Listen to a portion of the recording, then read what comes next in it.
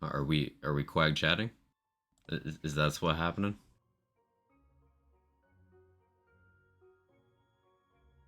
I can also quag chat. Right, Kevin? Yeah, Kevin agrees. We are indeed. Mr. Viper ruined the 26 times quag chat combo. Beautiful. Beautiful. How's everybody doing? Good to see all of you.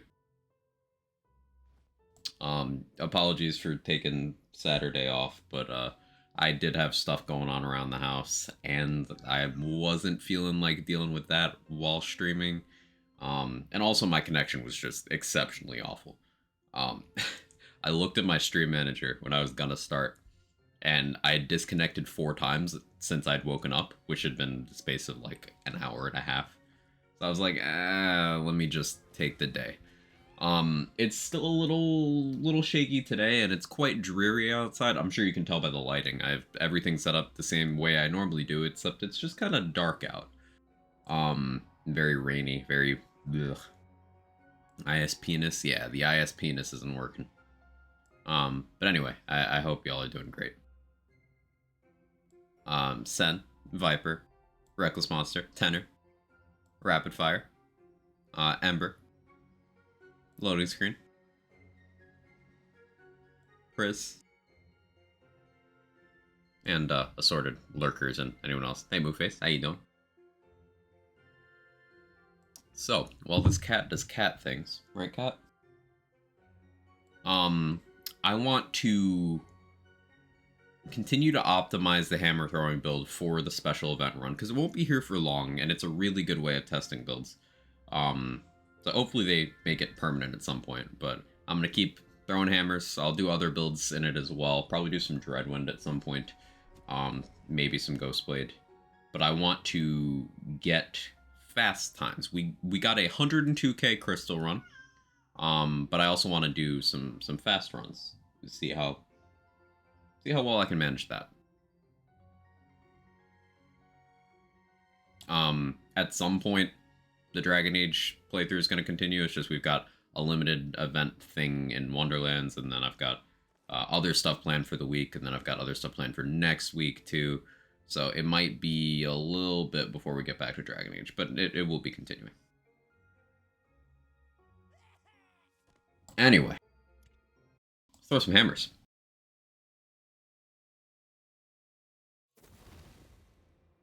Finally got to C100. Now I can go back to Godfall. I need to play some Godfall. It's been too long. I don't think I've played Godfall since August. Yeah, I think it was August. Like, the beginning of August. I played it for like a day. Kevin, what are you doing? I literally just gave you food.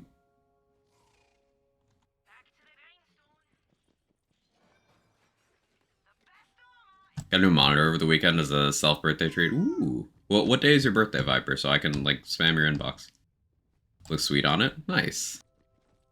Kevin being a cutie, of course. 1 in every 5 IS penises have problems staying up. It's real. It was Saturday. It was Saturday? Happy belated, Viper. God damn it. Happy belated birthday, Mr. Viper. One of our dear friends. I hope it was an amazing one. That's where in the plans is to build dog work while petting Kevin. That's usually just what happens. How you doing, kitty? Good to see you. Okay. Let me make sure my inventory is set up. Something I'm also trying is ×2 Queen's Cry over ×1. It does shoot out 2 tasers at once, which is technically more consistency and less time spent shooting the tasers, but I need to actually look in my ammo when doing that. So that's the trade-off.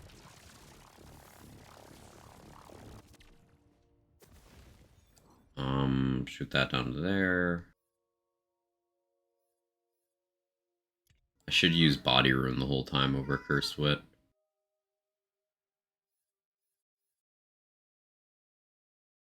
But if I'm not eluding, I don't think I need to. Actually, if I'm not eluding, I think I'll be okay. Alright. Let's see how this goes. Interesting to see the different route you took to go Hammer Spam than Rune did in his video. Yeah, I just kind of kept experimenting with different things. We were sort of working on our setups at the same time, and I just took a different route. Broad strokes are similar, right? Like with the, high crit chance alchemical agent. That much is the same. But I'm just doing different things on the side. Speaking of, hey, Green Beans, how you doing? Are you prepared? We'll see. It's your armor choice? Brutal Stampede, currently.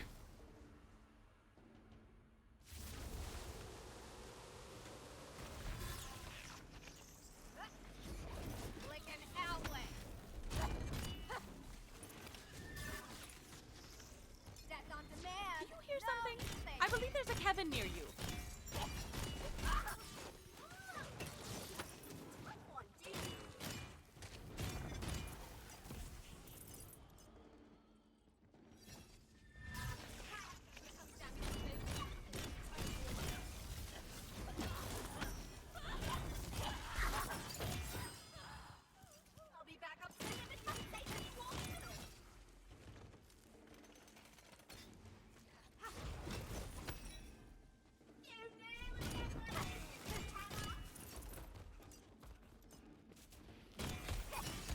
I really should have tasered enemies through the walls here, but that's fine.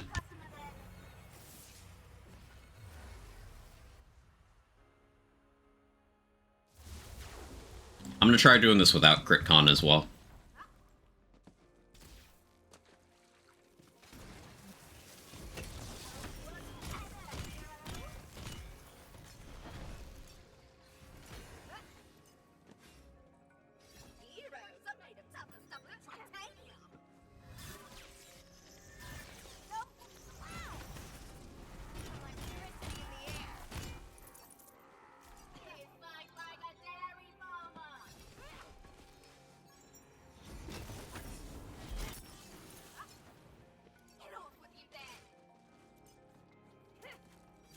Mod check enemies.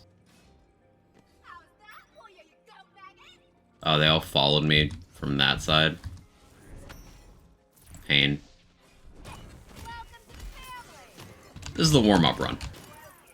It's not gonna work out to be that slow because it's the warm-up run.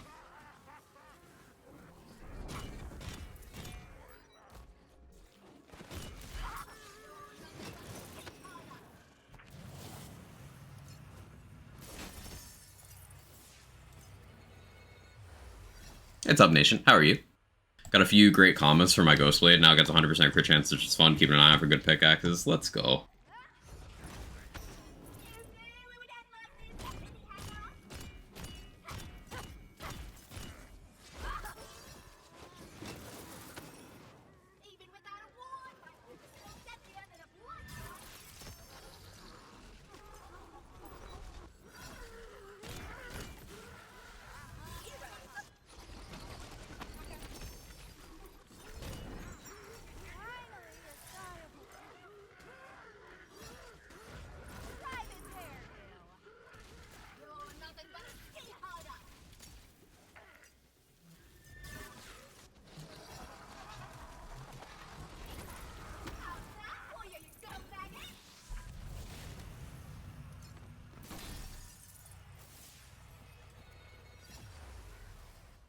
I'm going to explain the stat stacks being used that aren't the live art and really get aside from melee damage bonuses.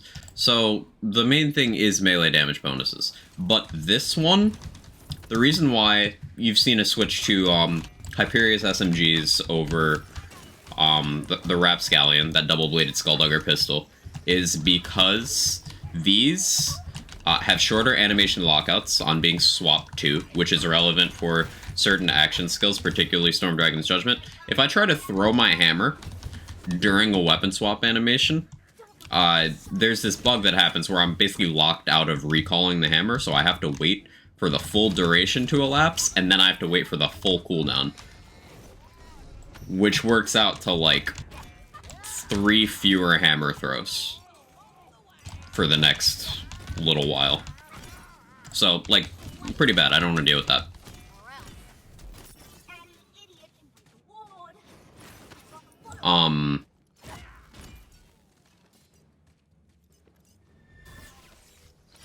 And then the other reason is because Hyperius SMGs use conventional ammo. Skulldugger pistols don't. So I'm able to keep myself at low ammo for the shell casing ring, which is a bigger multiplier to ring effectiveness.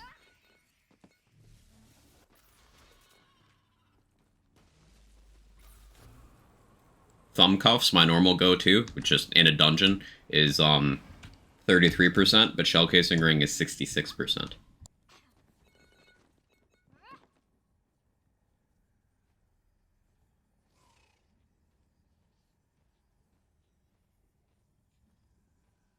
Rage Handle's stats kind of suck, honestly, and it's buggy because once you get to that level of swing speed, the game stops being able to consistently handle it, so sometimes you'll just get locked out of swinging at all, which is well, obviously not great for doing damage.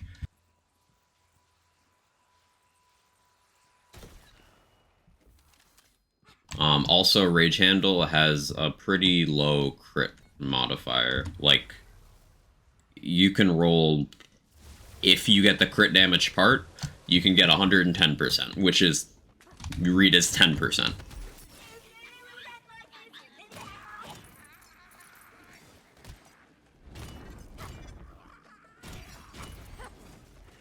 Also, the effect of it giving you additional melee crit chance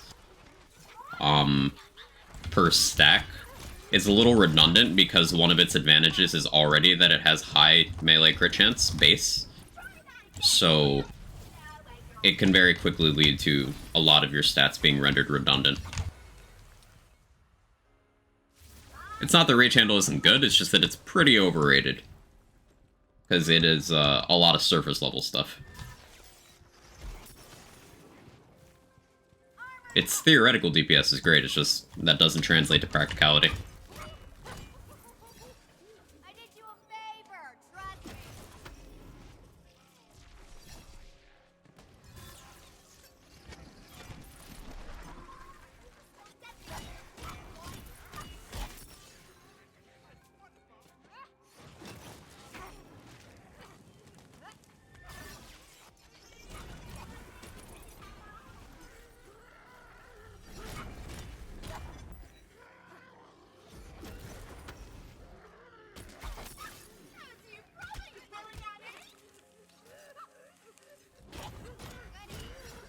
Another thing you can do with the Hyperius SMG is you could ADS for the shield if you needed it in an emergency scenario. 'Tis an option. In this case, the build melee bonus beats Livewire effect. Yeah, my main damage is from throwing hammers, and Livewire doesn't trigger on that. And even if my main damage was swinging, Livewire benefits more from having one large initial hit. I'm not doing that with my actual melee swings.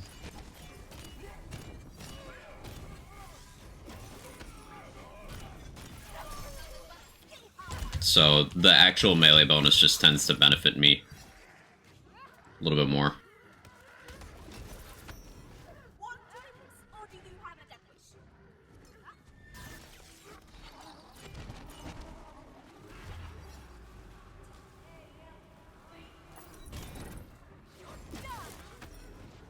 Let's go read some.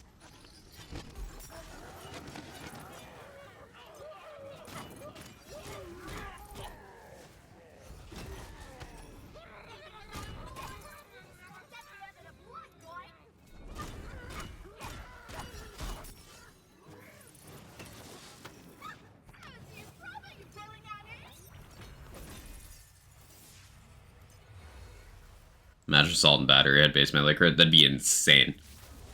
Luckily, we don't have to imagine too much, and we can just be like, hey, from the shadows. Basically, you just pretend that its base damage is 25% lower than it is, which does put it on the lower end, but that tells you how important the crit damage is, because Assault and Battery has the highest crit damage among melee weapons. Not even remotely the highest base, yet it's still, even without its Dagger Storm, is on the higher end of DPS. And then you include the Dagger Storm, you include the fact that every single hit is doing alchemical agent and then rolling a chance for contagion when you're in From the Shadows. And yeah, Salt and Battery is insane. You're in for a shock.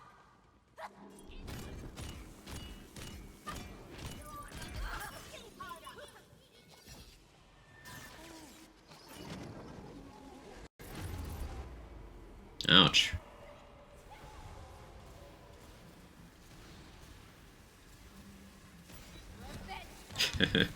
Exi-blade through the walls to get up. No, wait, you're already dead.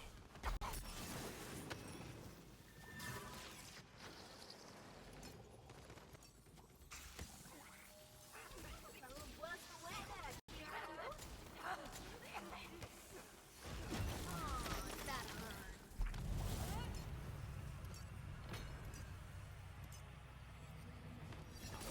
And that's without Infinite Contagion. People really overestimate what the Contagion change did. All it did was make it so you can't loop a bad dot into a good dot with Contagion, effectively. You get one trigger, but that one trigger is still double dipping your status formula. So, like, it's still bigger as long as you're properly built. It's still way bigger than your previous dot. And it also diversifies your elements. So if you're applying multiple alchemical agents, you can get not only multiple different very powerful dots on the target, you can then also have them roll into contagion dots to get even more powerful ones. So you could potentially concurrently, like, let's say you hit an enemy 5 times, and you get 5 separate alchemical agents. And then, one by one, you could keep hitting the enemy again, applying new alchemical agents, which are rolling into new contagion dots. Isn't that how Blender works? I mean, it's basically how melee, Frost Shiver, or any alchemical agent melee build attempts to work. The void is extra hot today. That combination is why we run Sabomancer on so many melee builds. Nothing else. It is From the Shadows, if you're Salt and Battery, and then for everything else, it is Alchemical Agent Contagion. There's not actually anything else good about Sabomancer Tree, for being honest. Laser just hits stuff twice? Yes, that's the crit damage from Salt and Battery at work.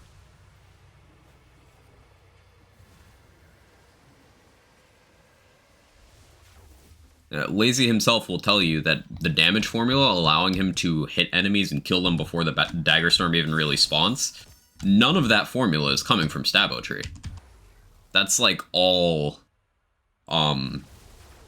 Berserker side and the gear.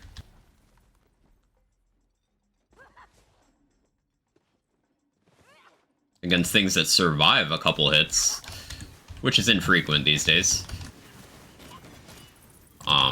The alchemical agent contagion stuff comes in.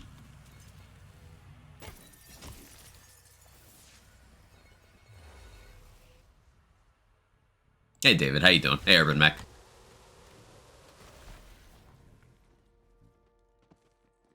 "21 out of 5 the old ways." That's hilarious. How tanky did you feel, Chef du Jour? Hey Sinju, how are you?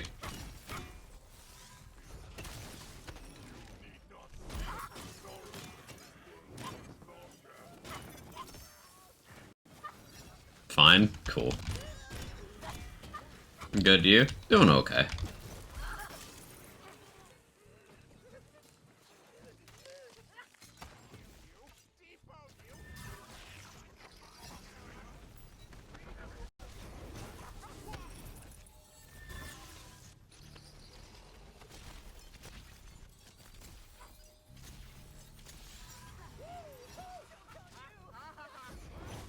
Wipe your shoes off at death's door.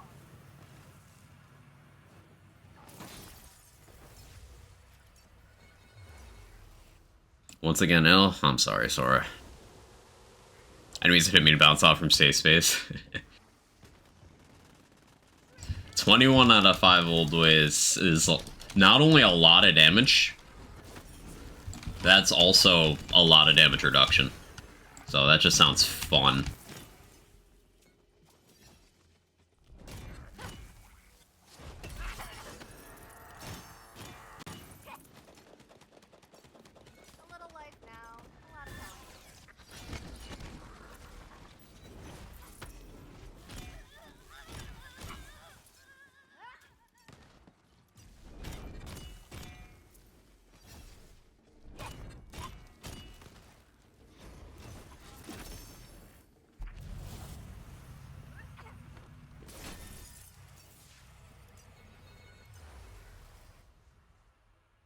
Morning, Roddy. How are you?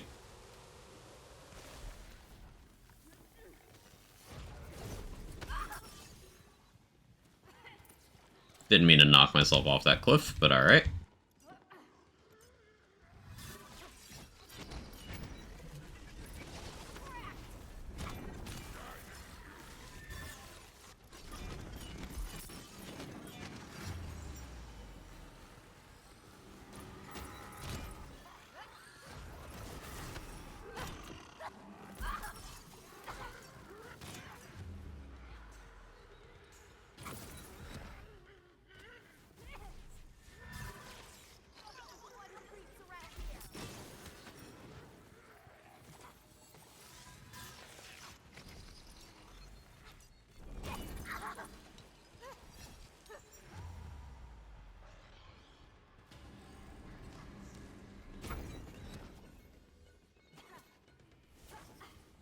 All fired up, are we?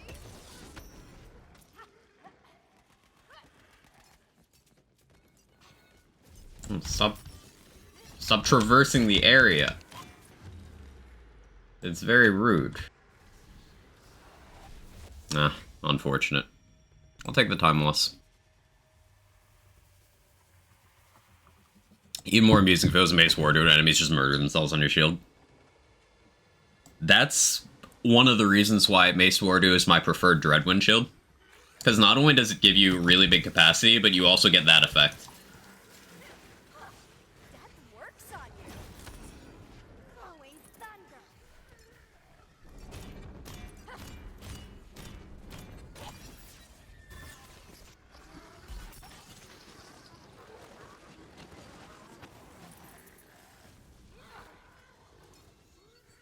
Oof.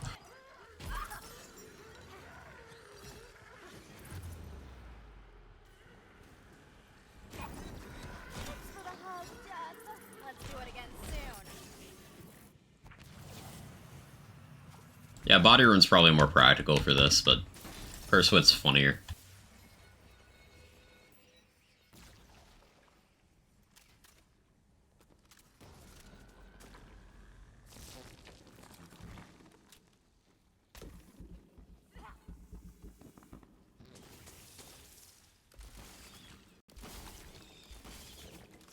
Draws you're not running a skeep either, maximum glass cannon. Huh, that's an accident. Yeah, that's just me forgetting to switch after the last time I did Redmorn.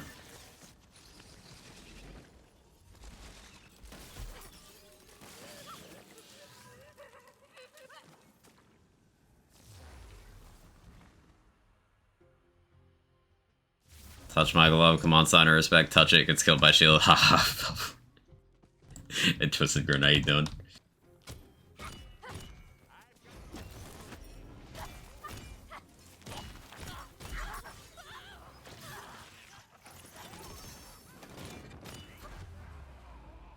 Yeah, so like I have no reason to run Barbaload for the mobbing here.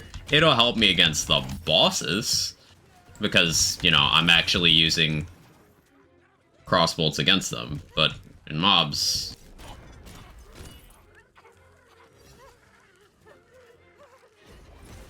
So I guess, yeah, this is the warm-up run for sure.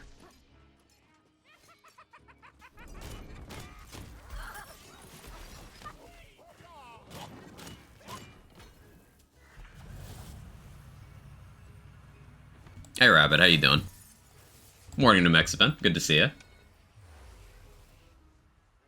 You get fueled before tomorrow. Didn't need to do that, could have stayed in pajamas all day. You can stay in pajamas and then get fuel. Like, in your pajamas. Easy clap.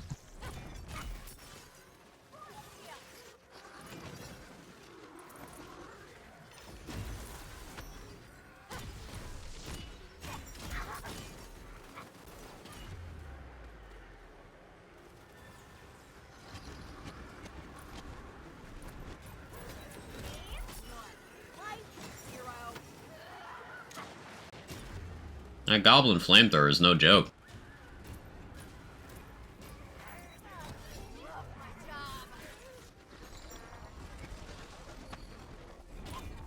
Why you gotta do that, Lance?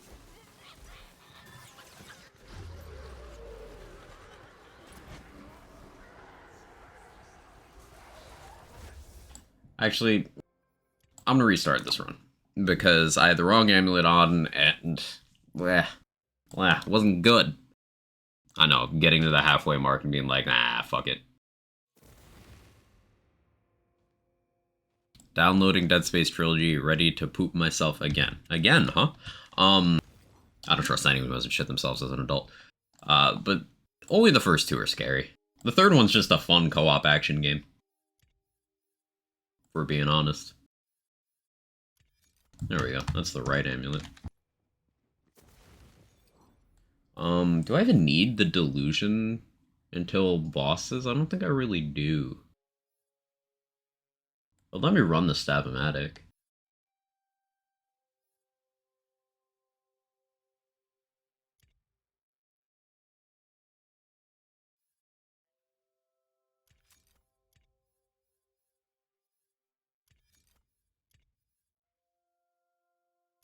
They say lightning? Yeah. Do you get scared of doors? I have. It's true.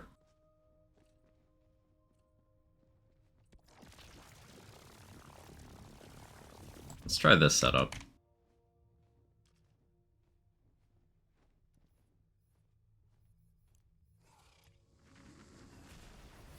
Hey, Moo Girl. Thank you for the 11 months. I appreciate it. Thank you so much. Streaming the new Bratz game. I have not ruled it out. The chance is not zero.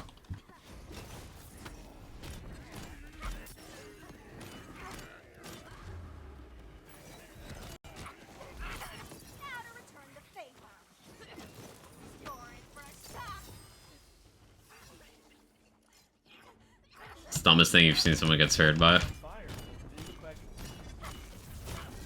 Daddy, will you be streaming the new Bratz game? If not, you lack taste, and so don't have a passion for fashion. You know, it's a fair point.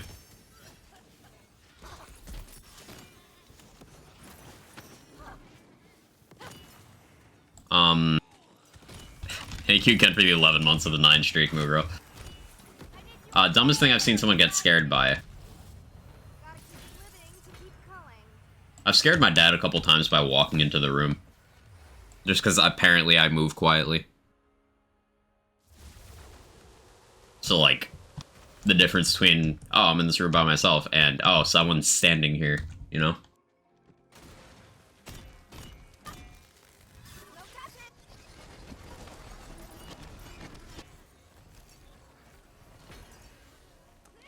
Oh, she's so aggressive.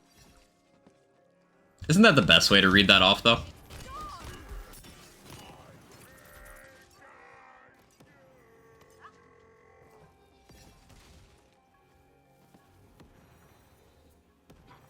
All those stealth games, they're random numbers. How you doing?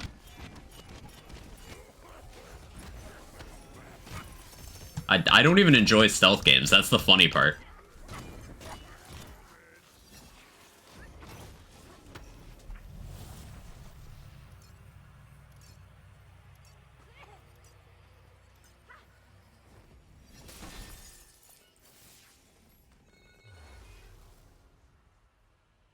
You ever say some sus shit while gaming and your parent or friends walk at the wrong moment here when that happens? Yeah. Yeah, people have just kind of gotten used to me saying weird shit at this point.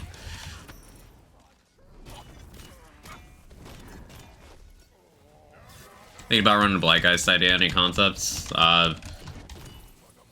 Reaper of Bones dot stuff with Spirit Swarm and Selective Amnesia is something that I enjoy. I've run that on stream a few times. Use Reaper to keep Amnesia permanently on, which is a good source of damage in general. You have amped up to fight the damage from Amnesia on your ward, which is good enough that it can even keep it full with Amnesia on. So like it fills itself back up as fast as it's ticking. So it lets you run effects like Brimming and Vagabond. Harvest is a bonus element that applies to Spirit Swarm. So that's another cool thing in Graveborn. And then, of course, you have Sanguine Sacrament for survivability. It's a fun combo.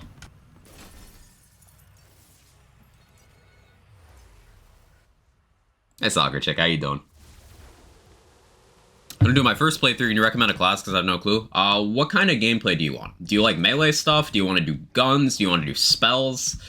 Do you want a hybrid? Do you want something that'll just be kind of good in general, let you branch out in whatever direction you want? Like, do you want a tanky class? Is there a particular action skill you've seen in this game that you want to build around? I'd need a little more info before I could give you a recommendation.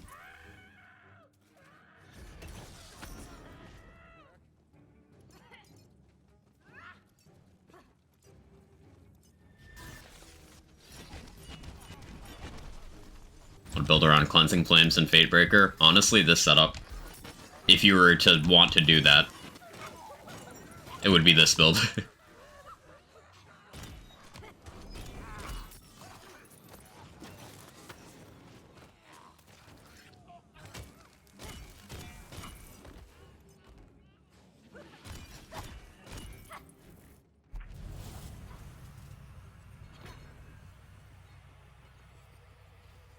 It's not that crazy, Viper, because if you want to use Cleansing Flames, one of your issues is going to be survivability. You're going to be at point-blank range, and Fatebreaker is good for survivability. It also doesn't have terrible spreads of crit stats. It's like, what, 12, 130 or something like that? Like, there's definitely worse. Fatebreaker would not be terrible for that.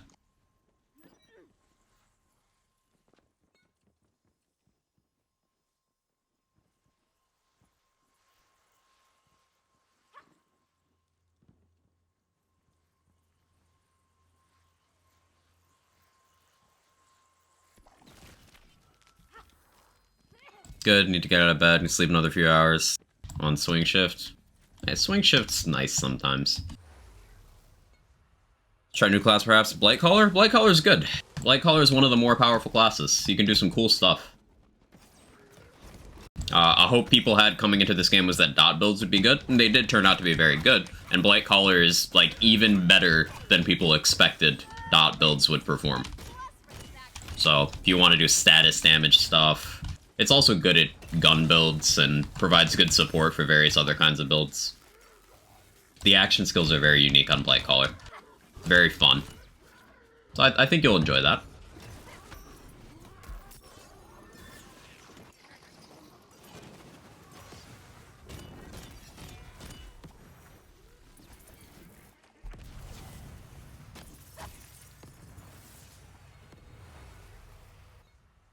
That incredibly strong little guy just kind of flies around. True. Fuck a swing shift. It's not mid shift. It's, you have opening shift, swing shift, mid shift, closing shifts. Graveyard shift, basically. At least most places I've worked, that's how they divide them up.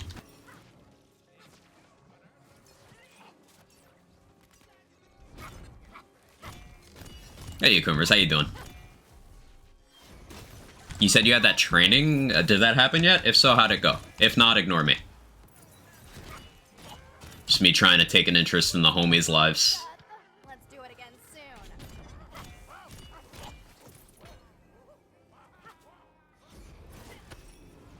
I like Pog Totem. Pog Totem's cool.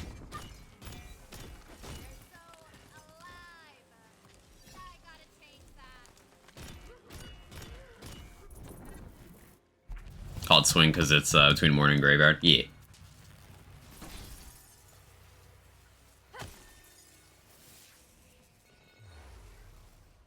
Hey Archimedes, how are you? Really, my only problem with Blightcaller is the action skills. I just don't like him. Well, Pog Totem is one of those things that if you, it's ability damage that isn't a double dip, right? So every damage source of ability damage in this game that is not a double dip is mediocre at best. That is the unfortunate reality. Bog Totem falls into that category. But it's still fun and got a lot of flavor. Plague Storm is really powerful, but it's got inbuilt clunkiness. With good reason. If Plague Storm wasn't clunky, it'd be insane.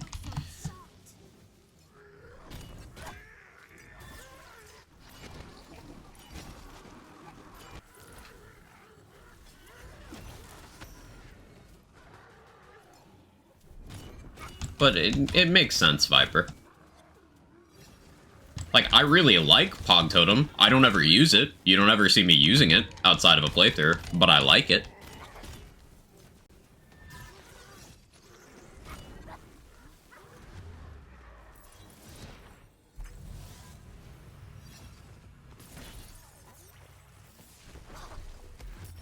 Oh.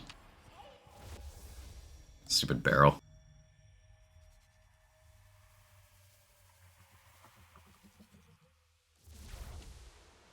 Finish training, gonna do fingerprinting tomorrow. Nice. Stabmancer, Blight Caller, good combo. Stabmancer is one of the more flexible classes, but amusingly, it's not because it's powerful. It's because it's good at applying the power of whatever you pair it with. Stabmancer by itself, weak. Bottom 3, in fact. But Stabmancer has an insanely powerful action skill, and, like, 2 very powerful interactions. So, it's good at pairing with other things.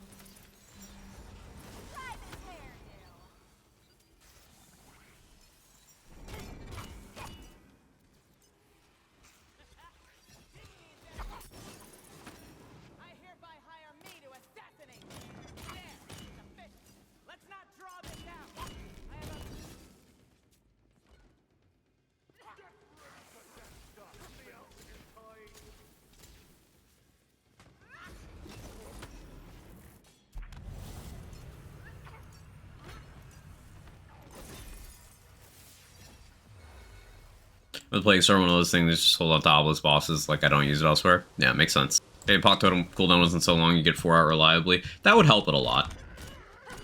Because then you could solve the damage issue by building less into having the ability to have 4 out, and then more into the, you know, actual damage.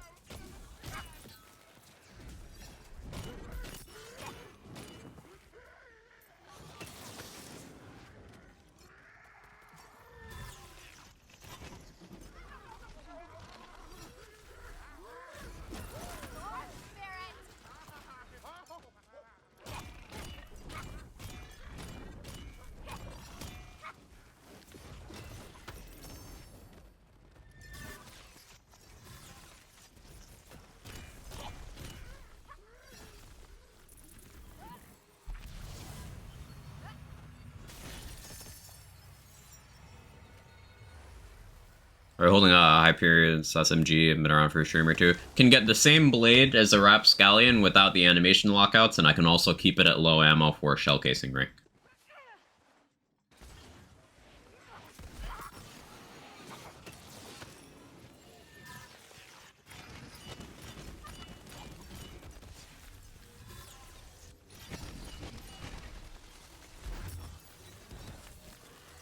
See, that's why high crit chance is important. I didn't set up my crit chance before I threw my hammer, so I didn't get 3 alchemical dots on Parasite. So very slow Parasite kill. Also, I don't have Tooth Raider, which makes a pretty big difference. I think if anything, I take off the Delusion instead of the Tooth Raider for the run. Can Spell Shot pump enough spell damage and Spellblade make it viable as a swing weapon? Yes. Spellblade for a swing weapon is still, like, one of the higher DPS ones. For sure.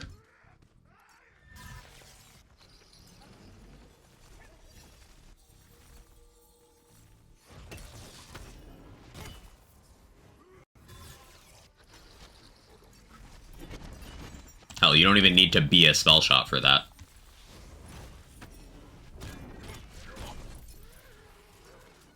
Let's put it this way. It's still technically only outmatched by Salt and Battery, and that's only because of the crit and the Dagger Storm. Reason for that being, remember that there's not only a lot of spell damage available from Gear and Skill Tree, but there's that myth rank thing. You can get an infinite amount of spell damage and melee damage from myth rank.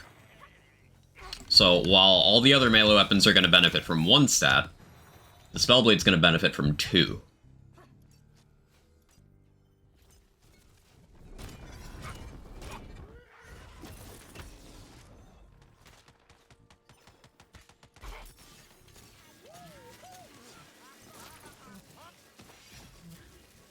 So in theory, Spellblade eventually outscales everything. It's just, in practice, it would take such a ludicrous amount for it to outscale Salt and Battery that that one is an exception. Also, conditional damage now much harder to get. Very true. Unless you are a Berserker, the only way you get consistent access to conditional damage is via Cursed Wit for swing melee, because the spell enchant I'm using for conditional right now goes away each time I swing. And follow-up from Stabomancer requires shooting it and goes away each time you swing.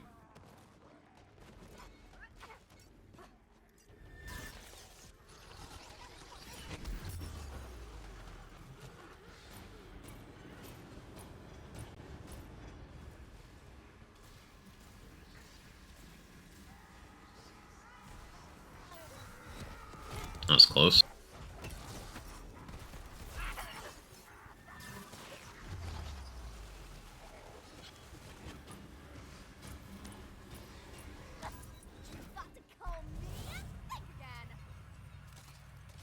So yeah, conditional is hard to get, and Spellblade's still crazy. On top of all that, it still has a good crit profile. You can get a 12% crit Spellblade, and it's got like 120 or 130% crit damage, if I'm remembering correctly. Might be higher even. Rolls in all elements, and then you get that spell crit chance boost for a few seconds after hitting with it. It's like 80% spell crit chance. So if you're supporting your melee build with any sort of spell stuff that you want to crit, it helps you do that. Also, it's got a fast swing speed. It's not on the tier of Pickaxe, Rage Handle, Twin Soul, but it's fast.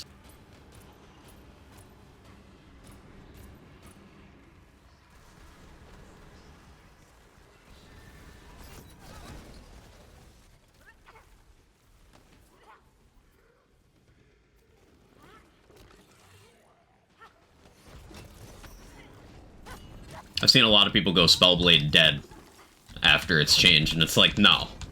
No.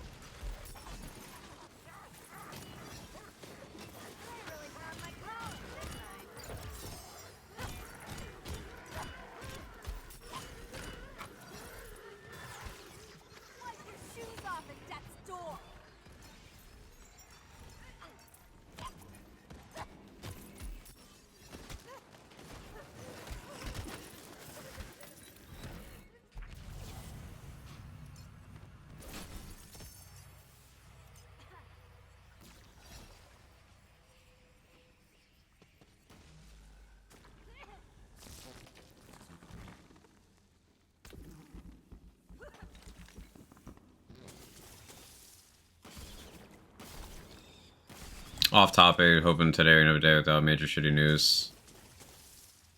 I mean, a good start would be not bringing up the concept of shitty news when there isn't any. Just a thought.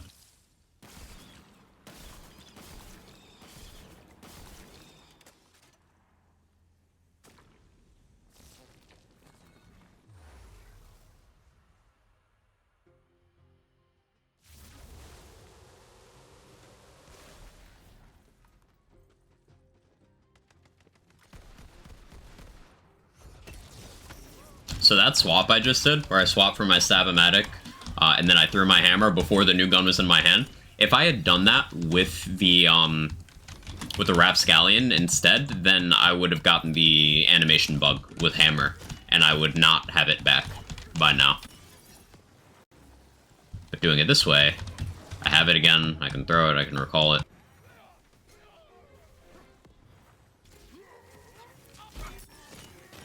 I think I want to roll for one with a less obstructive sight. Maybe one of the funny bugged ones that is missing a part.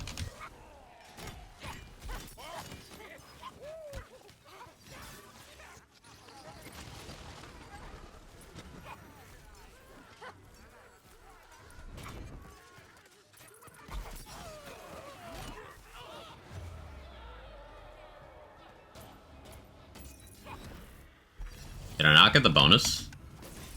Oh, I did. Cool. Gonna murder bark? Yeah.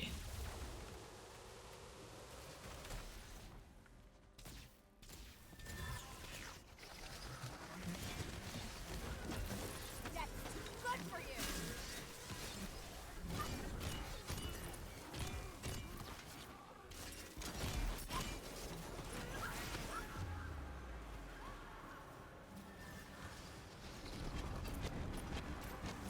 Well, it's a tanky boy.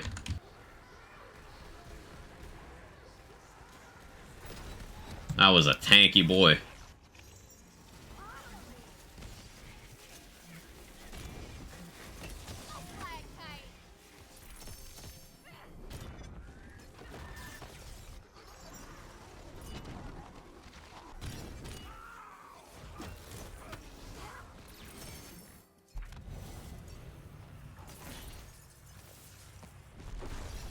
Hey TSG, how you doing?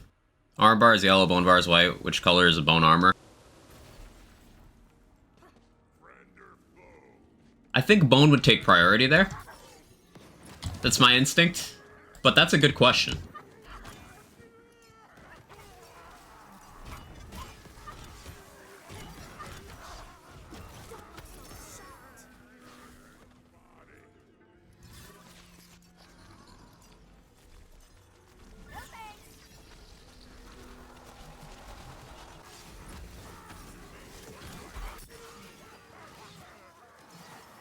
Why'd you knock me out of the circle? That's so rude.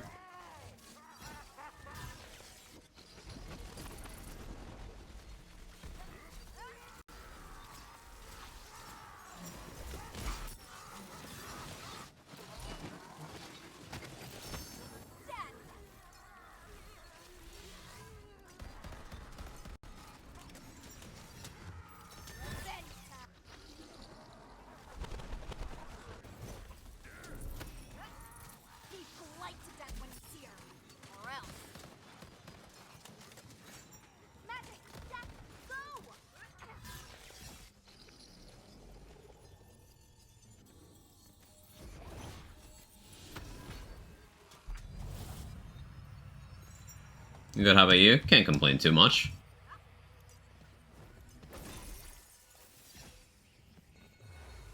Just realized did a thing you're gonna be jealous of. Procrastinated ever doing the headcanon quest so long that from now I do it. I'll 50-50 shot of being ascended. Yo, nice. I'm not jealous, I'm just happy for you. Spread the love of the headcanon. Maybe I should do some headcanoning on stream. Watching Cheese do it for a bit was like, yeah, I miss this. And it is technically more accessible than ever.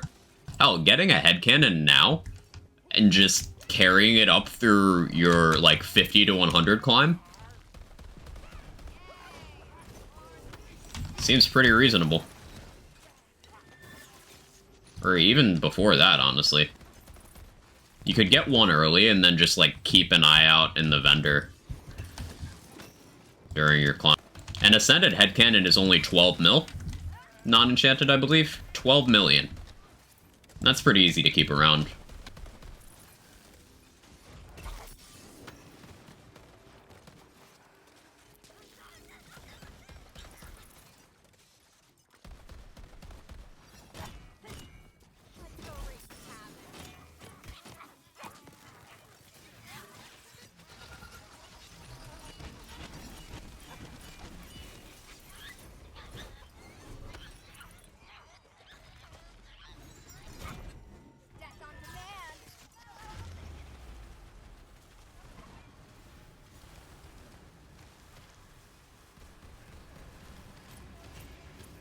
May have bitten off more than I can chew here. That's so unfortunate. Aw, oh. Failed the side objective last second. What's a headcannon? It is a quest reward gun. Bird birdie.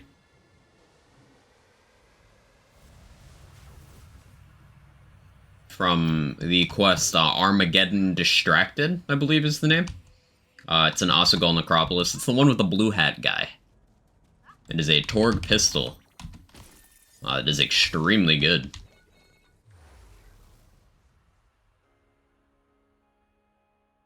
Having large issues getting money in Wonderlands. Now, is the issue getting the money, or is the issue keeping up with your spending? Because I have different suggestions for each scenario.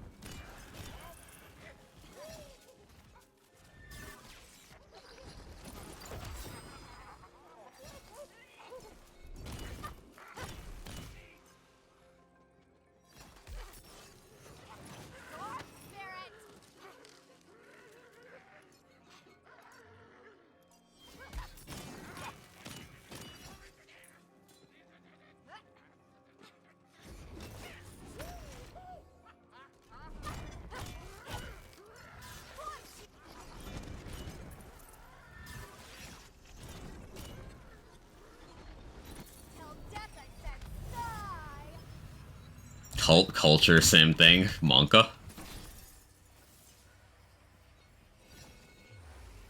Made over 200 mil so far, doing the extended, keeping on 30 items in my bag and selling the monies. Yeah. That's a good way of doing it.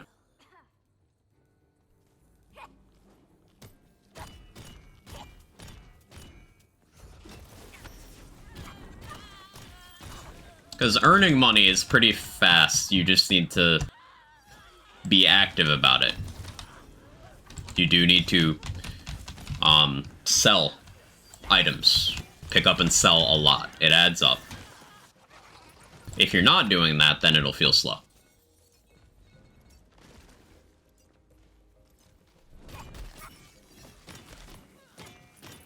An active money farm that doesn't involve selling items like that, I believe, is farming overworld encounters. There's like a certain route.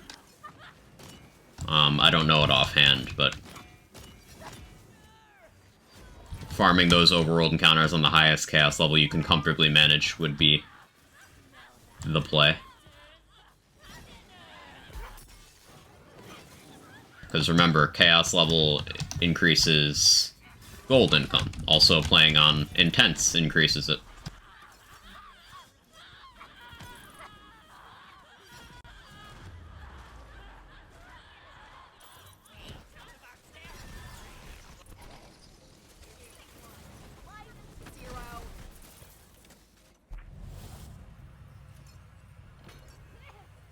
I'll just go this way then.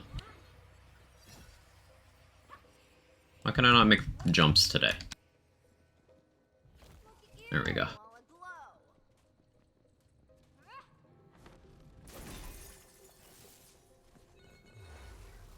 The game doesn't look like something I'd like. It might not be for everyone, Soccer Chick.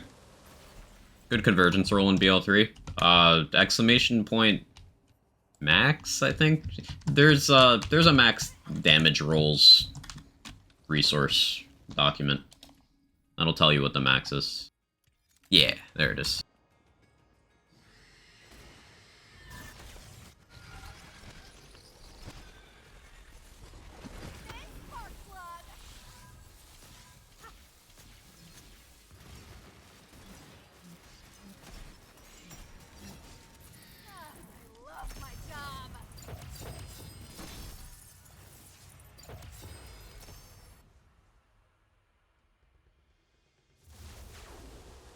Should I go for times 8? No, I would go for times 4.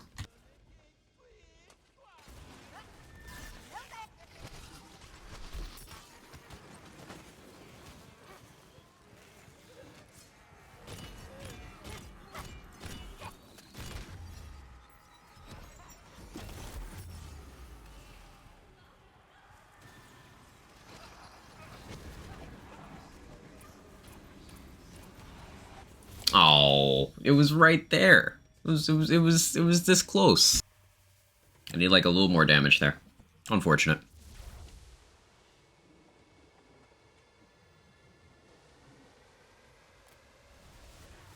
Honestly, running a body rune like this makes me want to move that 1 point back over into Indomitable. But that would be a non-Xe Blade setup. So, nope. I'm the only one who reaps around here.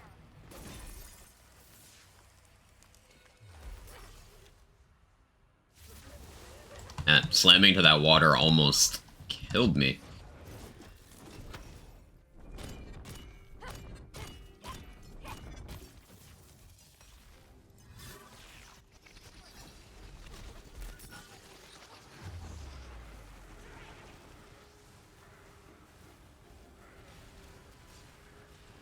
Really? I'm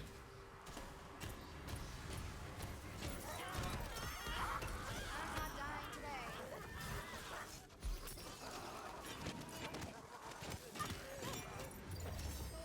Fucking water, man.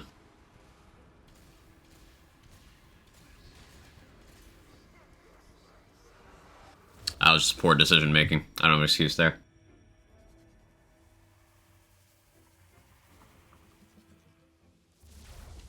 It set someone on fire day. Like you missed that, right?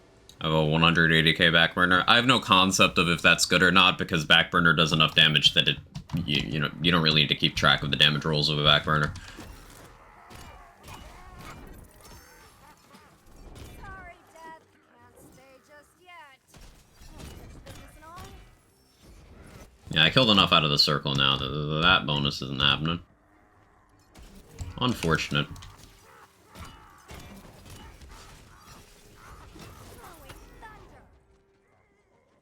I think putting the Frostburn in the water might have been the primary thing killing me. But we've learned.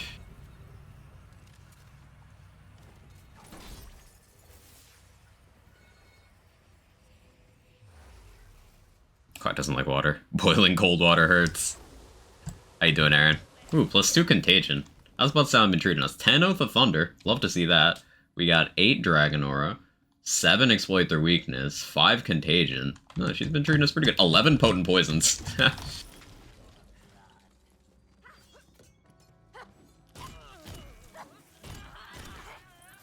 little deputy death dealer. I really gotta figure out a setup to take through this with, like, minimal skill points invested so we can get that, that super butt stallion total. And, like, just a gun build with Geist, and that's it.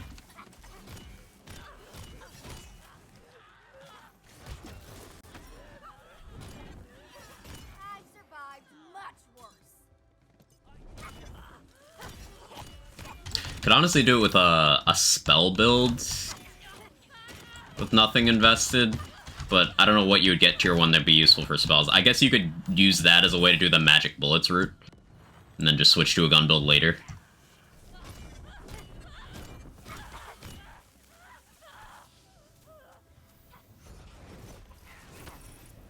I don't know. But it's something I want to do.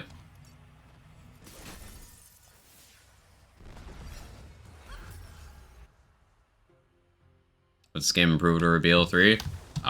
Lots? Sword spirit. We have more, access to gear in this game. Farming for endgame builds is much more realistic in this game than any previous game, in terms of specific stuff.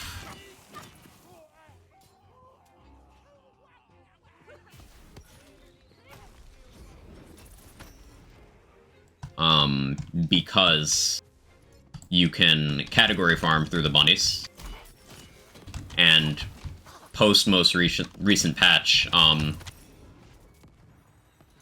you don't get significantly underleveled gear anymore, is the long and short of it. Additionally, we also have quality of life stuff like selling junk to vendors without going into the vendor UI. Things of that nature. This game runs a bit better than BL3, just in general, in terms of optimization. Melee as a whole, this is by far the most successful iteration of Melee they've done in a Gearbox game. I'm gonna die again. He's gonna die too from the dot, so it's fine. Let's see. Many more elective difficulty levels, which is a good thing.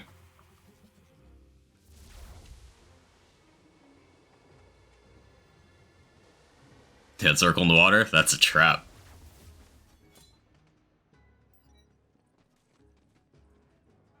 It's funny, the Melee thing. So, before launch, people really latched onto this thing where they're like, yeah, Melee is going to be a secondary thing. And they were fear-mongering so hard about that wording, and I was like, bro, it's going to be fine. Like, they're giving us more tools for Melee than they've ever given us, and Melee's been good with investment in previous games. Like, it's fine. And no one believed it. And then the game launched, and people were screaming for Melee buffs, and I'm like, question mark? And with no Melee buffs, 7 months in, at C100, Melee is top dog.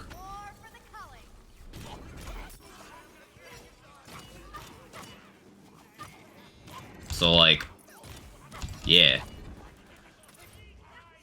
Diverse, flexible, and viable Melee is one of the biggest wins here. Another thing they improved is they did not drown us in skill points the way they've done in every Borderlands game.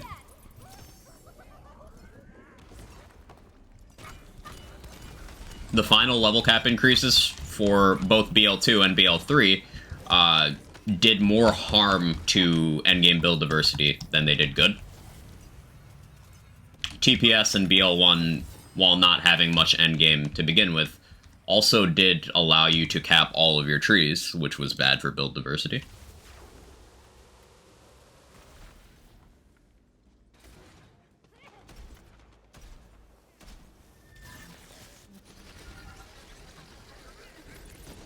Or feels like running state dungeons and MMO outside the host, you get coin crystals spent on item type and randomly spend your coin trying to get a gun type, spell type, armor. Yeah, exactly like that.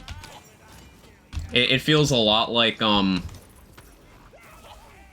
just a dungeon crawler more than a lands game, which is a good thing. Taking inspiration from other successful loot distribution systems is good game design. We do not need to only have one method of acquiring loot, no matter what people who don't like change will tell you.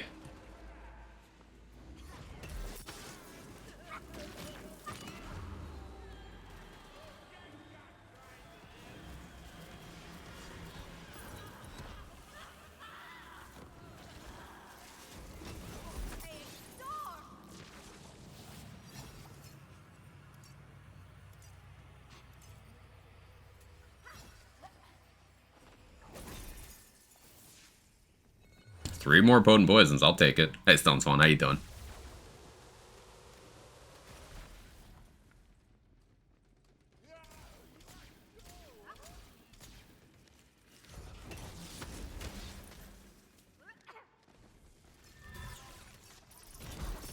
Oh, did you get the total for that, that UTDLE crit that you were looking for?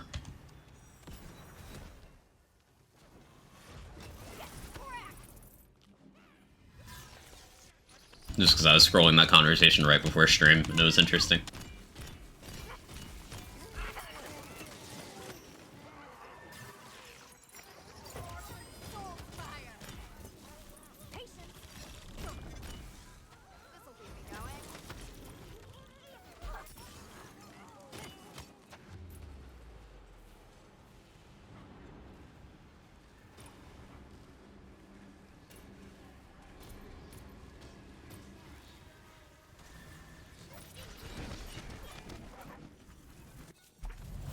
I'm in 238 or W.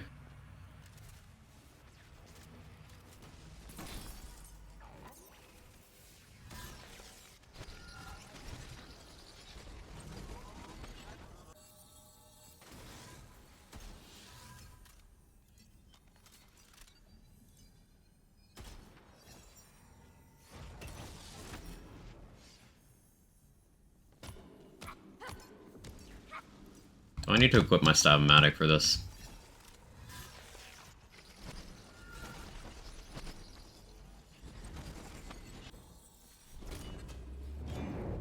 Yeah, it looks like I do. Alright, that's fine. No upfront damage.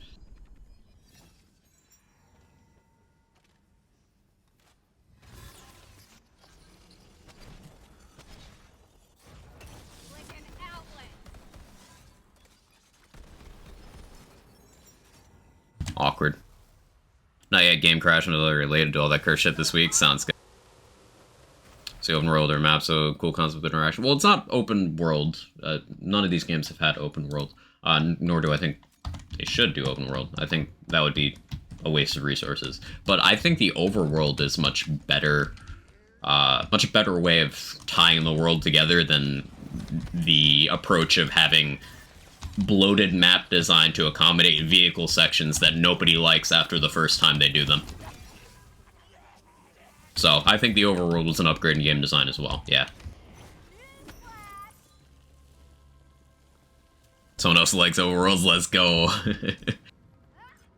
Wish they did more with it. Yeah, it does feel kind of empty after, you know, your playthrough. But I think part of that comes from them trying to strike that balance between being experimental and not putting all their eggs in one basket. Like, the way they did it, people who don't like the overworld don't have to put up with it for long, so I think that's a fair compromise.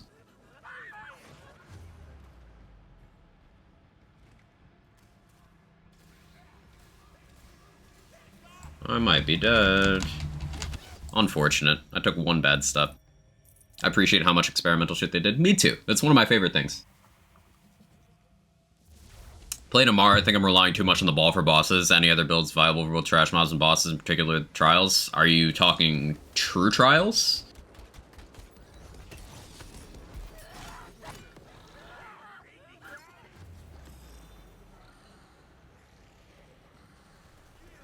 Yes, true trials. Build stock. Hellzerker can do them all. Doomsday can do them all. Doomsday being one of the fastest for doing true trials. Hellzerker and Doomsday in the build stock. Hellzerker being a gun build.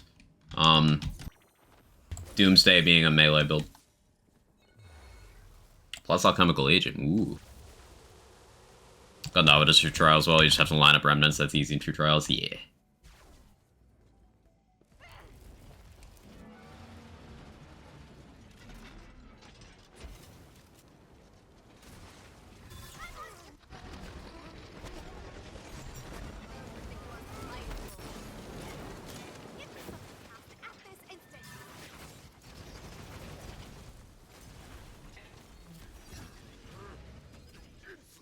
I have so much potent poisons that like, stayed.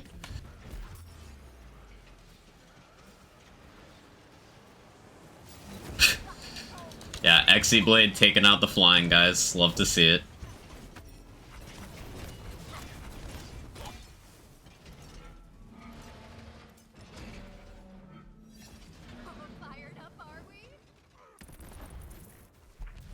BL3 did Gundava, Wonderlands did Ghostblade, Gothel will do great swords like G builds. There's a G-spot joke somewhere in here, but I'm not intelligent enough to make it.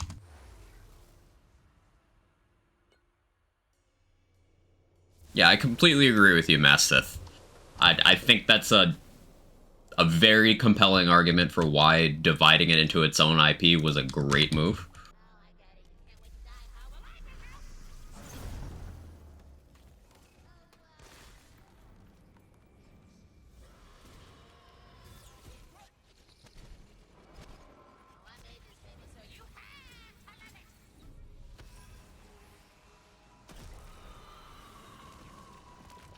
Why do you do that? Why are you like this? You see me try to shoot those, and it was just like, nah, I don't have a hitbox. Fuck you.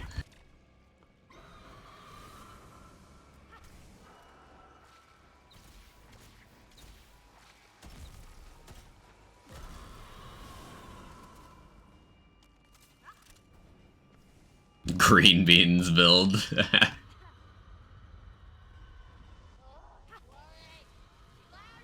Whoop, do the thing. If I knew you were gonna drag your feet that much, I would have killed you sooner.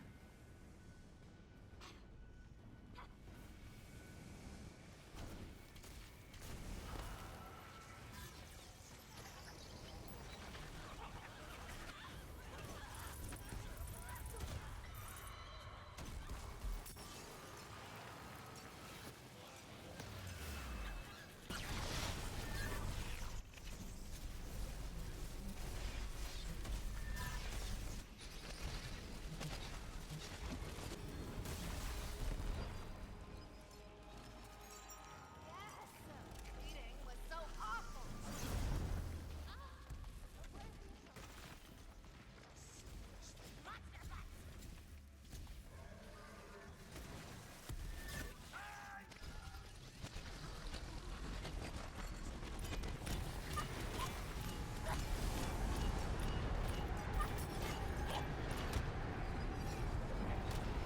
Goodbye, bunny.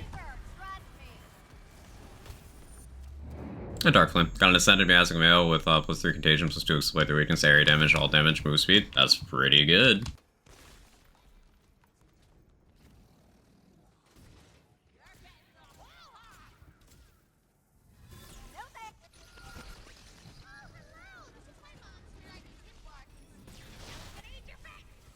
I missed. Oh. Well. Oh. I was gonna shoot the weak spot, but I missed. And he died before I could. Okay.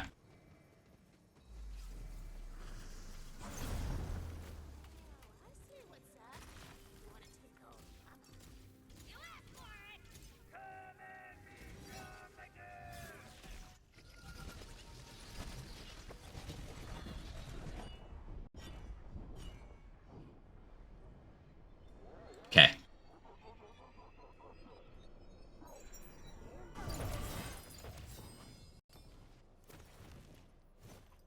Which one was I wearing?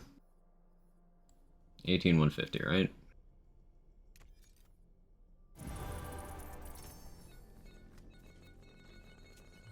How fast was that? 46 minutes for this isn't bad.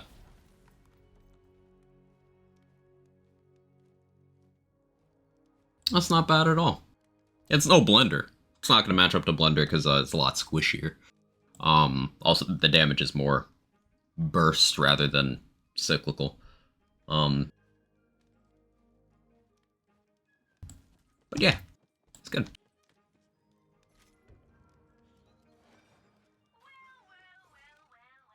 Still want to build around this. Maybe this is the week where I finally do a Rain of Arrows build. This Threads is really good. But I can't afford that. Hey Jamlot, how you doing? Hey Dex, good to see you. Between Potent Poisons, Contagion, Alchemical Agent, Exploit their weakness would be the most desirable to have extra of on armor for a dot frost over build. Well, you can't get Alchemical Agent on armor, luckily. That would absolutely wreck build diversity if you could, because every melee build would be like, give me that. In terms of the rest of those, it's going to depend on what action skill you're using, because they have different class power allocations. So, like, let's say you're doing Dreadwind, Frost Shiver. Well, you want Berserker Power primary, and none of the Burr primary armors roll dot skills. So the answer would be none of the above. But if you're running Ghostblade primary, then you want... If you're running Ghostblade, then you want Stabbo primary. Which, in that case, you'd probably be looking at more Exploit their weakness. Running from the shadows.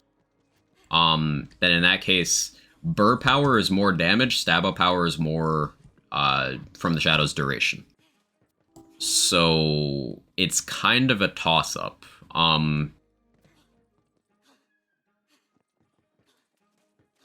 Potent Poisons is more duration and dot damage. That dot damage getting double dipped to Contagion is good. Contagion is just more chances. It doesn't actually increase your damage ceiling, so I would avoid Contagion.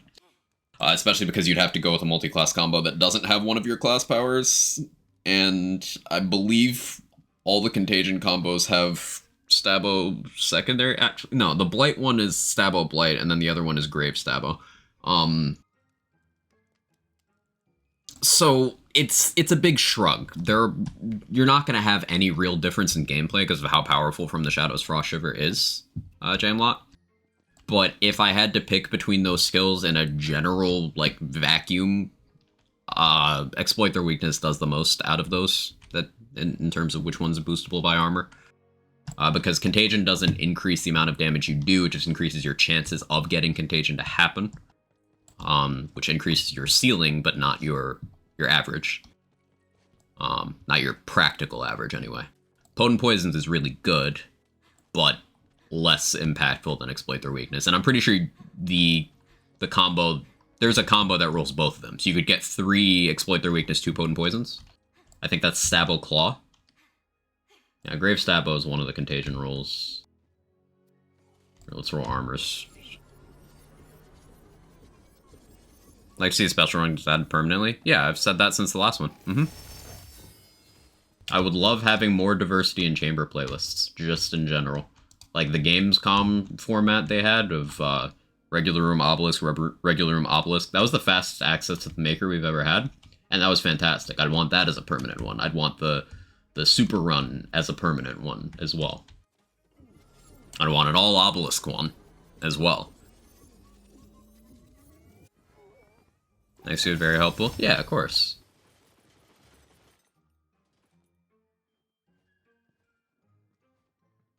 This is the one I was talking about. Stabbo Claw has Exploit Their Weakness, Dragon Aura, Potent Poisons. So this would be potentially good. You wouldn't get any Burr power, so if you run Blast Chill, that would be pretty weak. I mean, pretty weak's not the right phrase. Significantly weaker than it otherwise would be, but Blast Chill is not a thing to prioritize in the build because it's completely unpredictable, and it is, even when it happens, it's not the bulk of your damage. So, the most important thing is get an armor that has passives that suit the build, and hope that it has skills that help you in some way. Any of the Stabbo Dot stuff, any of the Berserker damage formula skills. Like, it could be something like this, the Burst Spore armor, because Cold Snap, it rolls Cold Snap, Icebreaker, and Affinity. This one just has Cold Snap and Affinity, but if you rolled one that had, say, 3 Icebreaker, 2 Cold Snap, that's incredibly good.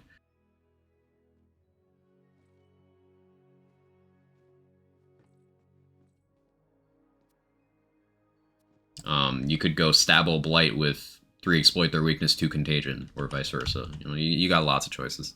He's still looking for Capetize with Wrath of Nature.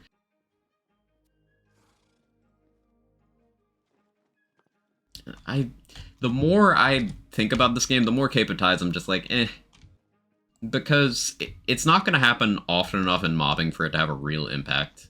And then if you're doing it in bossing, it's just out of convenience when you could just pull out a Delusion and do it that way and then benefit from both Soaked and whatever other armor you're running. I'm not a huge Capetize fan. And then, like, if you want to just automate it in gameplay, then Blightcaller can do that with 1 skill point, which is less of a loss than using your entire armor slot, in my opinion. That's just how I feel.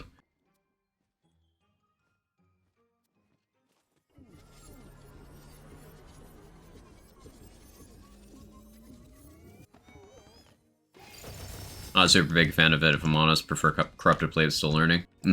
Corrupted Plate Mail is good for certain on-hit effects. It's also good healing.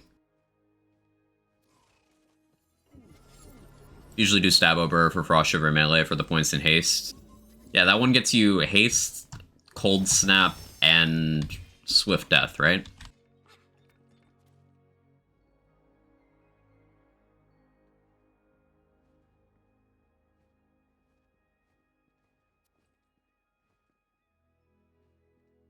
Archmage Ancient. 1.94. That's trying. That's the one? Cool. Swarber.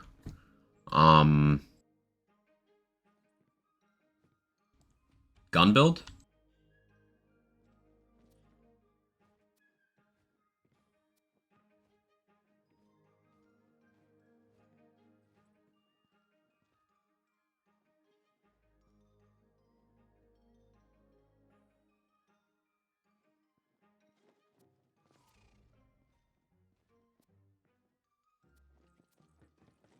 Sooner the run. Blizzard with some guns, yeah.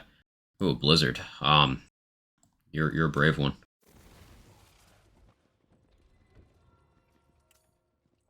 Yeah, in the context of Blizzard, Cape of Tides makes sense. Especially Wrath of Nature Cape of Tides. That does make some amount of sense. We're on finding good Cape of Tides from Cryo Buffmeister.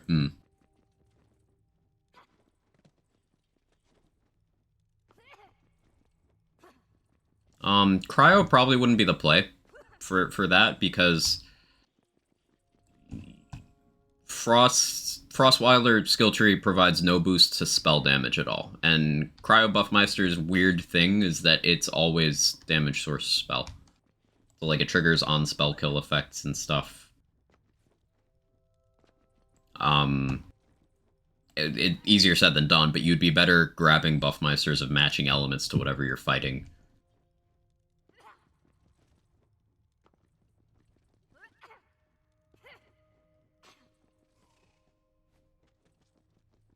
Using Dark Buffmeister right now. Also, I like Corrupted Plate.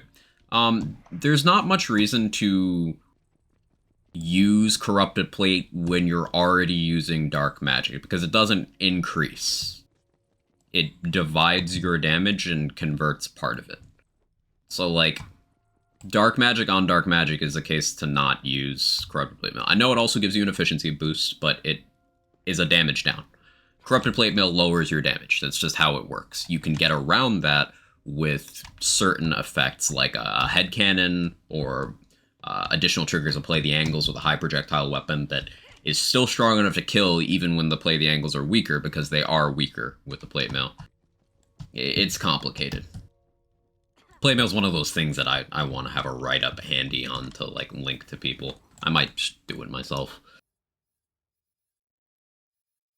Maybe some Dreadwind? Let's do some Dreadwind, maybe.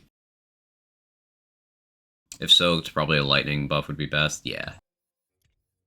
But fuck it. I mean, the thing is, Viper, we're talking about Blizzard builds. At that point, I'm not opposed. If you're doing a Blizzard build, I'm not opposed.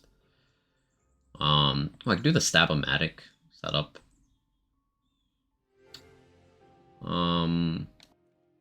Maybe I do... Yeah, let's do the Stab-O-Matic setup. Do Dreadwind after that.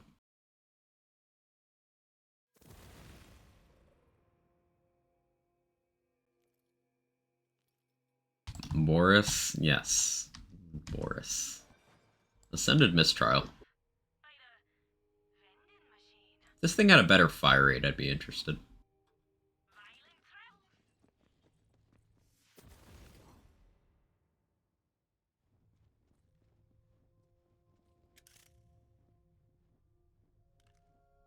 Think you can make it?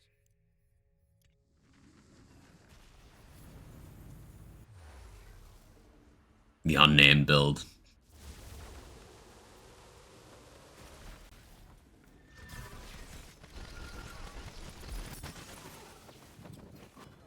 Oh boy, that's a dot.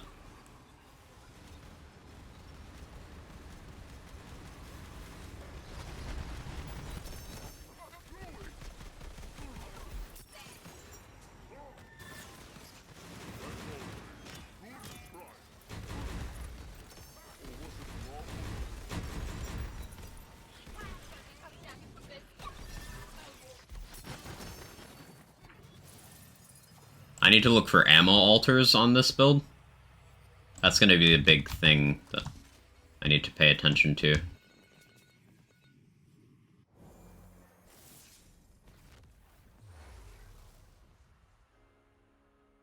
Any really good ARs in the game? Found myself not keeping any of them. The Vengeance is pretty good. Torgan Encapsulators are pretty good. The Donkey has much higher DPS than people give it credit for.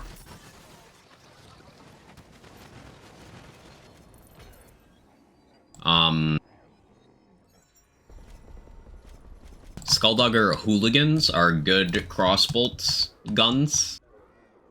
If you're doing like a Barbaload gun build.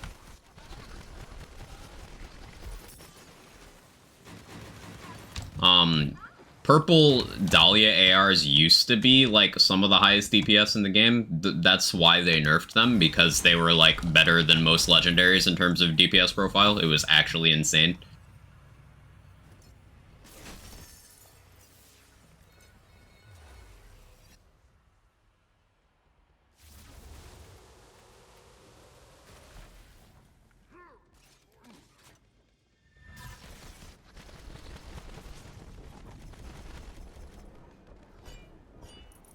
But that was such a short window of time between that being discovered and it being addressed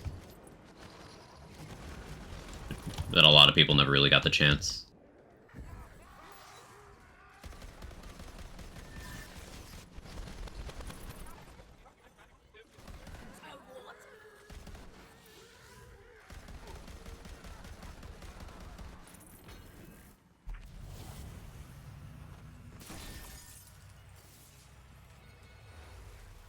Every time you're just absorbing knowledge is great. Happy to help.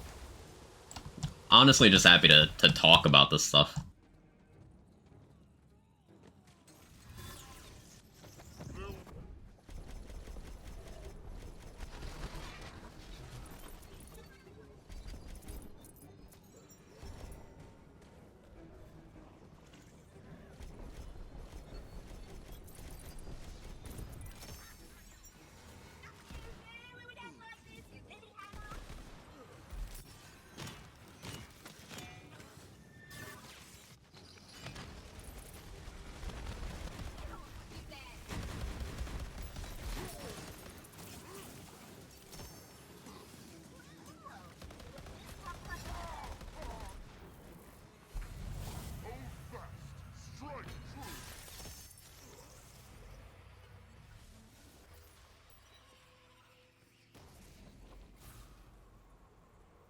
Using a comma as your melee weapon for the setup. Snake stick.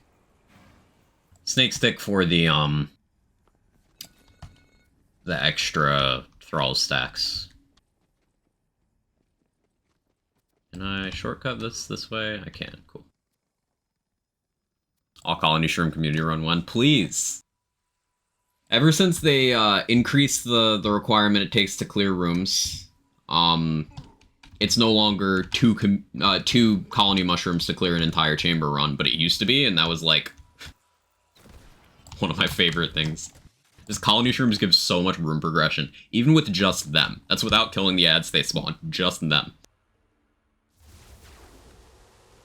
You could legit have like sub 1 minute rooms. Or sub 1 minute runs, I should say. Like if you had a boss run format where all the enemies in the obelisk room were colony shrooms, you could probably have a sub 1 minute run.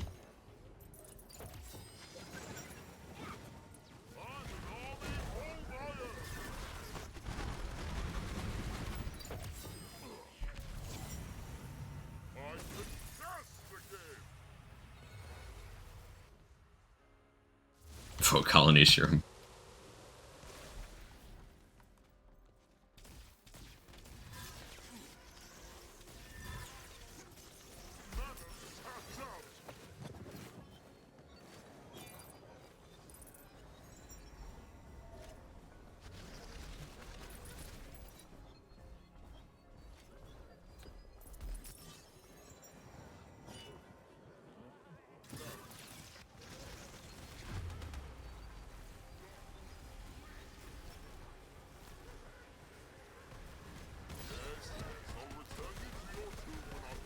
Bad crit RNG there.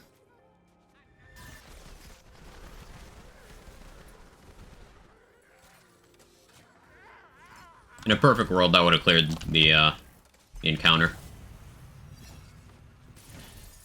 Oh well. Rogan was fun to use after its nerf, haven't used it much. It's not the nerf that killed that gun, Reckless Monster, because, like, it wasn't a top-performing gun before the nerf. It just felt good, and it would have fallen off anyway with other difficulty increases that we got. Like, if you buffed the Rogue Imp right now by the exact amount it was nerfed, people still wouldn't use it. Or, people would use it, but the overall performance wouldn't go up a bracket. It'd still be like, oh, this is fine. The gun's still fine now. It's just, it's not going to be a bossing gun because of how it works. And it's going to be too awkward for most people to have an interest in it because of how frequently you reload. Oh, nothing changes.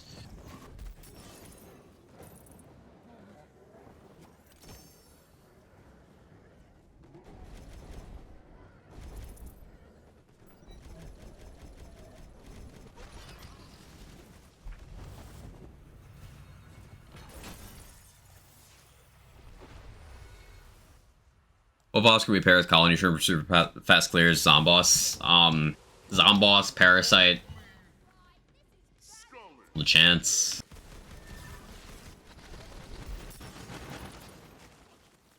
Depending on how much damage you have, Salissa.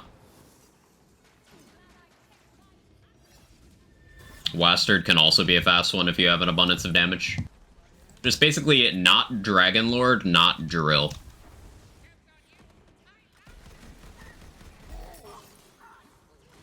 Banshee can also be fast if you have damage.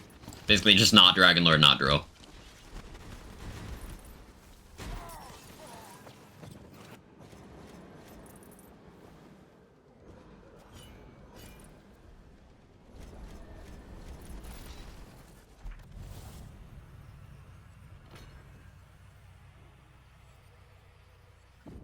No, not that one either, Roddy.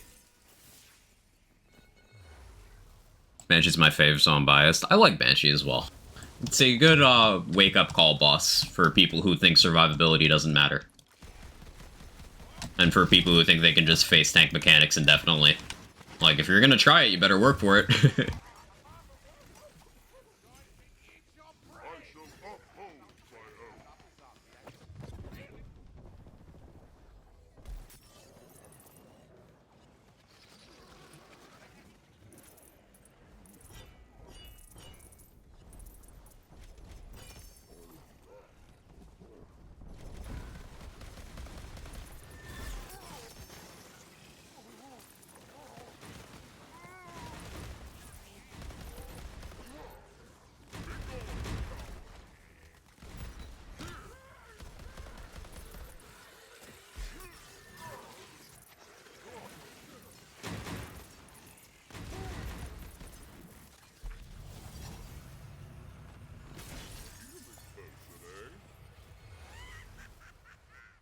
Nightmare's pretty quick too.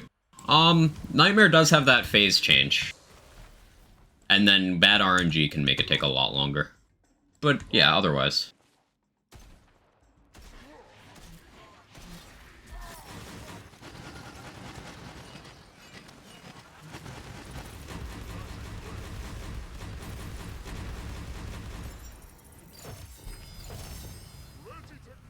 Oh, I forgot to use my action skill.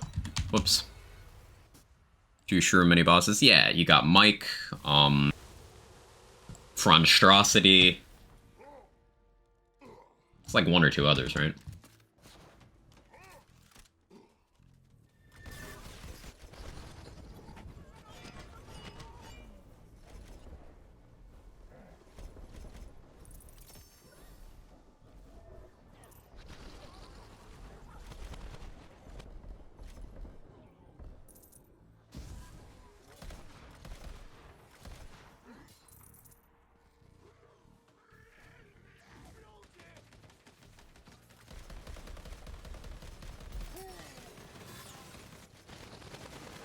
That was a waste of ammo, but...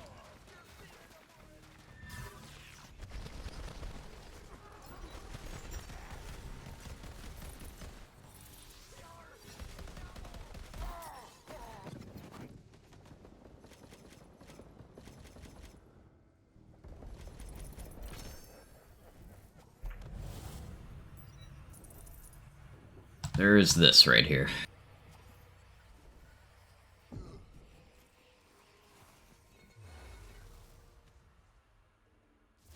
Ghostblade, Nightmares, no RNG, just dies phase 2. That's fair.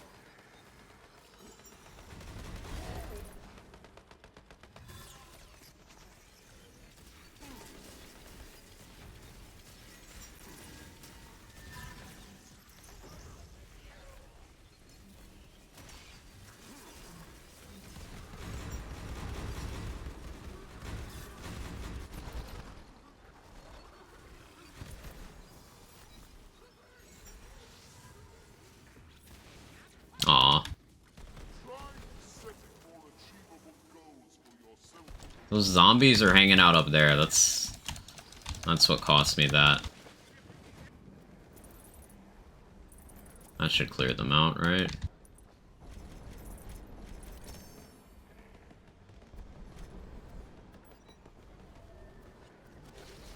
And I was just slow this room.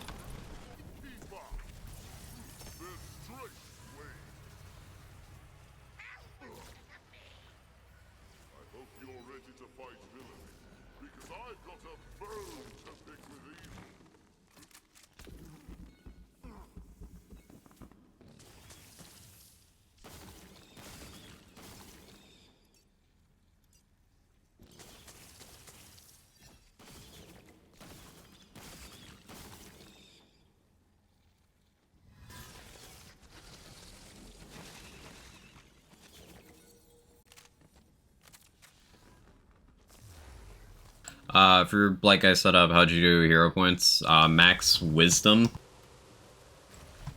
Probably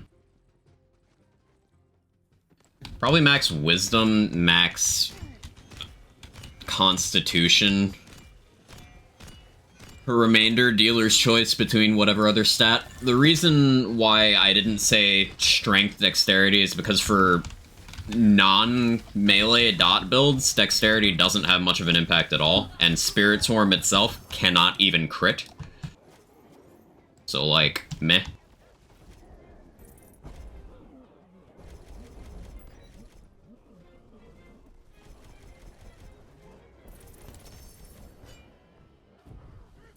So, Wisdom for status damage, of course, and then Constitution for survivability. Rest is relatively inconsequential. I guess Strength would be good as the third stat for when you have a guaranteed crit spot available.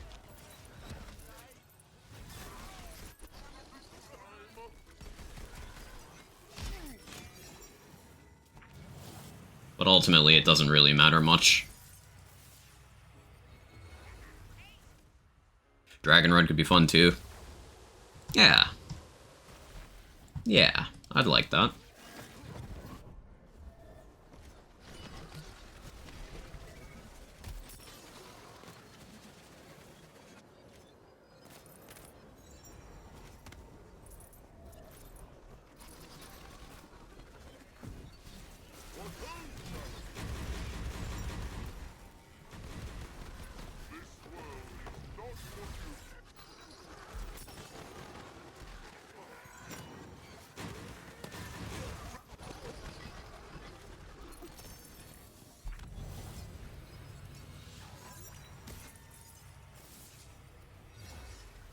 just pick up.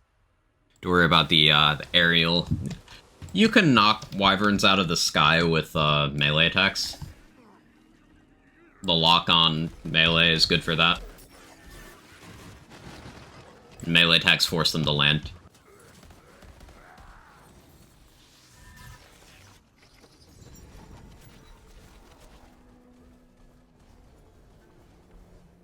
Like, you can force wyverns to land, you can force sharks to surface, you can force crabs to surface.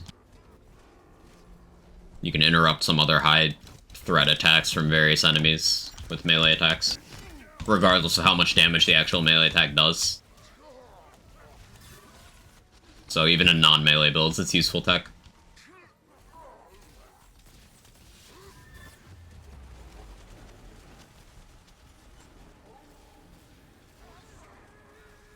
I'm being gamered.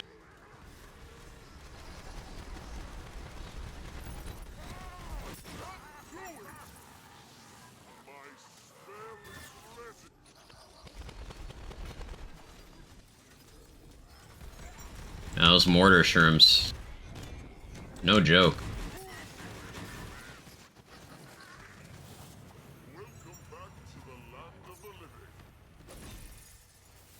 You force crabs up? Yep.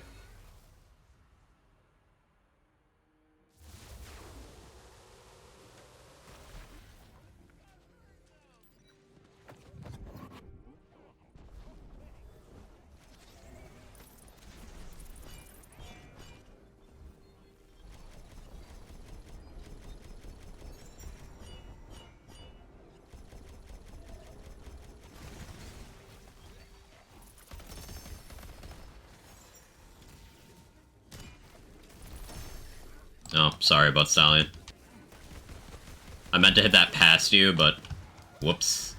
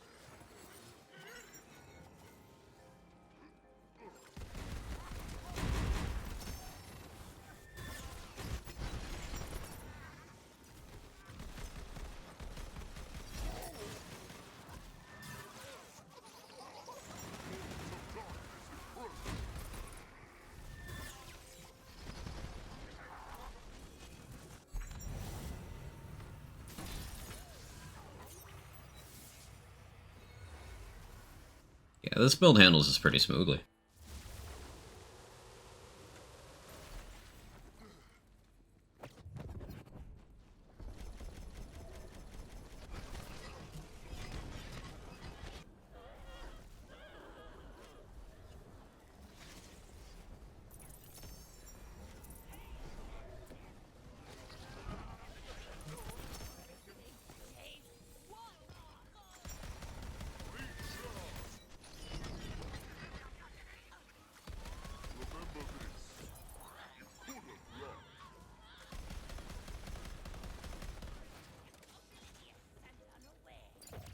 Also, I'm just remembering, I think I forgot to go live tweet.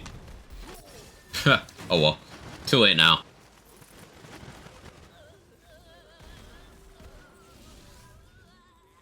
I kind of was avoiding Twitter just because it's been a hellscape the last couple days with some truly awful takes that I've had to bite my tongue about.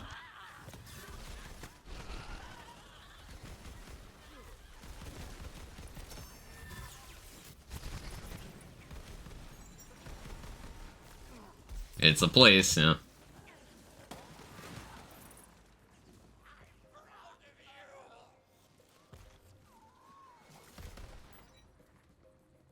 Sounds like Twitter. So glad I never made it Twitter. It's not a good place to be. It's not good for your mental health or your just, like, life. But unfortunately, because discoverability sucks as a streamer, a lot of your networking and visibility comes from Twitter. You have to have one.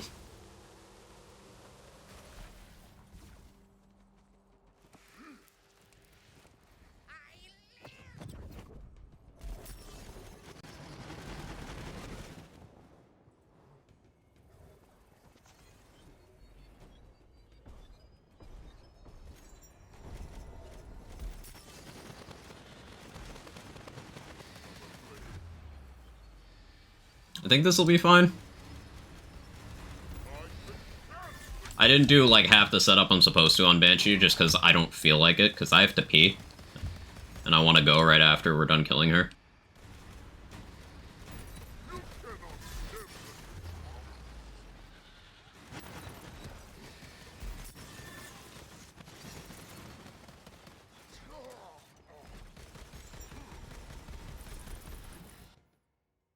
Okay, BRB.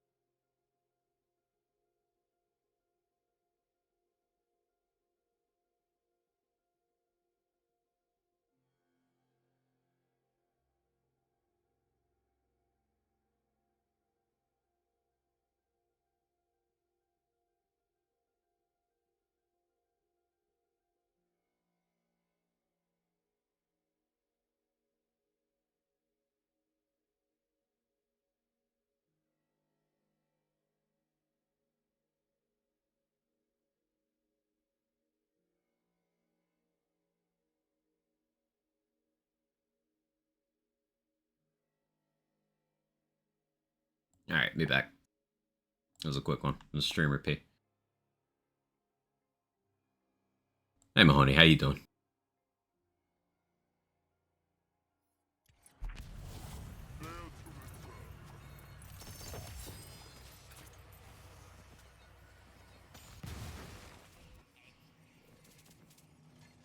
Ascended Banshee. Oh. Parts could have been better. Ugh, sneezes. Love it instant for the art community, never look at anything non-art related, but the toxicity I'm sure is there. That's smart.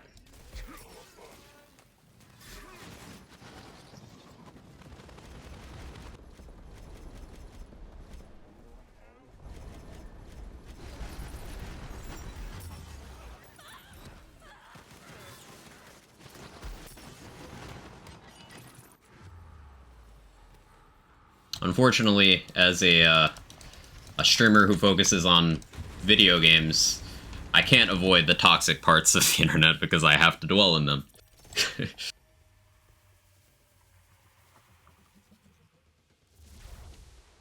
Just unlock C97 on Ghostblade, quite enjoying the difficulty curve, leading stuff's gonna be terrifying. Yeah.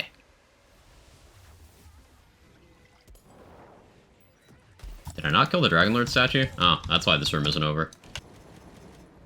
Overestimated my dots.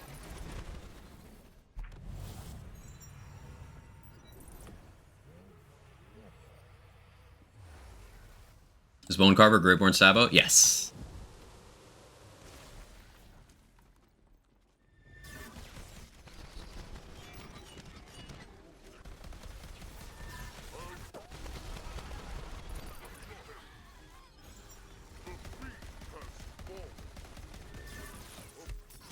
Oh, yeah, it's totally the water. I didn't learn.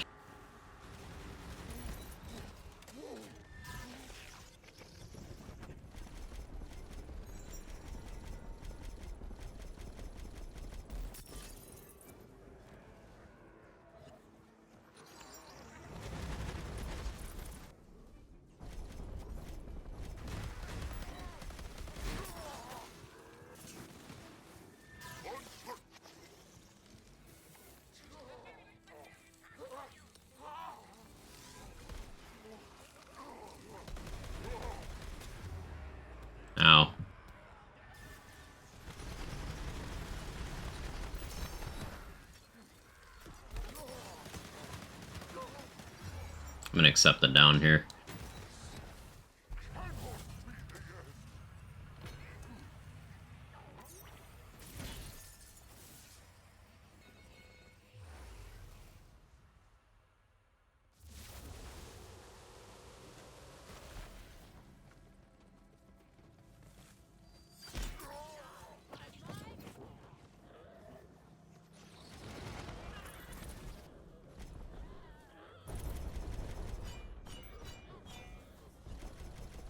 How much haste do I have? Oh. Yeah, that explains that.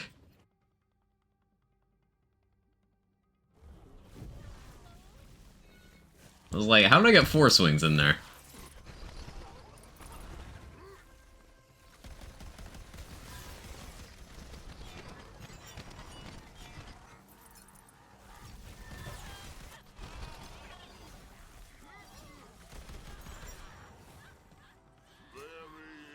Yeah, we'll definitely do Dreadwind next run.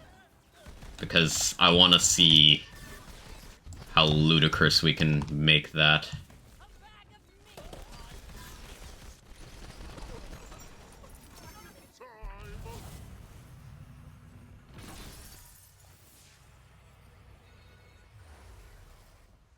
Had some guests and might have missed already Rock and Stab Claw. This is Stabo Grave. Stab Claw earlier? Yeah. My hammer throw build is Stabo Claw. Basically, anytime you see me doing melee, it's most likely Stabo plus something. Stabo not being the focus, but Stabo being Alchemical Agent, Contagion, Exploit Their Weakness, Vehicle.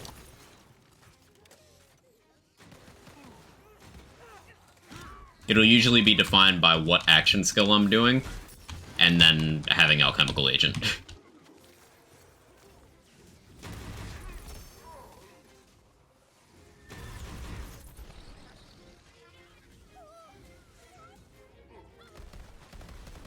Because Alchemical Agent is just one of the best damage-dealing skills they've ever made. Contagion as well.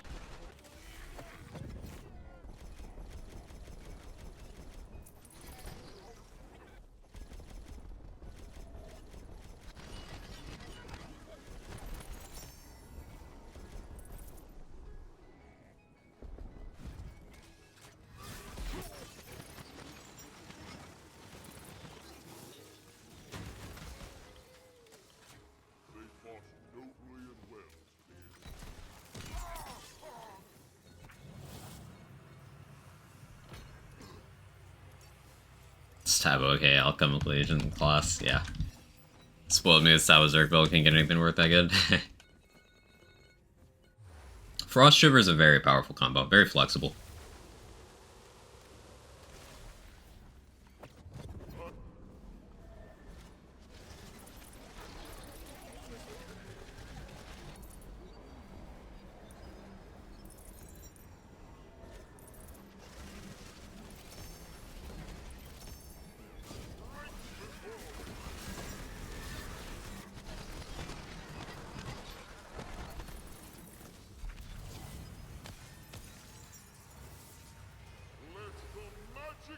Makes sense they made that skills initial A because I'm addicted to melee. Yo, same.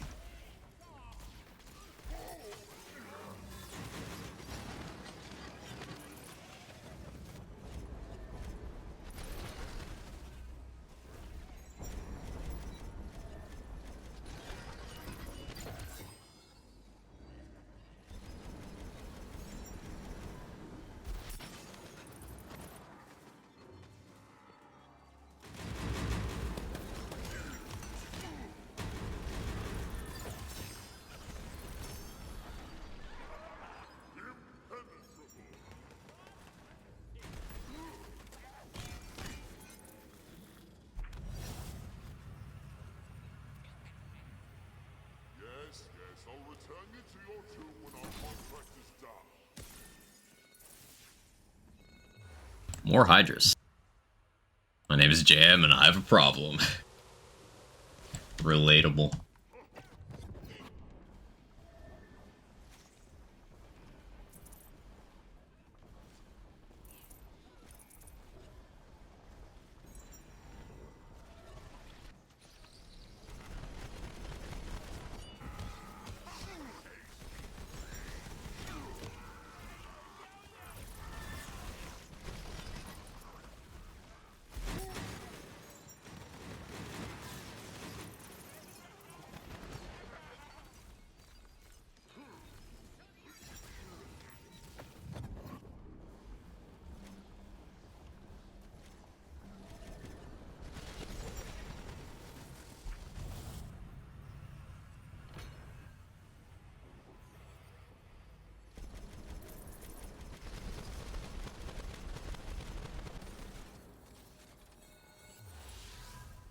How does Diamond Guard, sort of procs ally damage?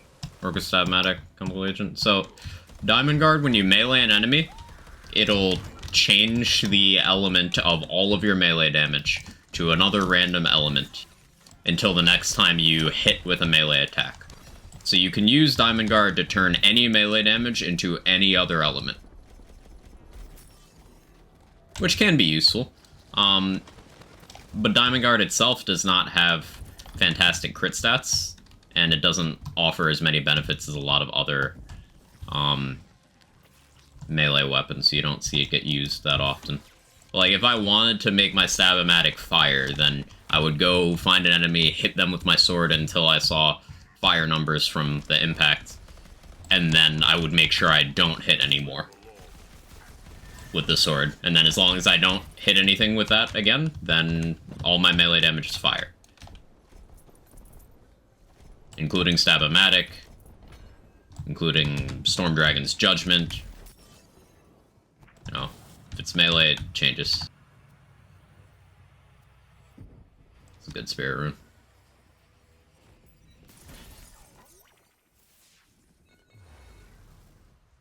And Alchemical Agent is a separate thing.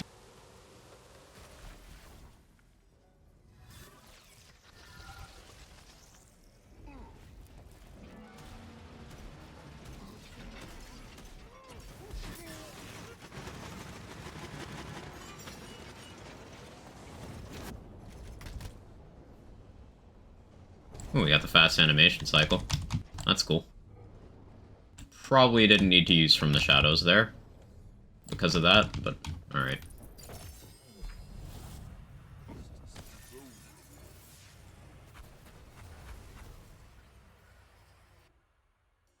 Melee Bugbear averages 50 minutes special runs that are good. Yeah, that's decent.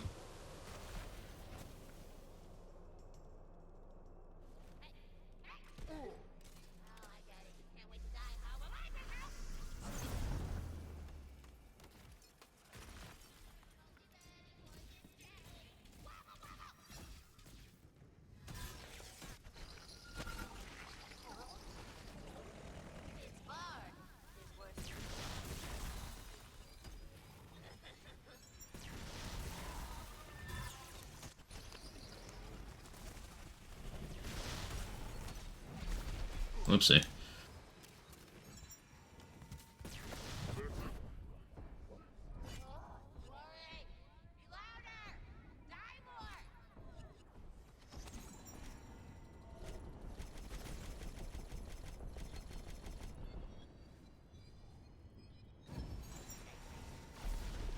Give me Gloop next.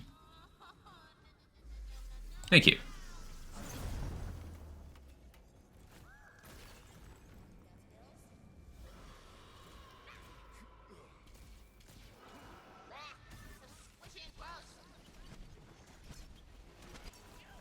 Don't do that.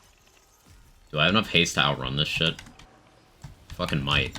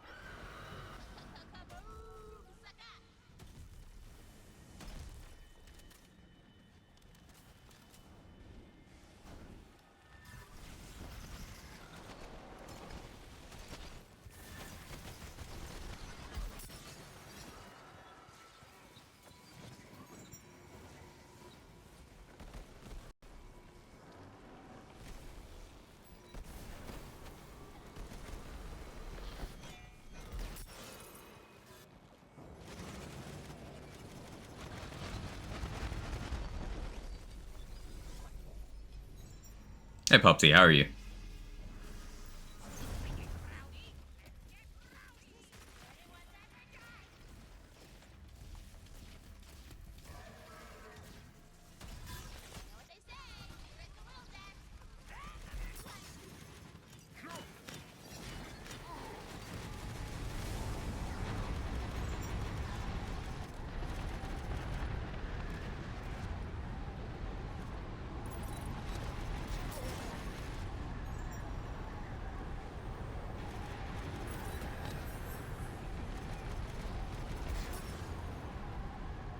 Ouch.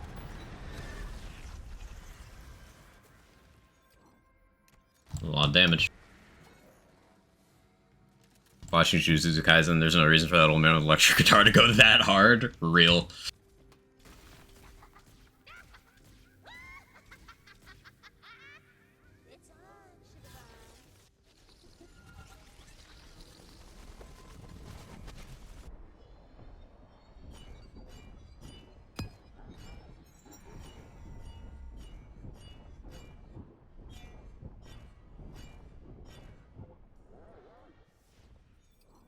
Okay, GG. Hit 1,000 days clean from self-harm today? Fucking proud of you, Pupsy. That's great to hear. Seriously, that's a huge milestone. Congrats. How am I? I'm doing okay. Doing okay. Juggling stuff, but doing okay.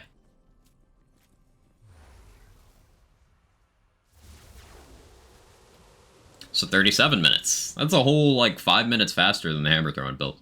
Yeah, this is just efficient, and that's with several deaths. 17 death saves, I went down a lot.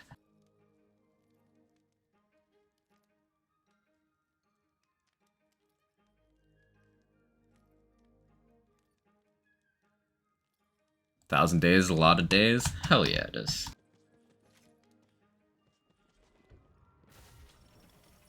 My final skill trade up looking like 2 alchemical agent, 11 haste. 10 Dark Hydras is funny, but in practice I'm not getting that many. Because it's only a 60% chance, and I don't have the capstone, so like, I'd have to roll a 60% chance 10 consecutive times within 10 seconds to get full benefit.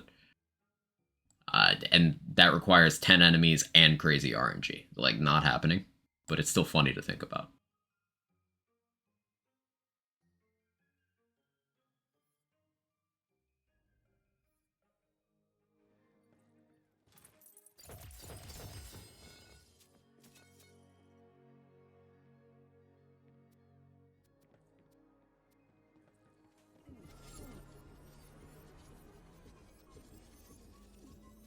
Some questions about barb load. Where does it inherit stuff from? The initial crossbow hit triggers the effect of the barb load. It inherits the element of the gun you're holding. And it inherits its base damage from the hit that triggered it. Not the hit that applied the crossbow, the hit that triggered it.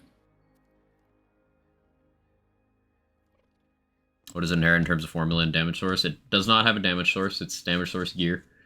But in terms of formula, it's the base is the hit of like whatever caused it. And then it gets global, it gets elemental boost relevant to the element of the gun you're holding. It can crit, it gets conditional.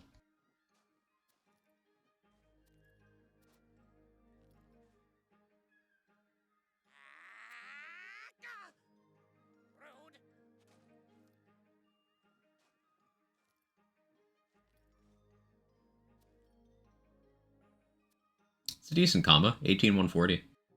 Cryo.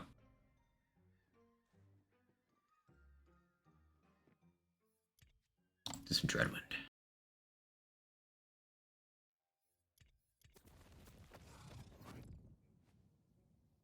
I'm trying to get my melee builds to all hit like a sub 40 on the super run if I can manage it. Where is it? No thanks, of course.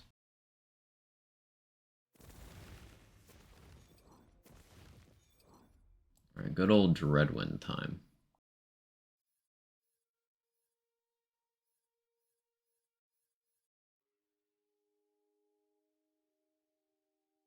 I gotta remember to hit the SMG bunny, replace Rapscallions on more builds. Because for spinning, having that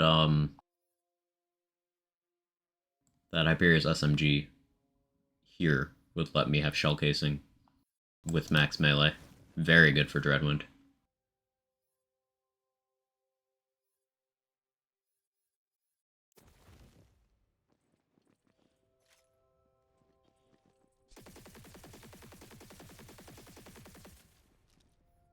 Come on, have some fun. Alright.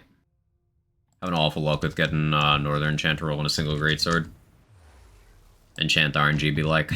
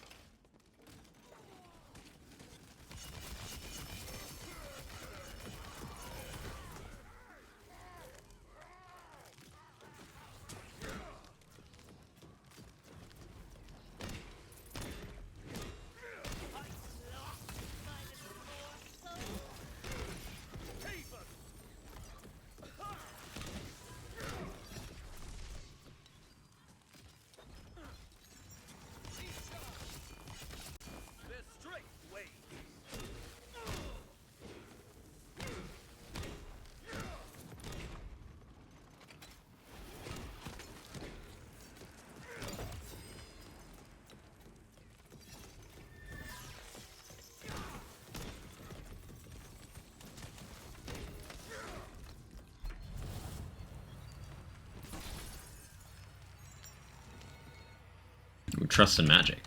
I forgot this is one of those builds.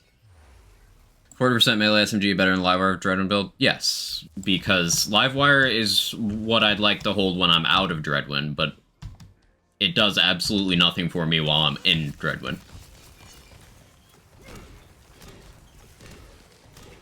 The only reason I'm still holding it for Dreadwind is Shell Casing Ring and also limited weapon slots.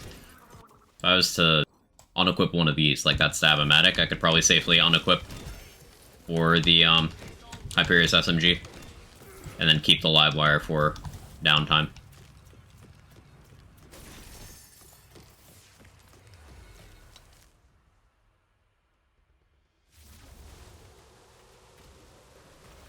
I'm sure I'm super unlucky. Yeah, you're just super unlucky there. Snow Spawn. Unfortunately.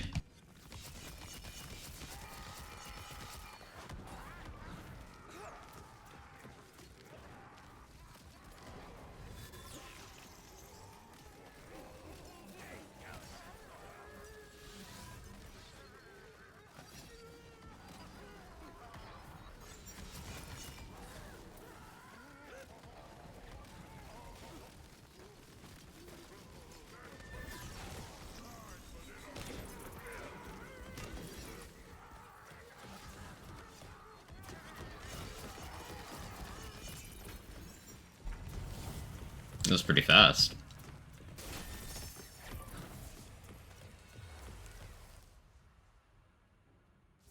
You got more Stab-O-Matics from the wheel? Yeah.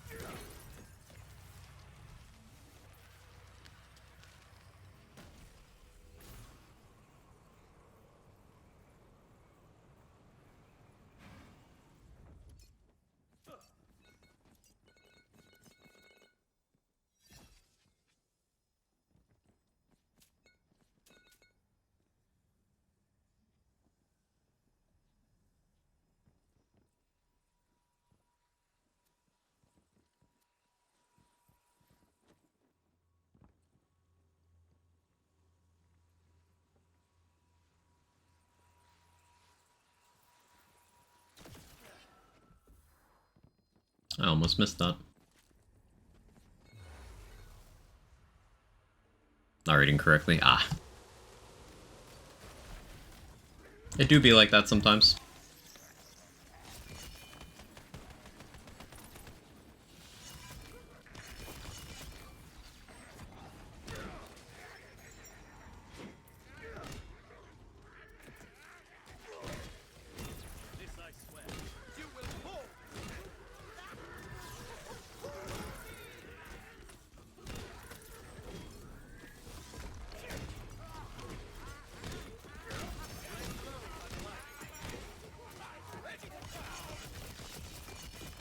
Also, hi to people who think that Constitution is not a worthwhile stat, because hello?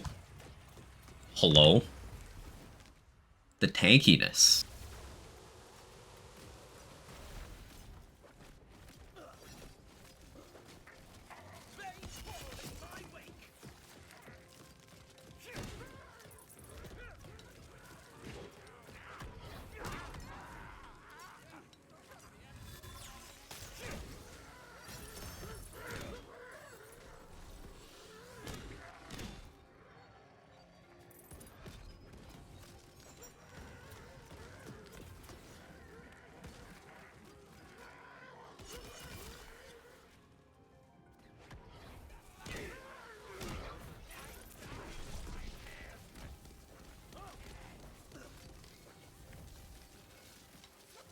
They're a little spread out in this room. It's awkward.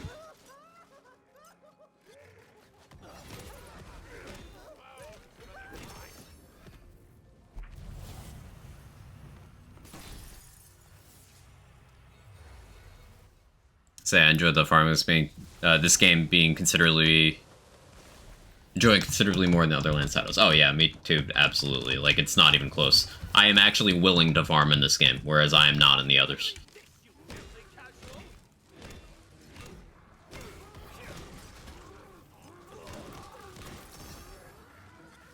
You don't need to throw yourself through the grinder of saving and quitting the same enemy for hours. You can actually play the game and progress as you play, and progress the way you want to. That means everything to me.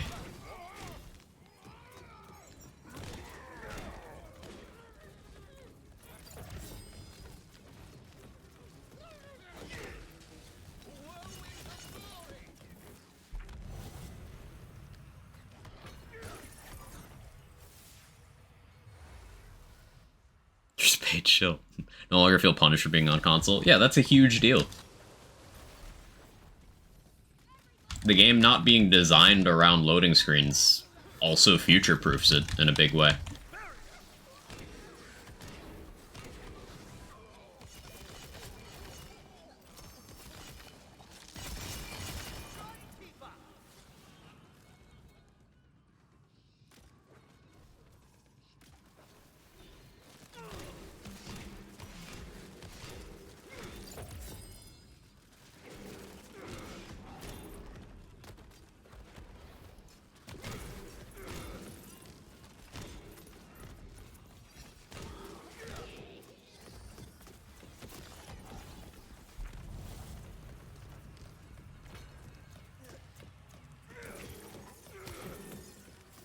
My stats now. Oh, I got the second alchemical agent point already. Hello. Oof. Super excited for new Tales. Yeah, me too, Bob the Blueprint. Gonna be a good time. I will be streaming that.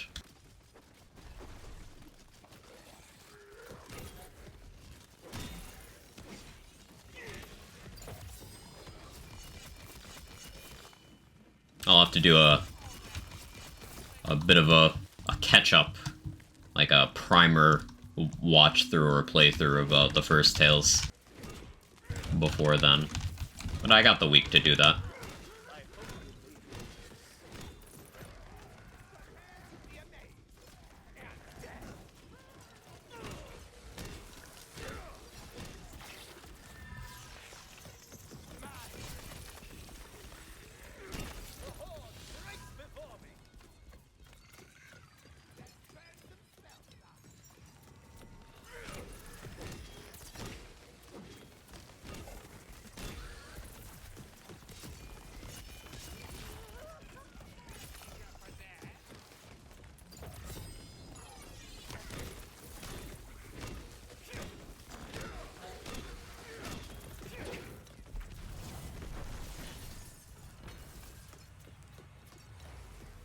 Hey, Spuggy, how you doing?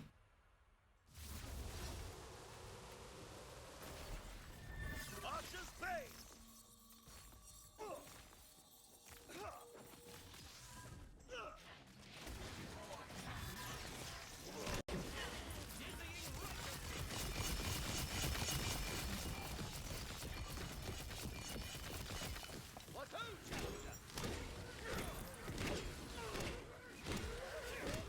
Parasite's not hitting me to keep my amnesia on. That's why it's not dead. It's not hitting me.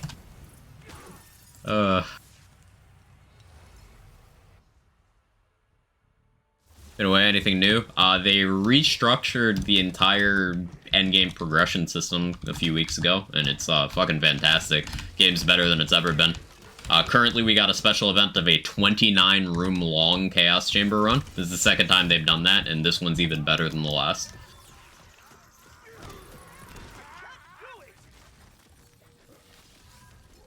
Good, thanks for asking. How are you? I've been okay. Ups and downs, but largely okay. I had a lot to juggle last month. It ended up being a lot busier than I anticipated. Keeping up with a lot of obligations has proven to be difficult. As always, good triumphs over evil. Or was it lawful over chaos?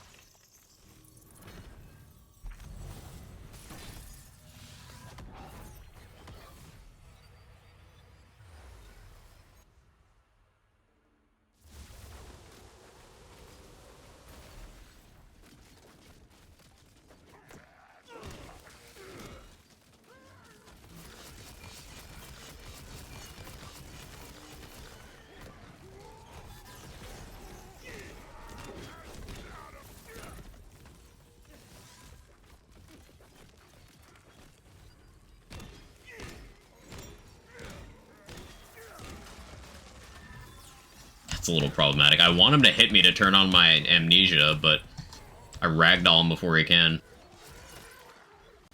First world problems, I guess.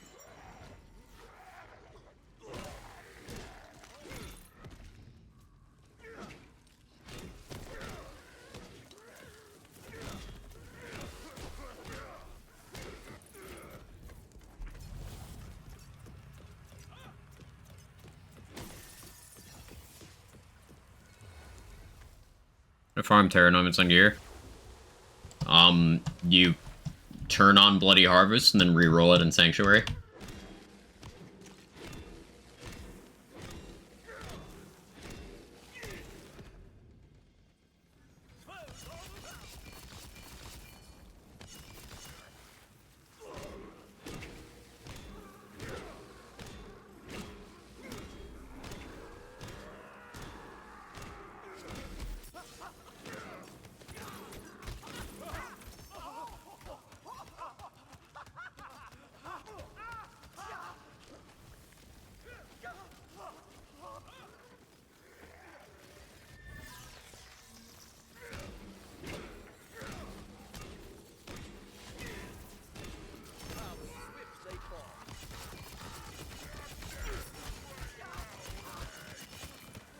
Yeah, we just took 2 Mountain Troll hits to the chin and didn't go down.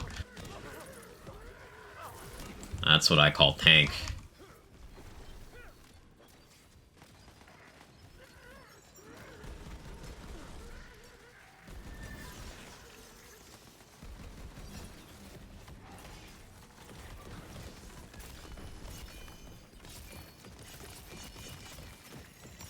Now this is a battle.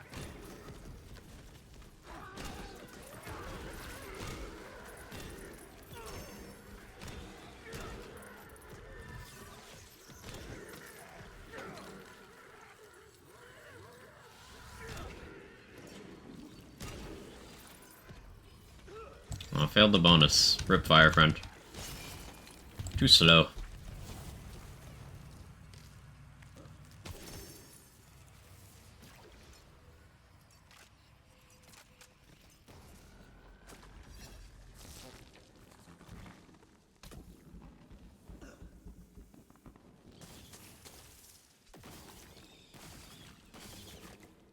A good value to keep a nano as self-damage gun for scenarios like this. Enrage would still happen. I'd still dot myself.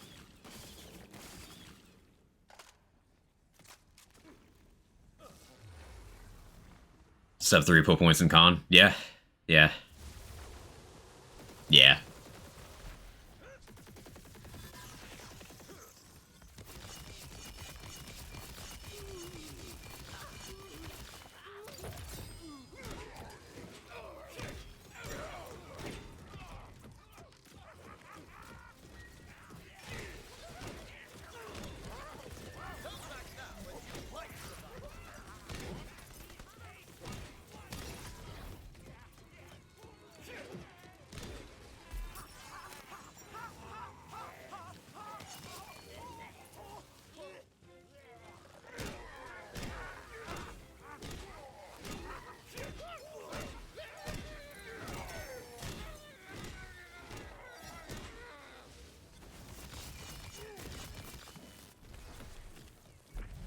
Cool.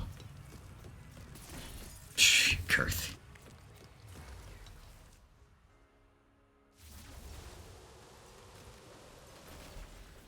Step 4, run from your problems. Step 5, blame them on someone else.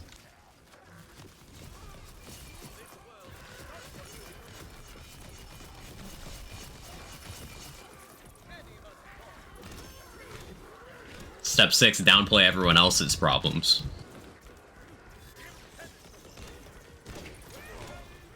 I feel like this is getting unhealthy.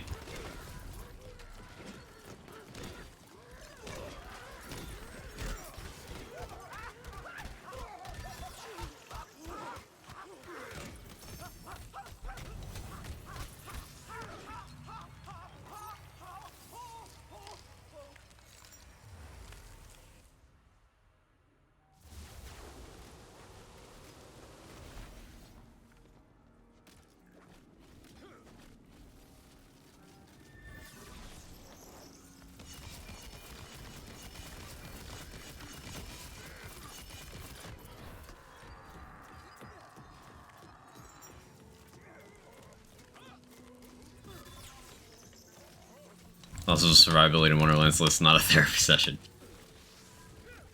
Aren't they the same thing fundamentally, Urban Mech?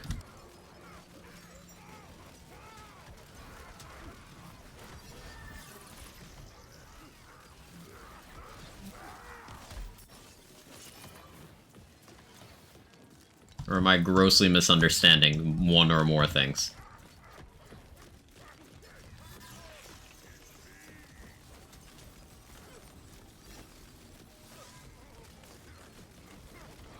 I'm just spamming strikes for Xe Blade because it's standing in circle.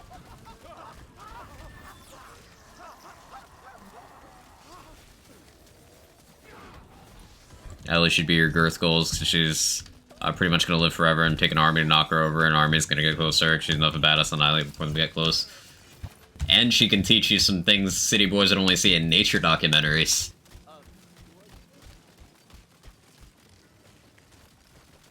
Can't forget that bit.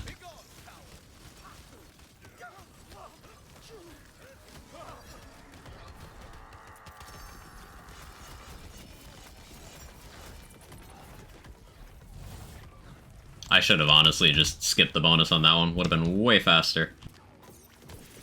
But now we know.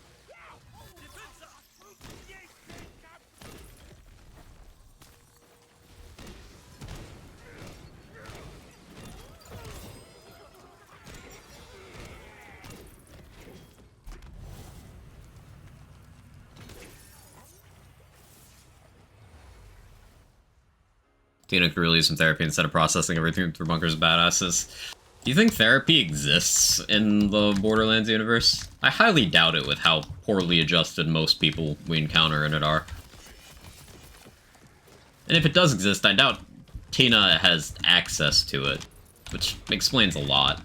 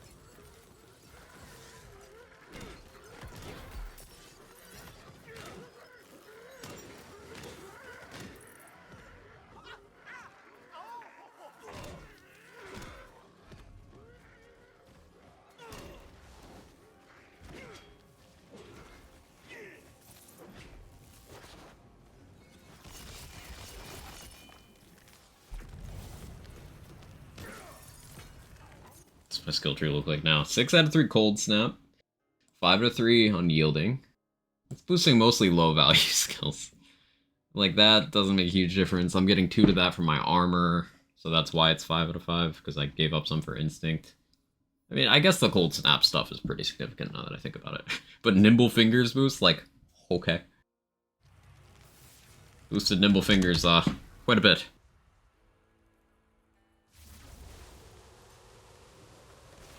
Tina would be the therapist? Oh no. You're probably right.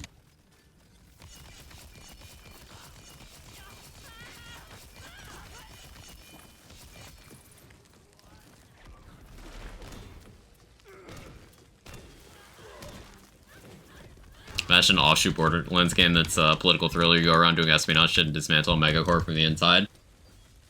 That'd be really fun. Eager for destruction.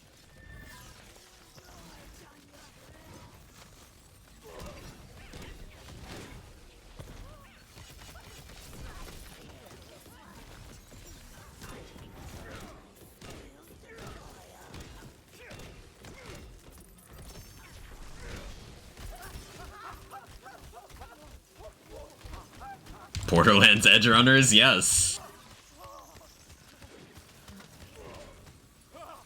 I think general consensus is that after Edge Runners, Cyberpunk Edge Runners, no spoilers for people who might not have seen it. Like a Borderlands universe Edge Runners style series would do so well. It would do so well.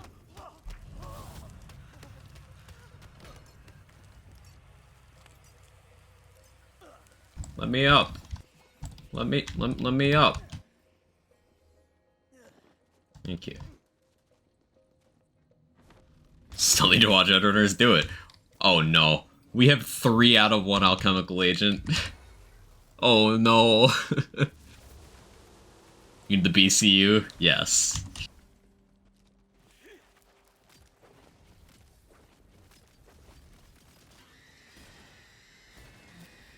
Arcane armor.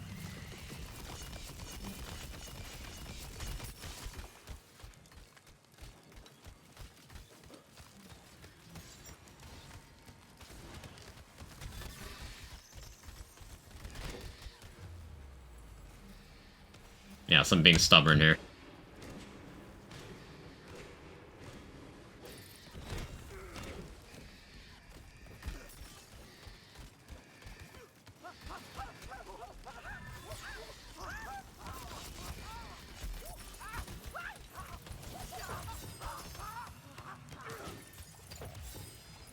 Can't melee Banshee, by the way. I could have one-spun her if I had a fire greatsword, but I don't. C99 achieved. Need to go to shops BRB. Such a tease, Viper. Leaving off on C99. Treating your game like that. SMH my head.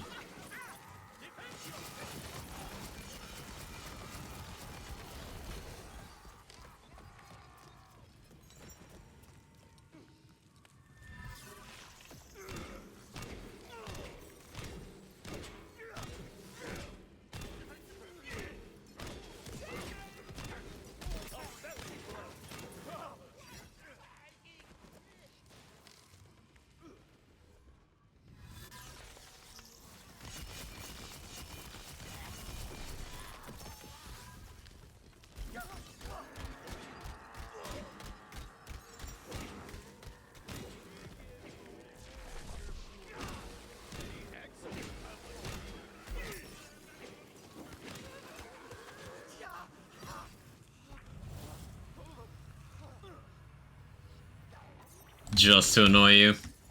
It worked.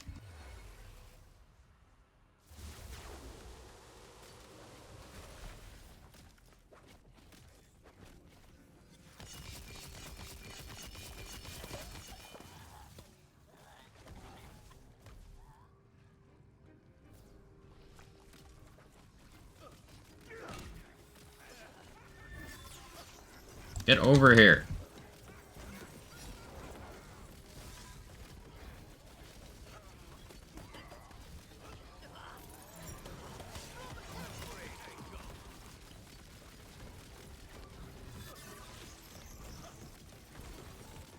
Sacred circle.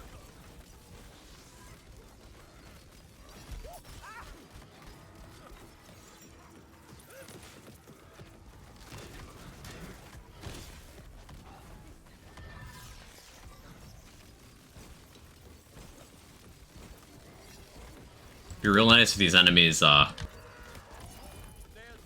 we go. They're actually charging now. Once again, problem's not enemy density, it's enemy AI.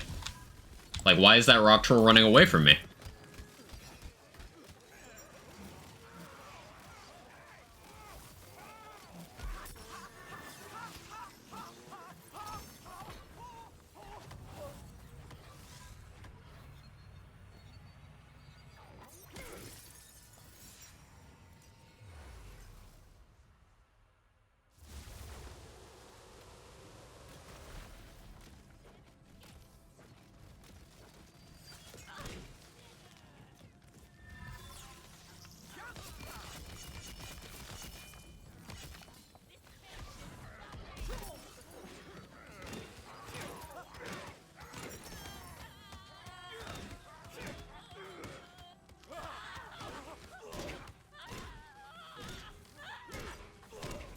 I really want to try this with an armor with extra points and unyielding.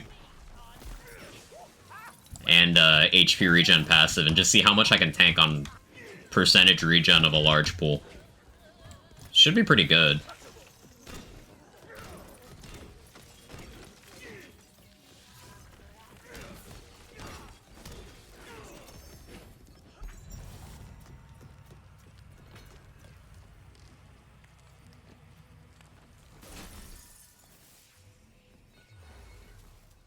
Why are you running?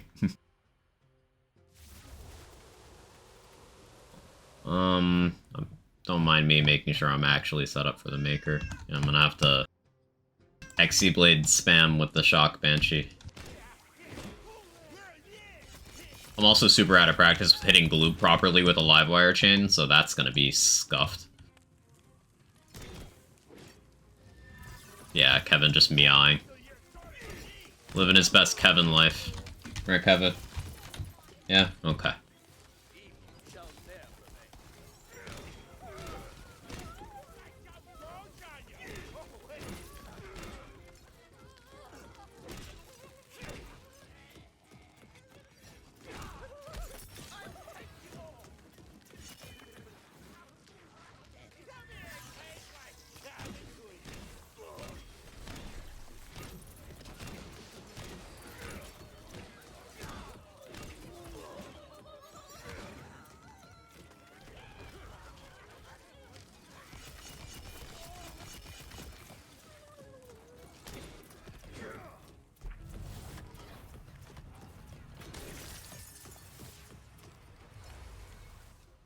So I got my Barbarian fully set up, might start climbing to 100, build already styles and see if it be elite rooms easy enough, needs a couple extra pieces. Love to hear it.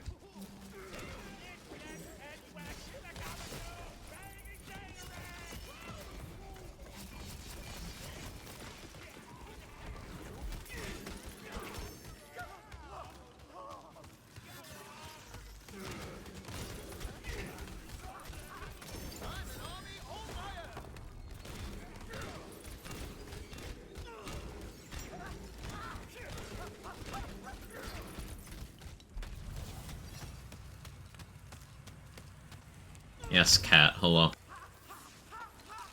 You are a cat. Hello. Take a nap? Sounds good, Sarah.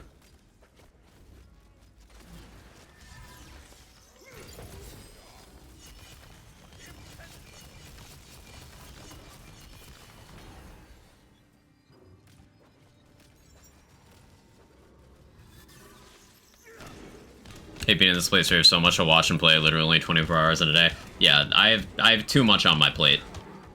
There's too much to do.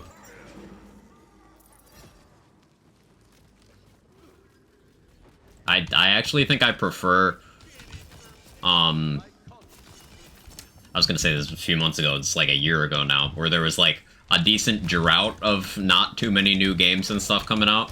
I miss that. Gave me time to catch up on stuff.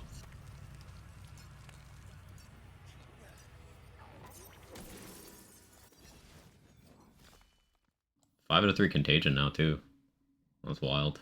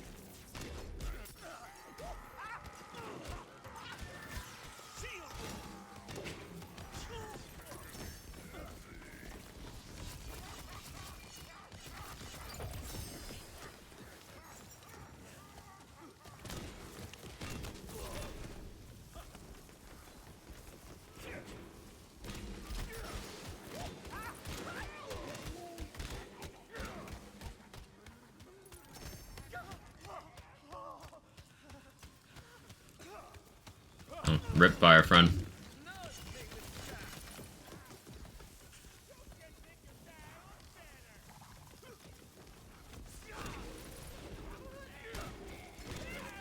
Butt Sally only buffing the best Sabo skills.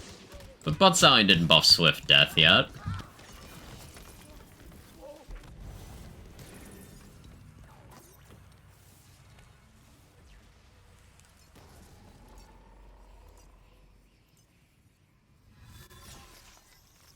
Devil frenzy!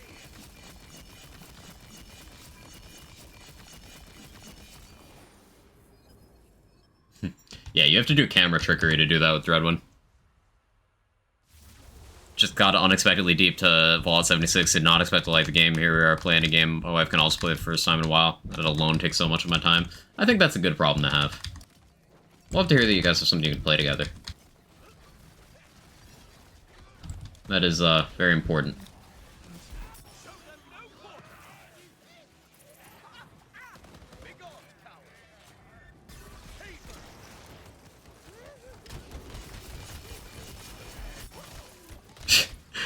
Look how tanky this shit is. 2 goblin flamethrowers on me at the same time while standing in my amnesia puddle and a barfworm cloud, like a bloop cloud. Didn't go down. Didn't go down. That was insane. That was so much incoming damage, and I was just like, nah.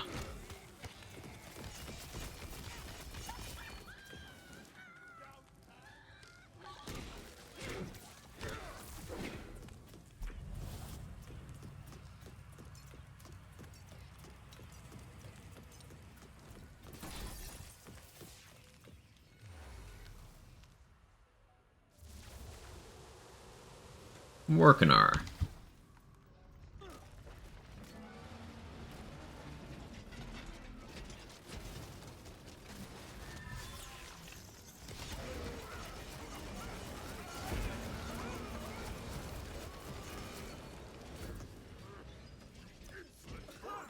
What have you done?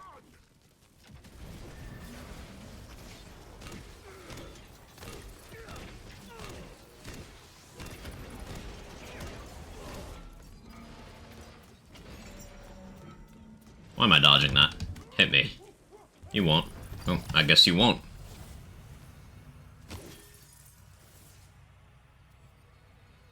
Okay. Into the raid bosses now. We're pretty consistently ending up there with 40k crystals, which is nice.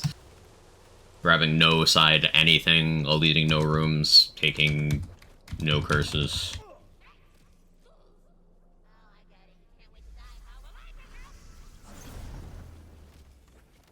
Oh, Bark, I'm sorry, buddy.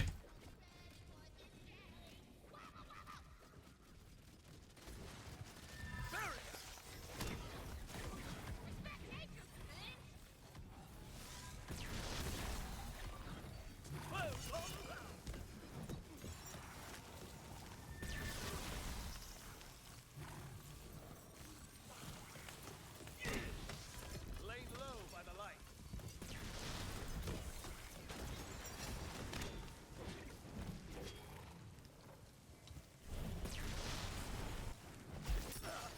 I missed.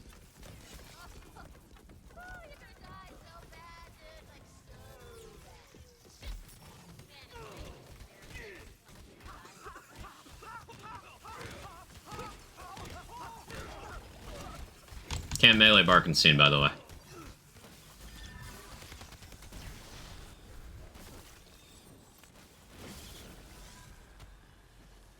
I cannot.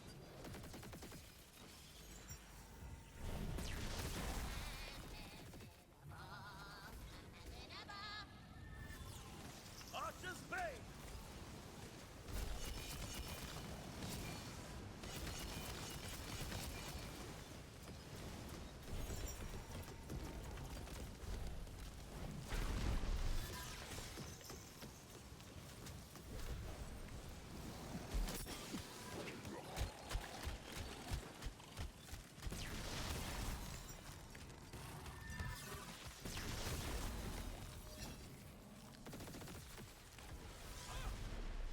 Very concerning nail idea. What's up?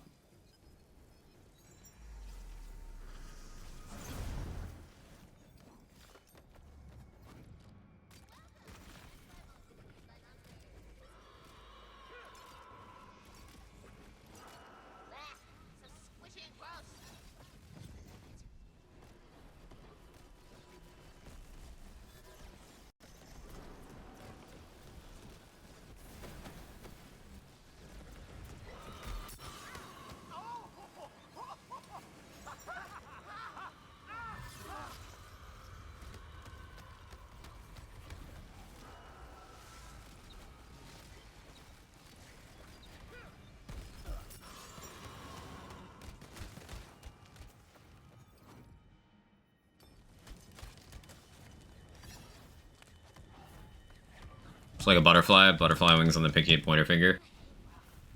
I'm having trouble visualizing that, to be honest.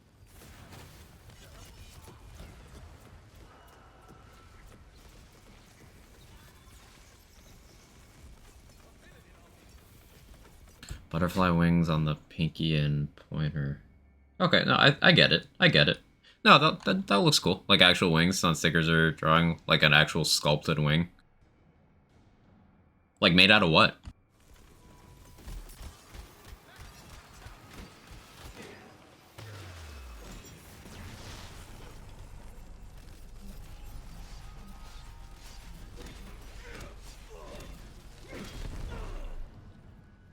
Acrylic? Yeah, that could work. It seems... I can't think of a reason why that wouldn't work.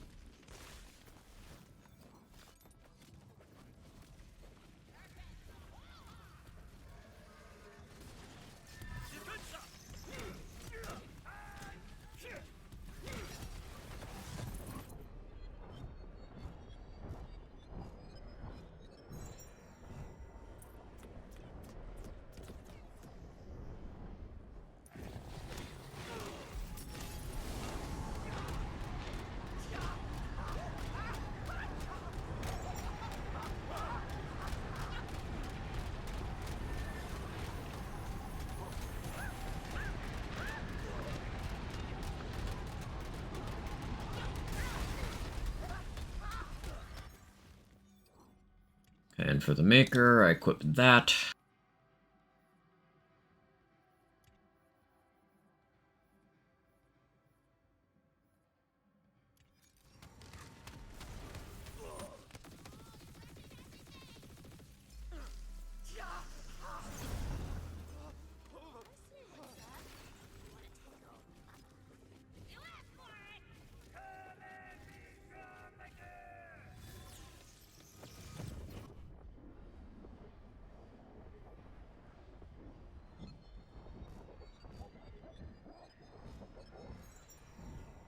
Yeah, I really need a solid battery for this part. Guess we're rolling Melee Bunny on this one. This will take a bit. Unfortunate thing about the Maker is Dreadwind cannot hit her. She has to be, like, doing any of the animations where her feet get closer to the ground. Otherwise, Dreadwind just doesn't.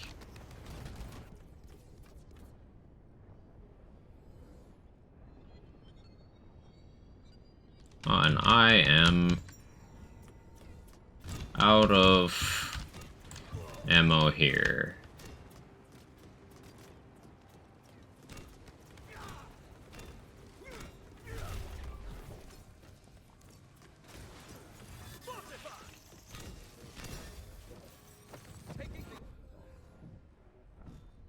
I kind of loosely hate that Shock, Salt, and Battery is just always the solution to Maker. Like, every melee build, you can't kill the Maker fast. Have you tried Shock, Salt, and Battery? Like, fuck.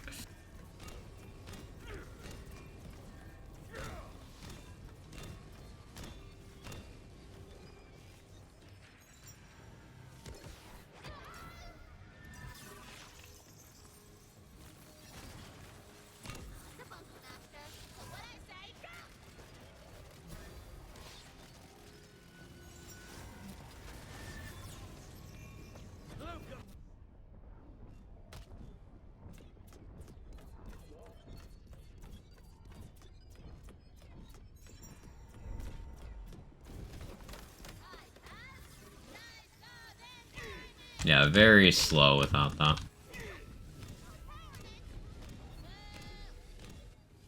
Unfortunate. You build around an action skill and the boss does not support you using it. So this is just converted into a pretty poorly set up from the Shadows build because I'm stacking so much crit chance. And crit chance is the least possible useful thing when using From the Shadows. You know how Until Dawn they keep talking about butterfly effect? Yeah.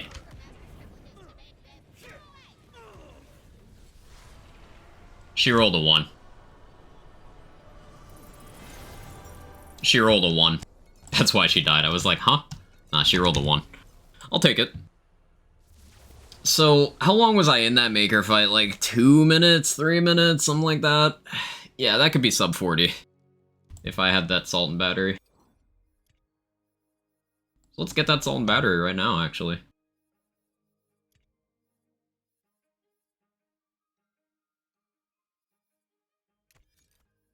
Also, do I just run, like, the body rune all the time? I really like the Mace Wardu. Really like the Mace Wardu. Let me try the body rune all the time. Be a lot less tanky, but... yeah, final total, 3 alchemical agent. That's so silly. But if I sketch the wings to look like the butterfly until dawn, I think it'd be really cool. Honestly, I'd let you try it out on me. That sounds pretty rad. That's a good amnesia. Move speed, fire rate, melee crit chance is like trying to be useful. And it rolled... the skills could have been a little bit better. A little less affinity, a little more cold snap would have been cool, but 2 icebreaker, 1 cold snap's not bad. I'm gonna replay the game, give my unwanted opinion about it at Combs. Nice. Anyway, I'm running to the bathroom, be right back.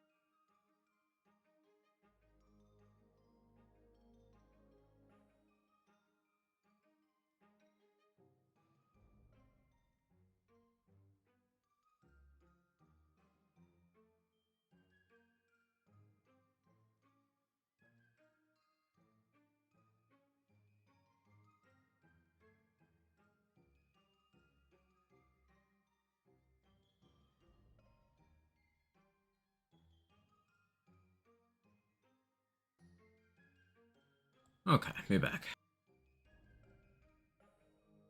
Melee Bunny, salt and battery. Let's go.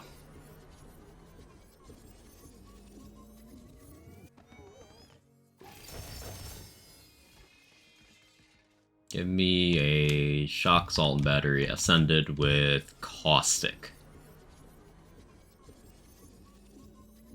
Applied a job, accidentally put the wrong person's email address in the wrong spot on my cover letter. It was an applicable job, but still. I don't think that'll hurt you too much. I think it'll be fine. It'll be fine.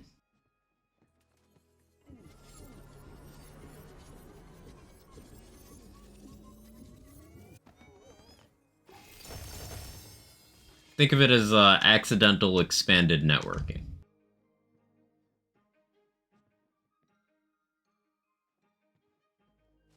That sounds suitably technical, right?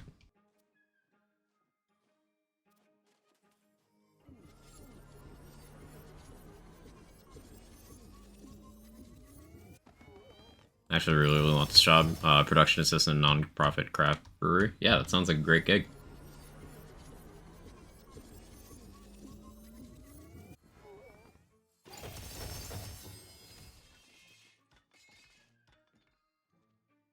I would like the salt and battery, please.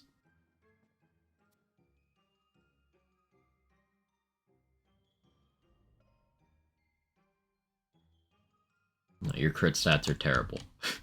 Had me thinking about pincushion for a second. I was like,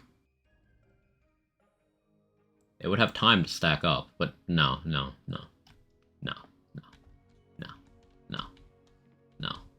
I legitimately considered pincushion for a moment, though.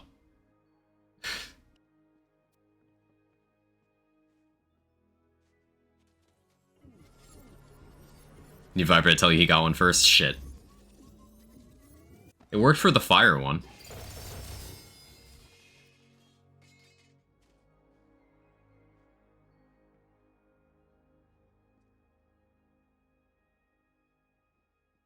That's a cryo one. The hilt knot I don't want.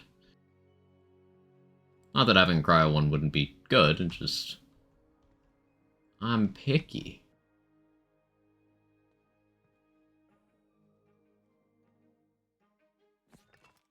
Pick it up because I have backpack space. What else did I pick up? Don't need that. I have a cosmetic on me. I don't know why I have that.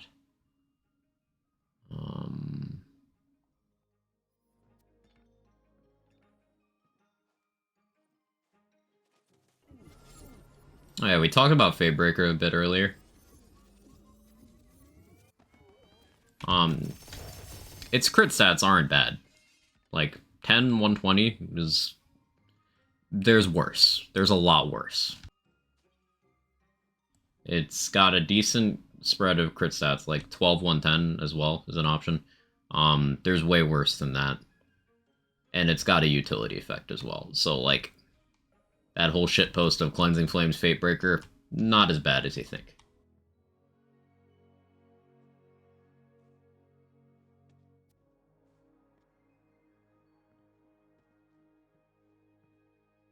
Now, if you wanted to really be bad, you'd be doing, like, Petty Tantrum.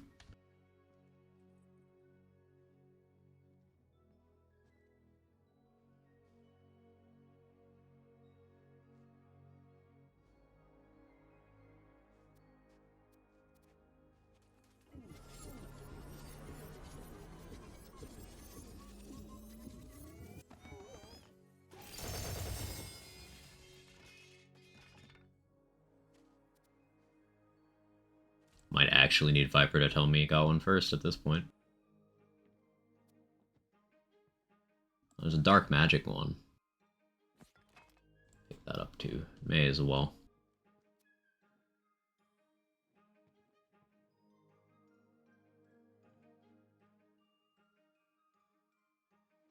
Yeah, that's a decent fire greatsword. 11, 130. No, with those stats, I'd be better off just getting a Banshee. So, do I have a relevant Banshee?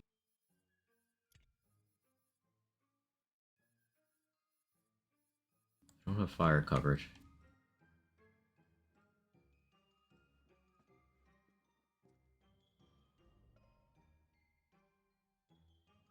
Hey, this is just a better roll of what I have.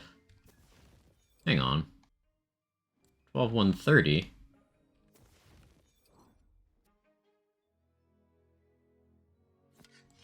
Upgrade. I didn't know it could roll that way.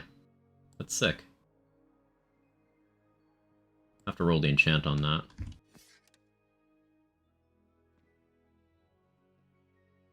Are you scared of the Exorcist? Why aren't you? Yeah.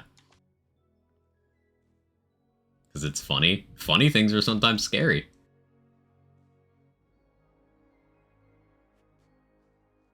Pennywise is pretty funny. I'd still shit myself. No, that's not the Exorcist, but seemed an appropriate example.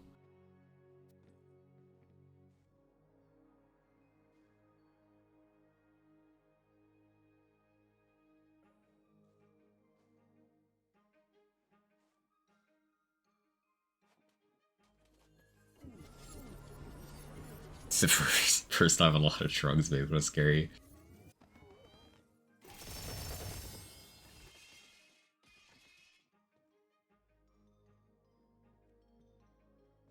The first time I watched the It remake, I was quite intoxicated.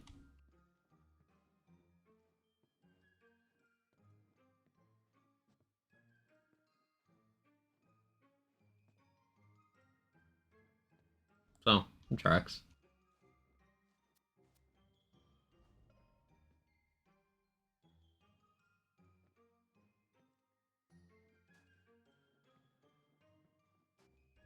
Be scared of Pazuzu. The Exorcist, the good guy.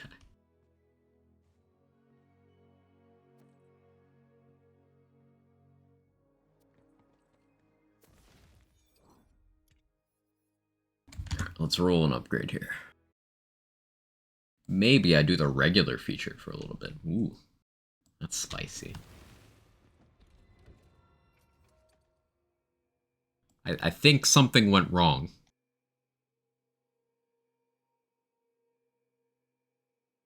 I can't quite figure out what, but I feel like something is off here.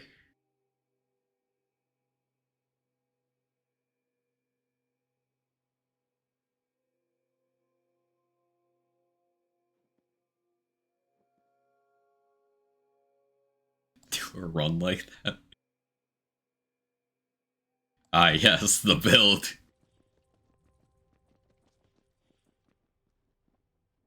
I was gonna reroll an enchant. Wait, it's still there.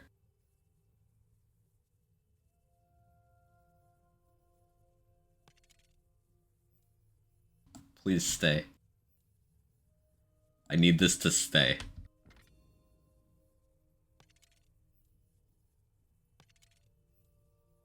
Come on, give me the correct enchant, because it'll probably go away if I open my inventory again. Please.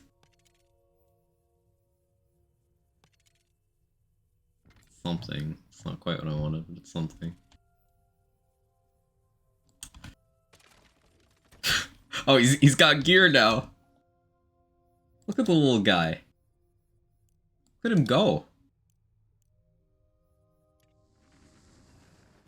Go on, Fate Maker. Need something clippable and just no one mentioned the build? Cool.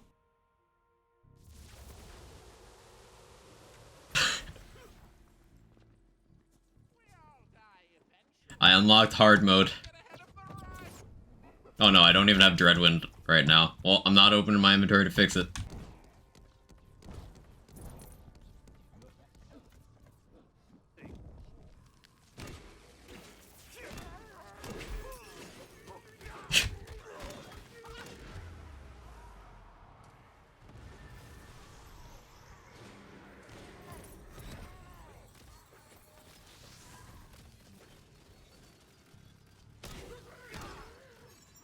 So how is everyone on this totally normal day?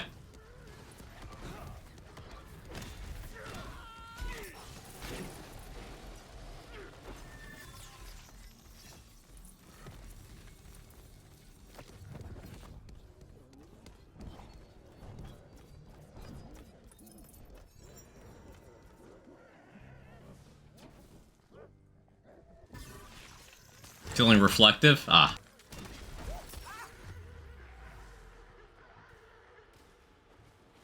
I really wish we could see more of our character in this game. Like, there's so many cool customizations, you just don't get to see much of your character. I know it's natural because first person, but like...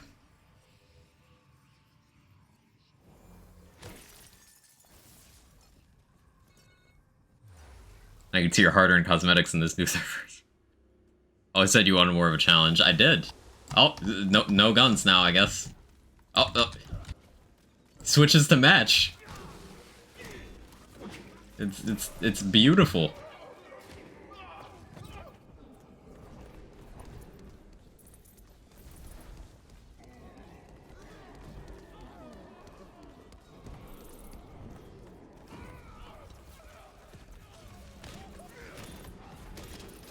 Fourth person. Remember this. You could have run.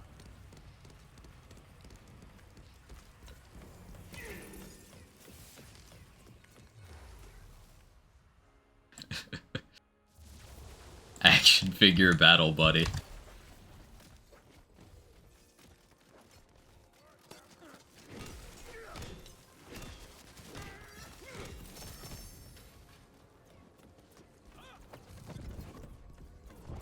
Whatever chose a photo mode, don't try it. Yeah, I don't want to risk. I don't want to risk the UI working. That'd be unfortunate.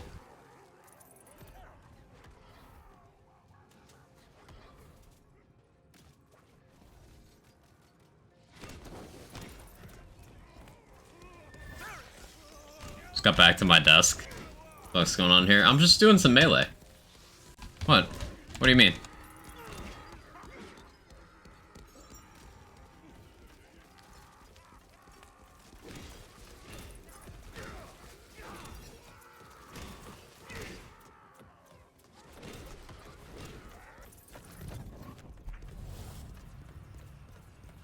Wasted my action skill there. Unfortunate.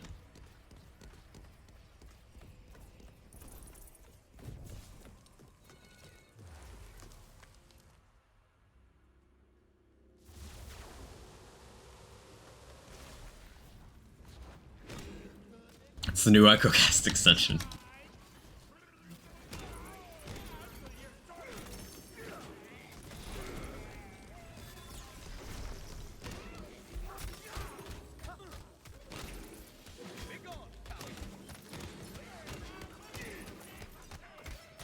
Felicia, I think I know the thumbnail for the VOD upload for this stream.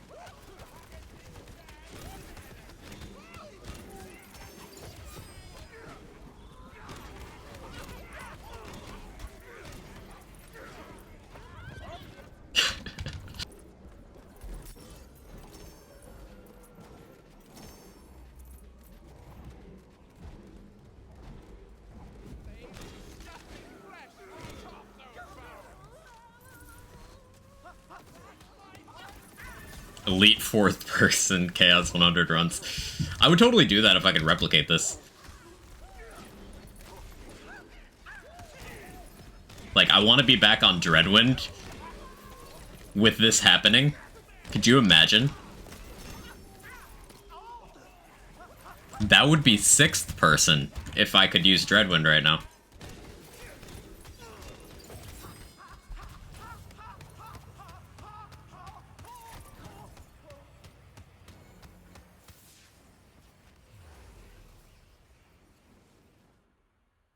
That checks out. Exponentials, wouldn't that be like 12th person or something? 9th person?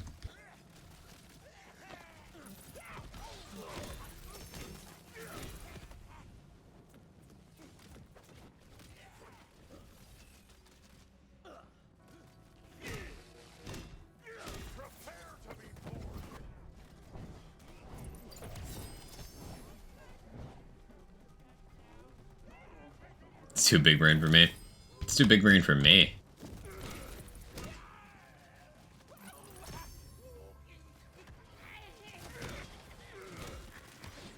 Might be worth watching back the VOD to see if you did anything weird to trigger it. It was just me loading into the Chaos Chamber. Like, I came out of a load screen, and it was just this. Wonder what's happening right now? We found another hidden difficulty mode, It's just a hidden feature.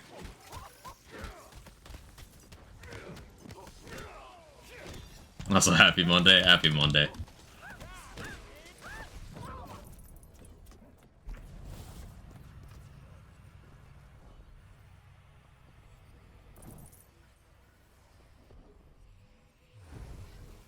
Special event indeed.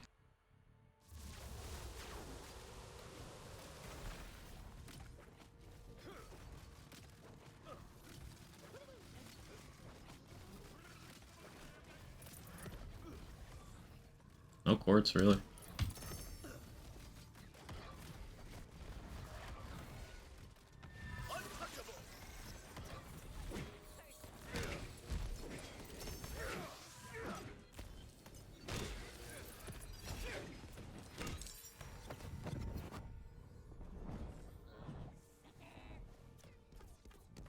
I'm having a little difficulty seeing this enemy.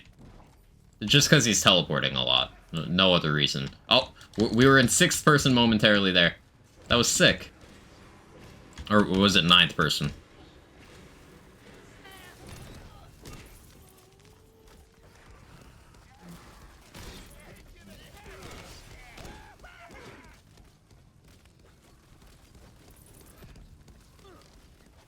Crosshairs and priorities. Oh no! I can't unsee that.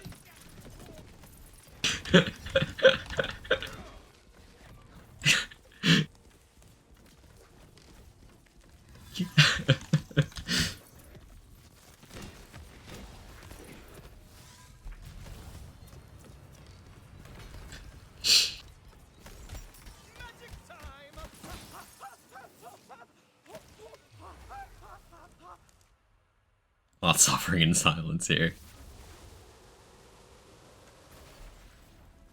I Alright, we'll try to do this room with no weapon on our second character model. Challenge run.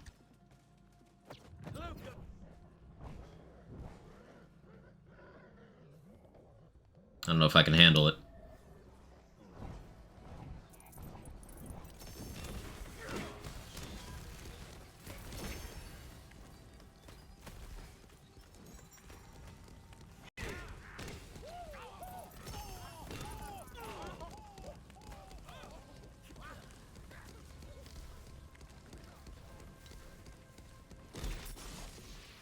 So for the next game, instead of having these fully rendered character models in the inventory screen, what if those resources were spent on literally anything else?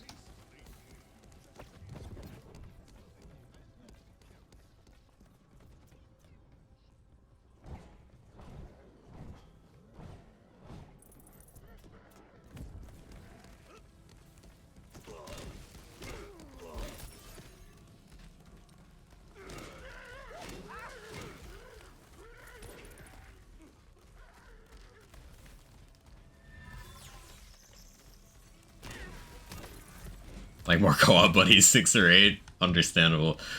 Wait, what if I'm getting a Faithful Thrall stack from having an extra me?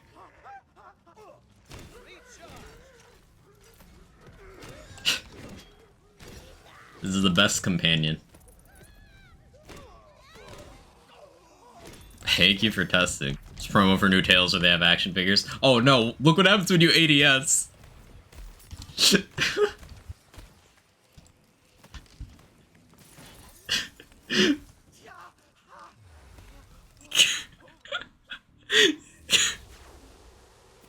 No, that is the thumbnail. You have a high zoom sniper? Not equipped. I have this. Way too dank.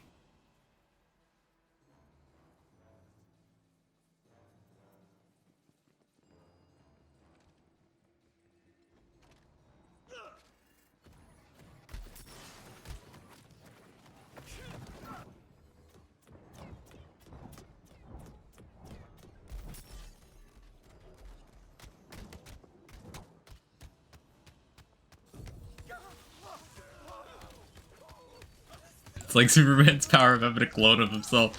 Totally is.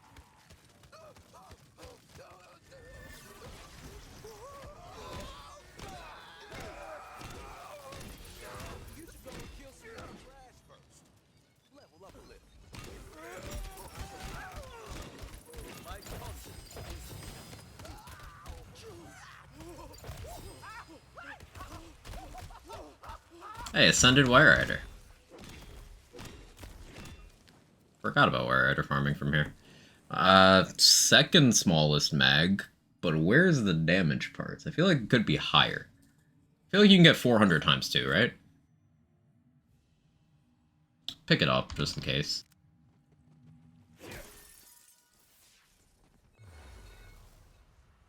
Like driving with a bobblehead of yourself on your dashboard. Just quite proving aim is unnecessary? Uh-huh.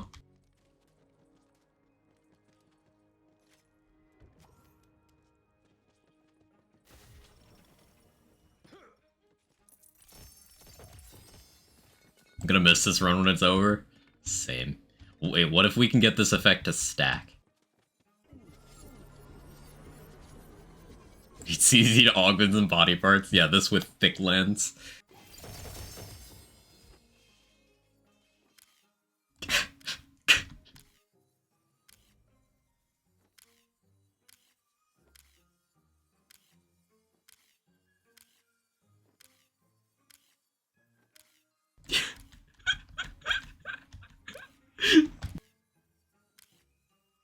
I can't.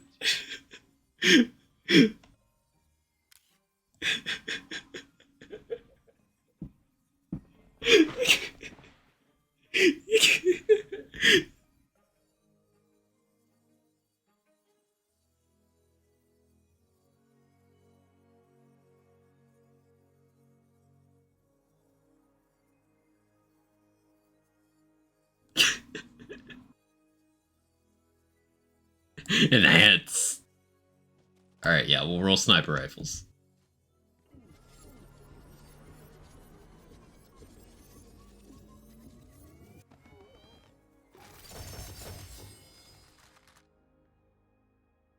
Alright, we gotta find big zoom. You can get 44 times zoom on a skeet prod.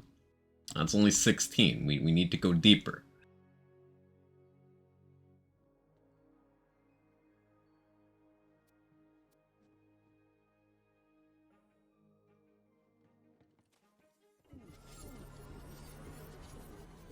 That's what she said. Why is 44 times zoom a thing? I don't know, but it's a thing. It's a thing that exists. It's top tier content I was promised on Twitch. There you go, I'm happy to provide. This is the content you won't find anywhere else, chat.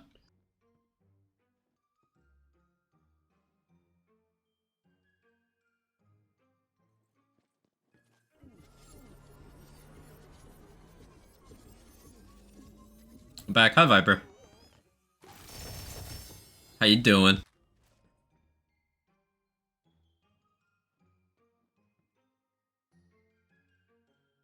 Might have to settle for 16 times zoom here. Advice to beat Waster, can't seem to kill his birdie fast enough before he regens his shield. What are you trying to kill the bird with?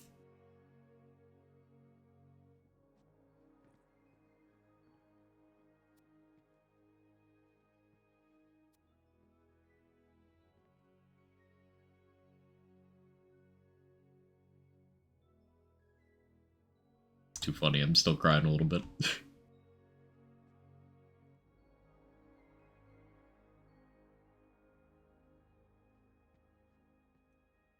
I just want a max zoom skeet prod for build purposes.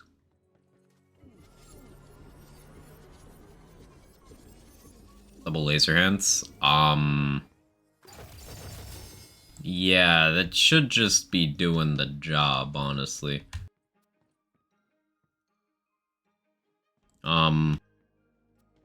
How's your gear situation other than that? Do you have, like, area damage on your armor? You got a good amount of spell damage? You got blast gas points invested? You got maybe double knot armor? Like, it's just damage at that point. Laser hand's more than strong enough to one-tap the bird. More than strong enough to kill Laster before you even need to deal with the bird, if we're being honest.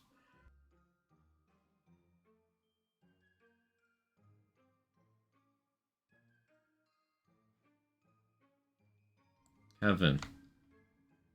Kevin. Kevin. Kevin. You stop meowing as soon as I key up. Why you gotta be like that?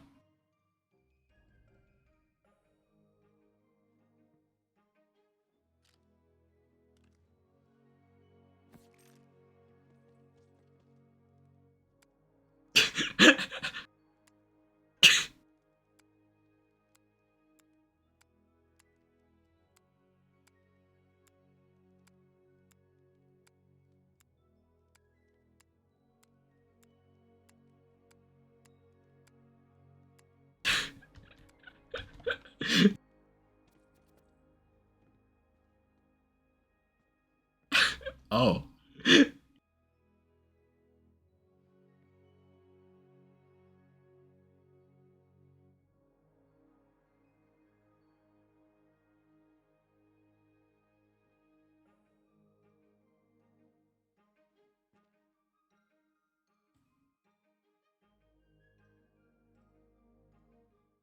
He knows when my mic is keyed up.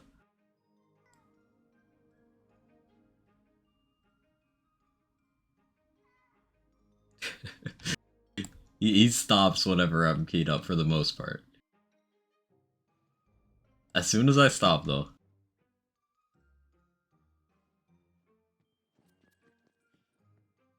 Anyway, Viper, I need you to tell me that you got a Ascended Shock Salt and Battery with Caustic, please. Thank you.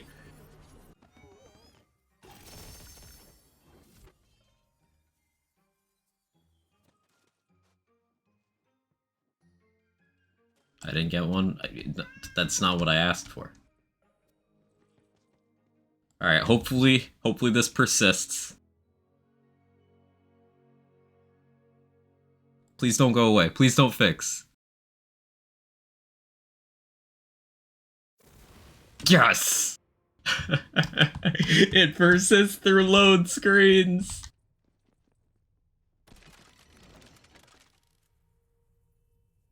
You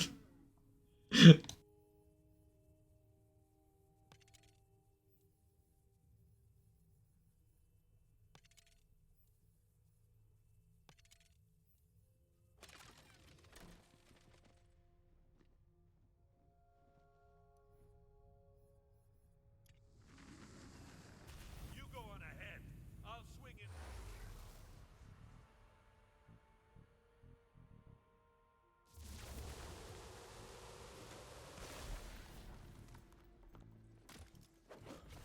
Times 44 in the bank.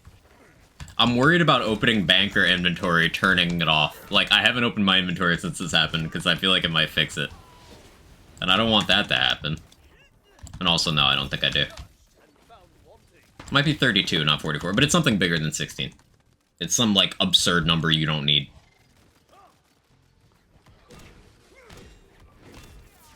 Cat.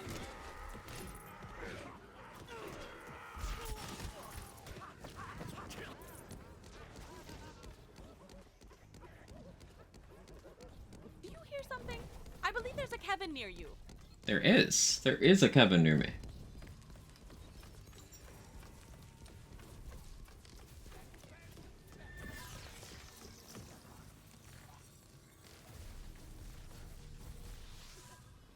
We meet at last. No magic left. Where's Jake? Sleeping on top of some of my laundry. As he does.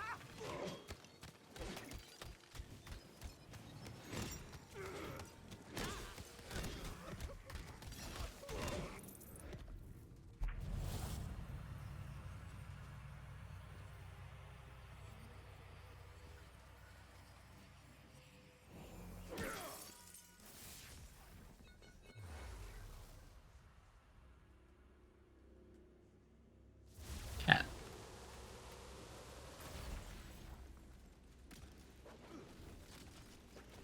0% chance the rest of this stream is in full degen mode.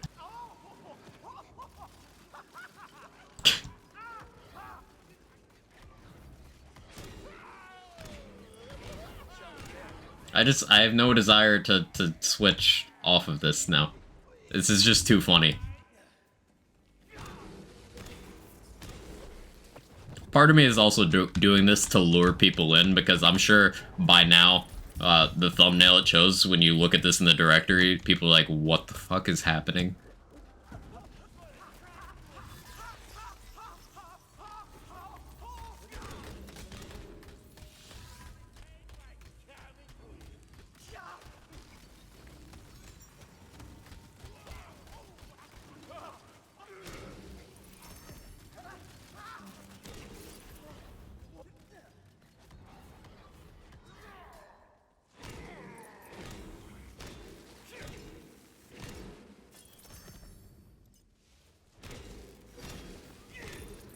Little dude didn't shot the dick, your directory screenshot.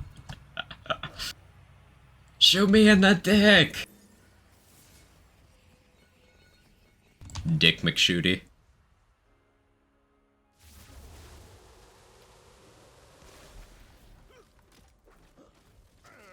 Can't confirm directory, thumbnails cursed. Beautiful.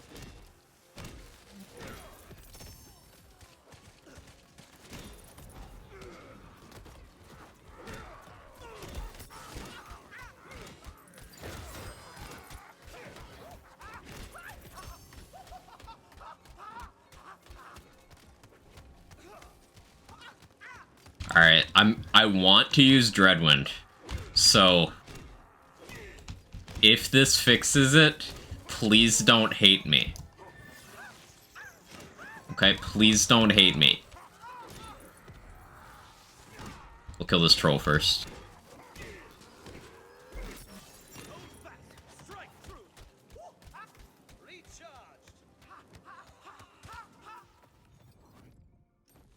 No! No!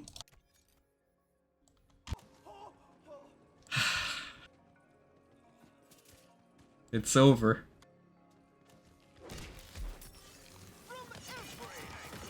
It's over. Stream's over, pack it in.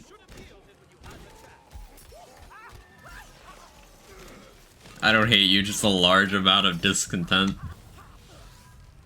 Bring it back now. I wish I knew how. I wish I knew how.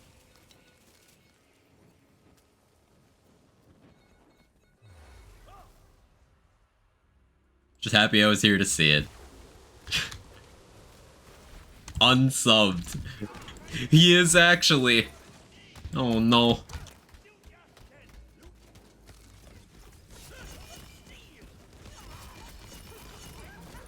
I'm ruined.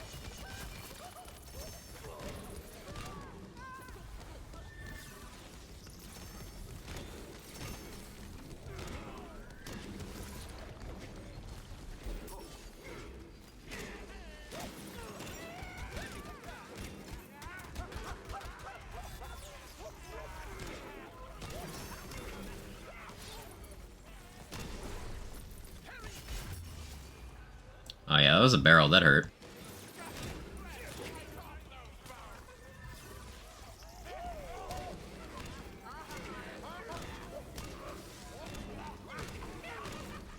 Hashtag Quag is over, party. I was thinking it.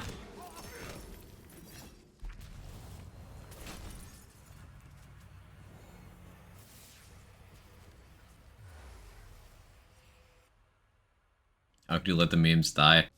Greed. It was greed.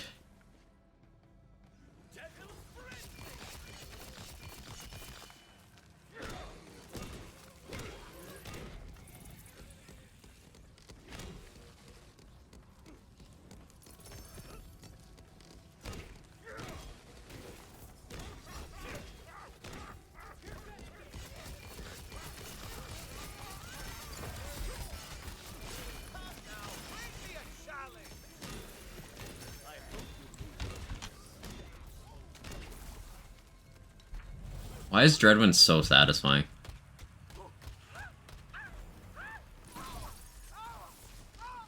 I heard it can be over 500 damage to the sun to just saw K6 get one, and you didn't listen to everything that I said when I was talking about the White Rider.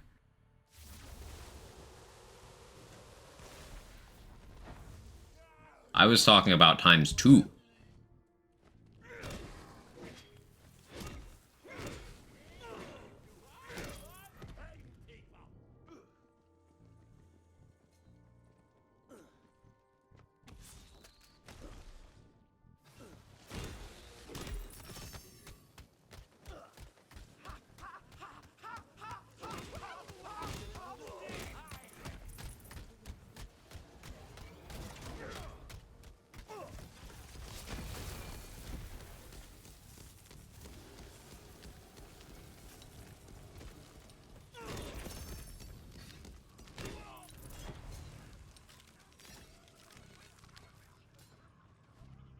Oh, there's too many voices going on at the same time. Hey, Holo, how you doing? Sacred circle.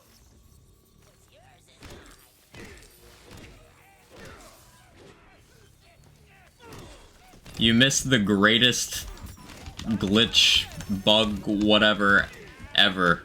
It was glorious, and then I ruined it. Totally done that myself before.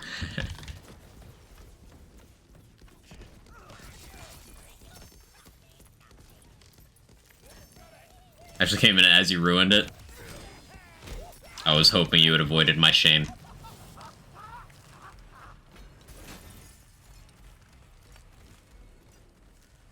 should be interesting. Picked Ellie Overflow for C100 trial. This sure is a chaos level, alright.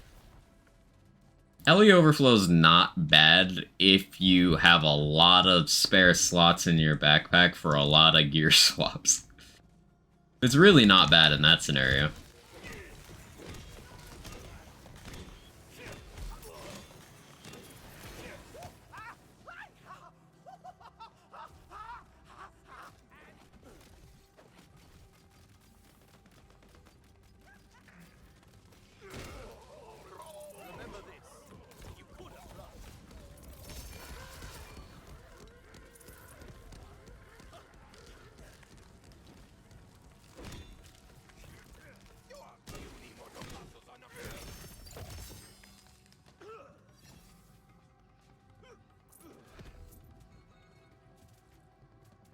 Lucky I like you. Would have left. Understandable. I don't like me anymore. After me ruining that? Mm-mm.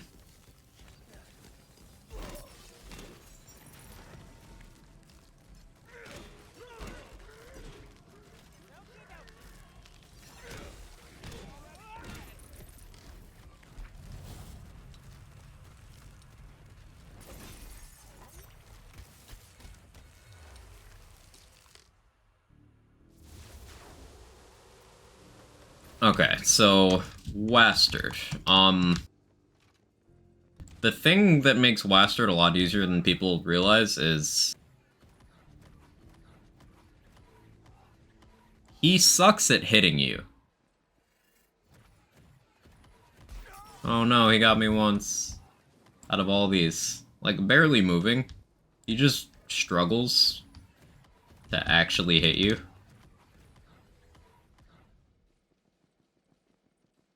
Like, it's basically free. Seriously, LeChance has a higher hit rate.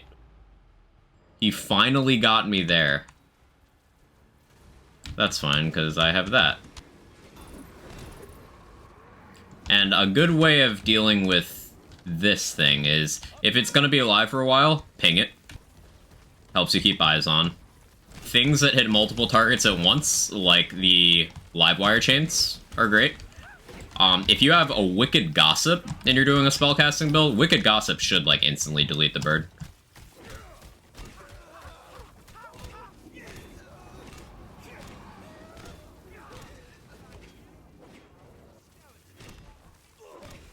If you're using a greatsword and a melee build, you can just hit both at the same time.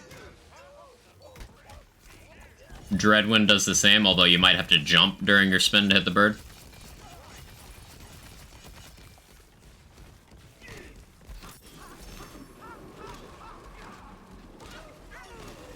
And for the most part, because of how passive he is, as long as you can dodge those very easy to dodge skull attacks, he doesn't pressure you very hard. You can just kind of brute force him like that.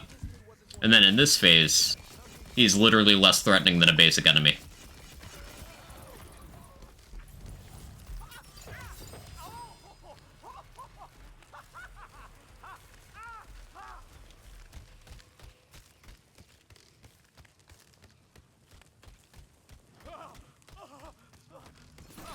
Really did nerf him to the ground. They've nerfed Wastard in 5 separate occasions. Some of them on the same day, but he's received 5 distinct nerfs. The first boss damage nerf.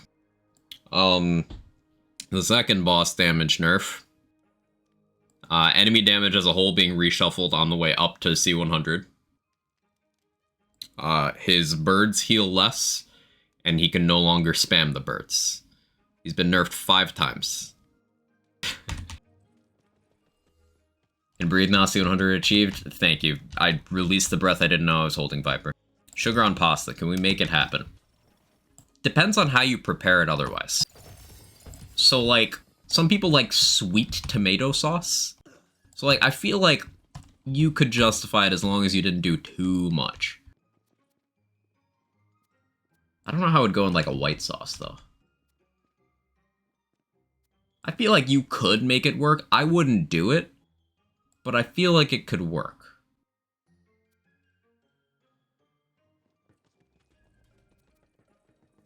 Like, what kind of dish are we talking?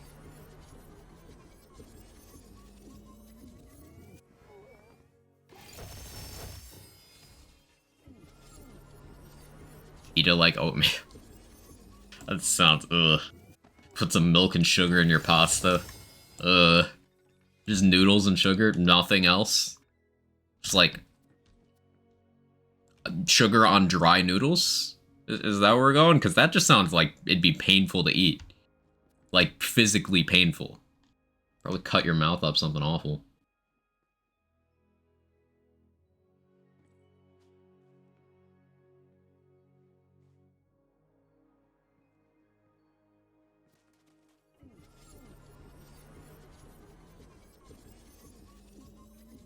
Caramel, use the sugar and make noodle brittle. See, that sounds good. Stump thinking outside the box. That could work. Good might be a strong word, but that sounds better.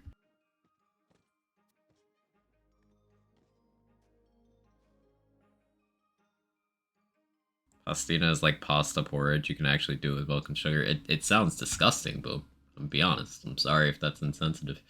But that does not sound like my idea of a good time. I apologize to whichever culture that's a delicacy in that I've offended, but that sounds straight up gross. Honestly, nice, give it a shot. I'm going to, because I'd try anything twice. It's like, even though it's gross, I'm gonna try it. But just know that I'm expecting it to be gross. You try anything twice. Once to try it, once to make sure you don't like it.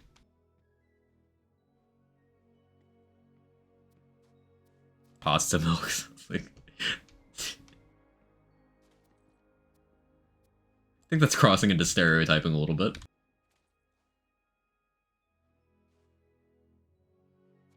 Mango sticky rice looks gross, but it's delicious. I don't think it looks gross at all. Mango sticky rice is amazing. Like, that's really good.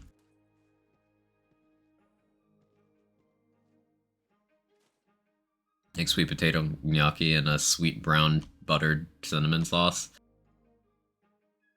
Or are we breaking into this whole sphere of dessert pasta? Like, is this just gonna be a thing now?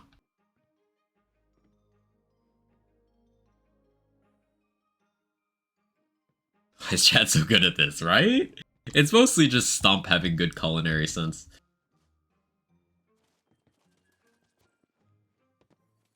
Like, yeah, I would eat that.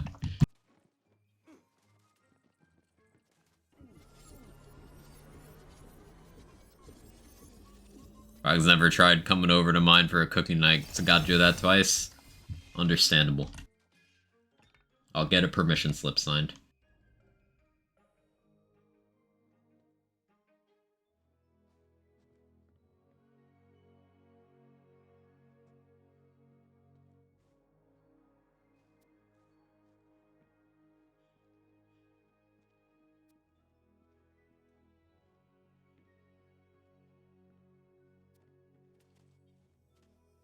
Fucking win this game? You do. You do. See Maximizer 18, let him know that randoms for him. It's always his fault. Copy the milk pasta. You know, yeah.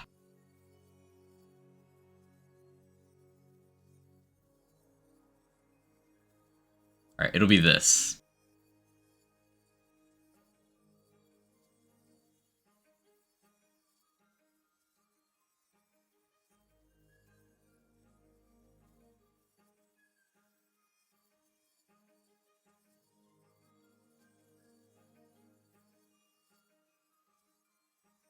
Hang on, I'm combining Stump's messages into one shitpost.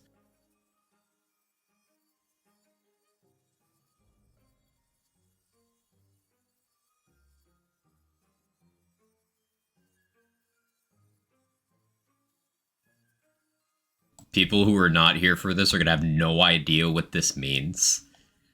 But it's literally just this.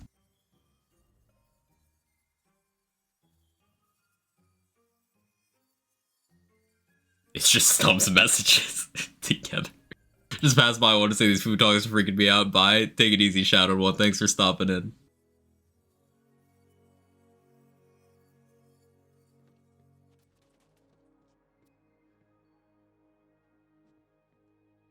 Hey, or how you doing? Good to see you. We're just discussing interesting pasta dishes. First C100 boss rush is a chaos bug. Sounds about right. That's a French I forgot to say.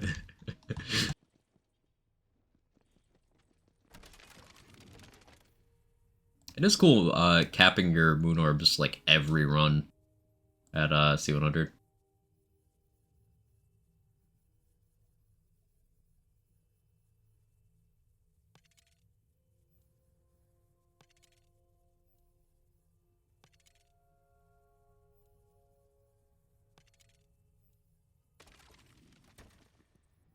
Come on, have some fun.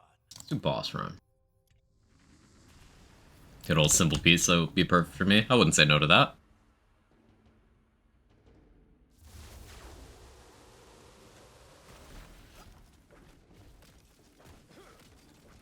Caramel use was a typo, meant to say caramelize. It's already in the shitpost stump. Chad has already really got on me about messing up one meme. I don't think I can risk their wrath. I need to get chat's permission to change it.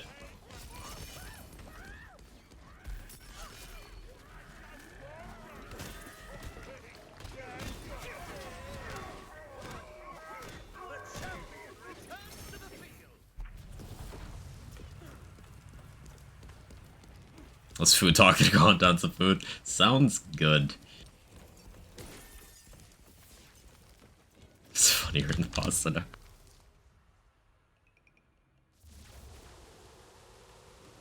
Oh, heckin' cute. Who are you? One of us. One of us.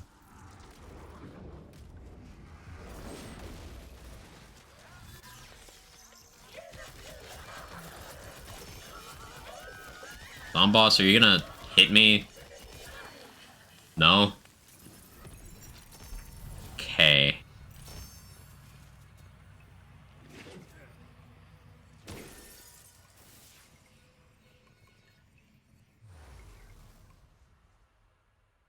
Caramelize the sugar and make noodle brittle is just one of the all-time statements I've ever read.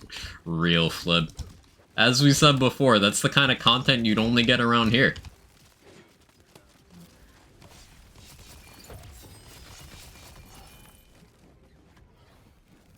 Gotta have a cooking stream where we just make Stump's pasta ideas.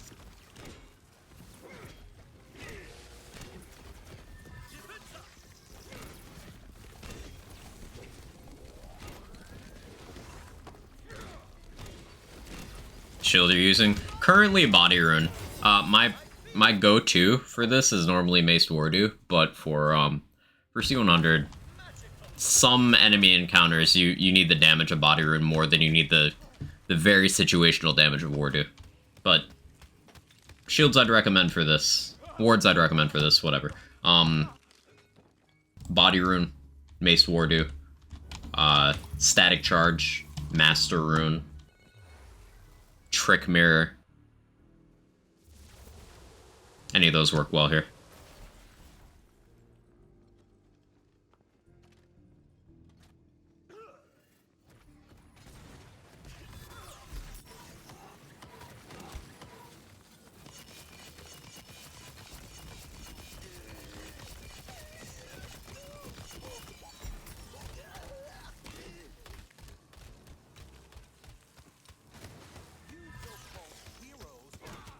Laughing so hard, my coworkers are literally asking if I'm okay. Oh no. Don't let me get you in trouble. By Greatsword over Banshee? Higher crit. Greatswords can get 12% crit chance, Banshees can only get 11. That means...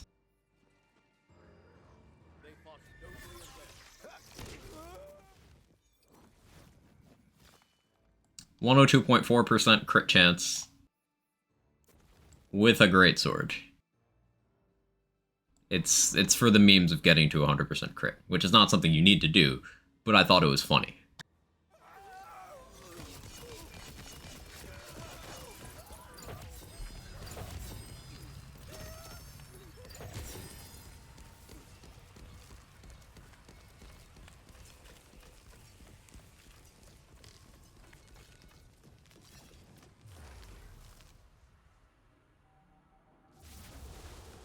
Tried yesterday's evening pasta with Korean bacon and onions. Not bad. Might use too much onions though. Yeah, my relationship with onions is interesting. There's some dishes where I really like having extra onions for texture, and then of course, you know, cooking's aromatic, you use it in like fucking everything. But I definitely don't like when I use too many onions in a dish that doesn't call for it from like the texture perspective, because then it's very distracting. Yeah, I feel you there.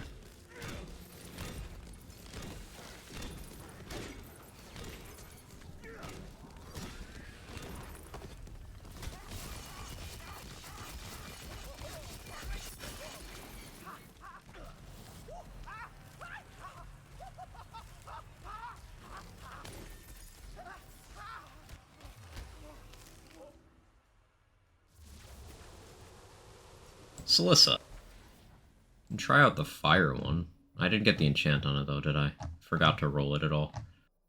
Oh well, I guess we're not trying that out.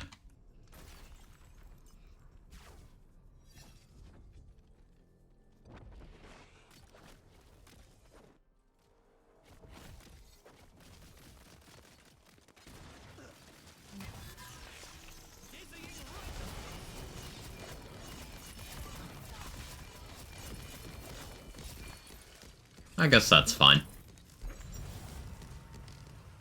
It's okay. It's alright. Onion size is very important. No, it's what you do with them.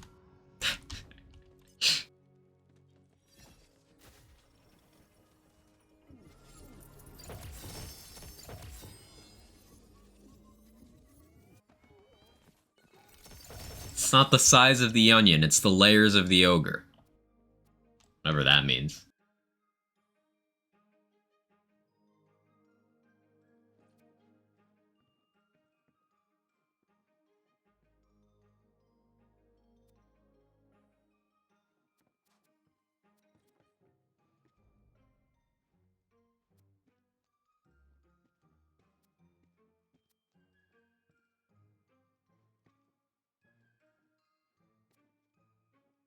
So we're looking for 40% melee SMGs.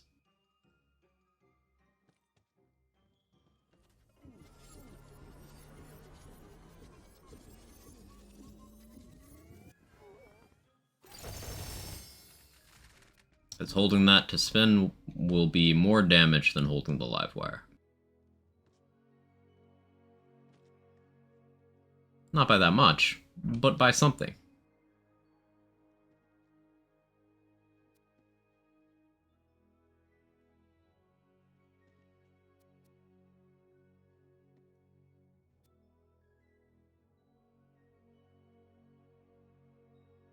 It's on the side of the onion, layer of the ogre.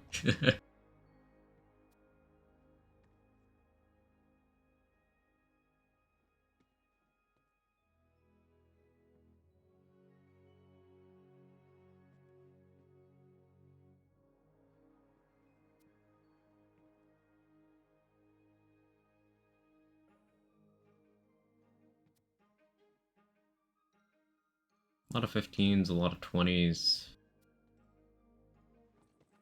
No 4Ds yet. Dire Sacrifice still a meme? I mean, it hasn't changed.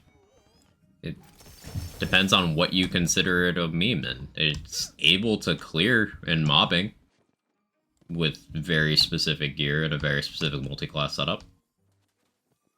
Does better than I'm sure most people get it to do. Is it still on the lower end of available options? Yeah. Does it still suck at bossing? Yeah.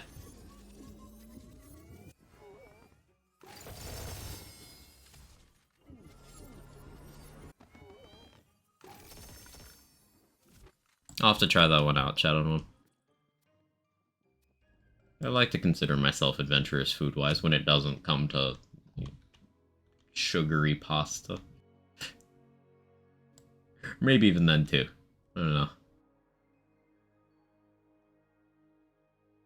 Caramelized onions recipe. 1 pound of onions, julienne. 1/2 cup brown sugar. 1 ounce sherry. 1 ounce red wine. 1 ounce veal stock.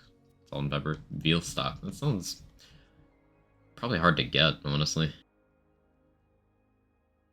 But you can substitute for a lot of that stuff. But yeah, it sounds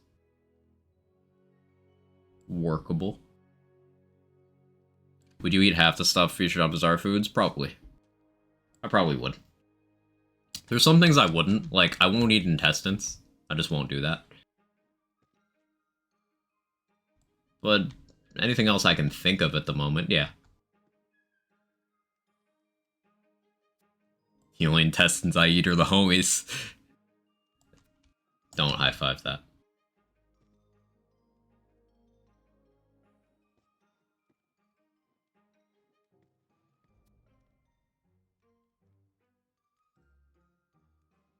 I just come in.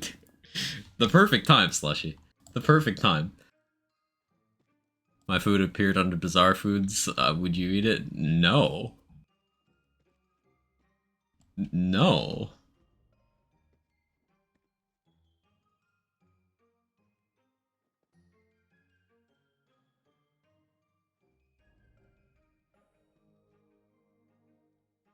On the fence on Balut for like 13 years. Still don't know if I'd try it. I would. I would.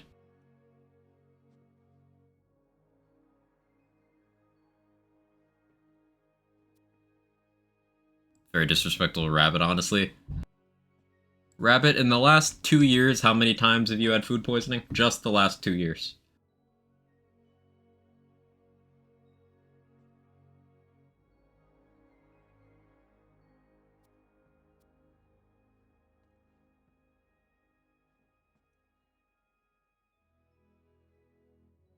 Four times maybe? And how many of those times was you cooking for yourself?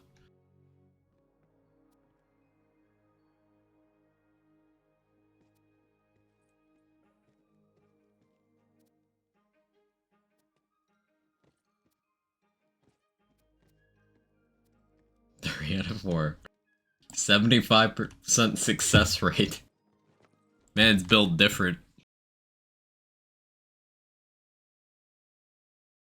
Moral factor there too, not just the strangeness. I get what you mean. It's not 100%. So you're saying there's a chance.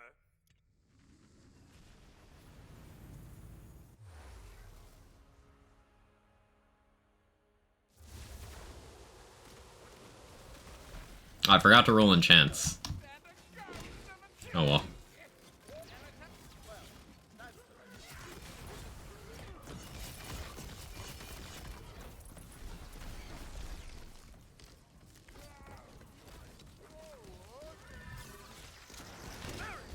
Rabbit's food poisoning has 100% survival rate, though. You see, we don't know that. We don't know who else ate Rabbit's food. We can't be sure.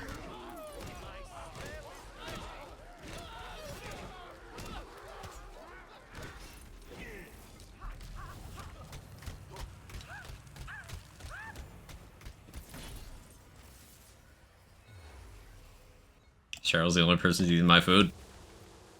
I haven't heard from her in a while. That's all I'm saying. And maybe she doesn't count. Maybe she spent too much time in proximity to you and, like, developed your resistance to lethal food. She was just over this weekend. I wasn't. I can't verify that.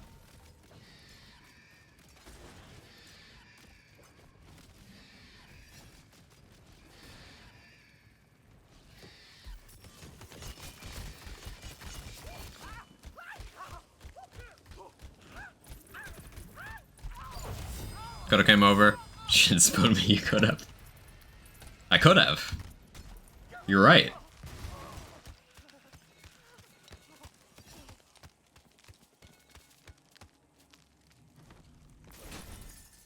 You investing your myth ranks, or you just stop after the initial token caps? I stopped. I still have only 480 points invested, so I'm sitting on 501 unspent. You can see over here.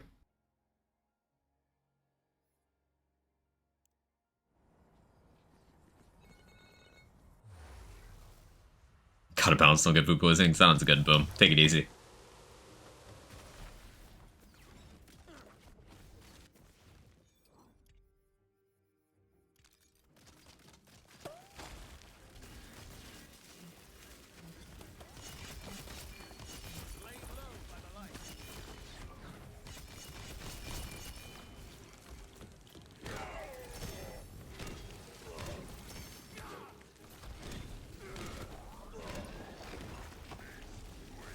Why do you choose not to use them?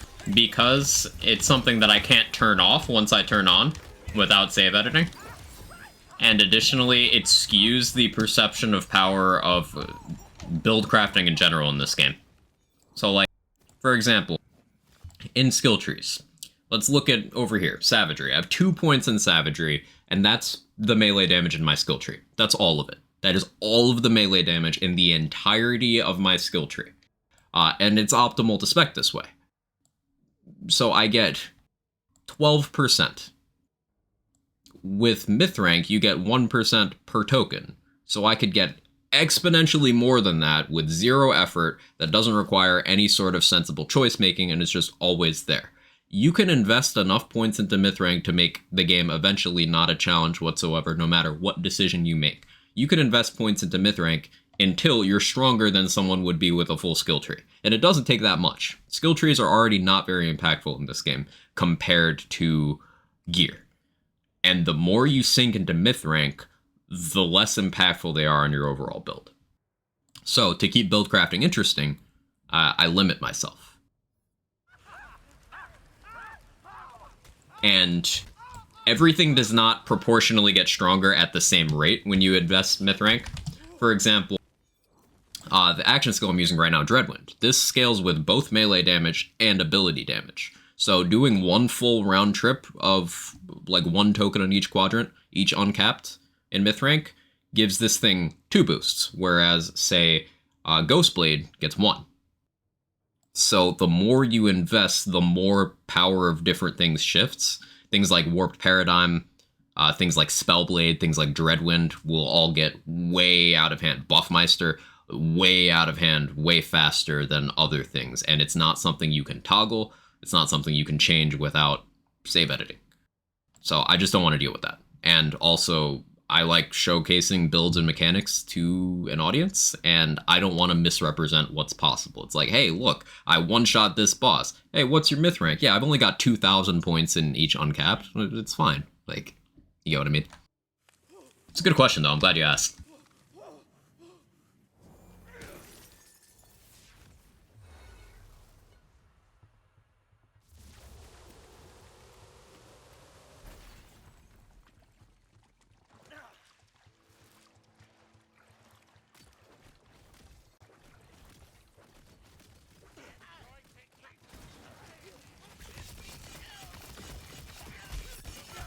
I knew those translations would pay off.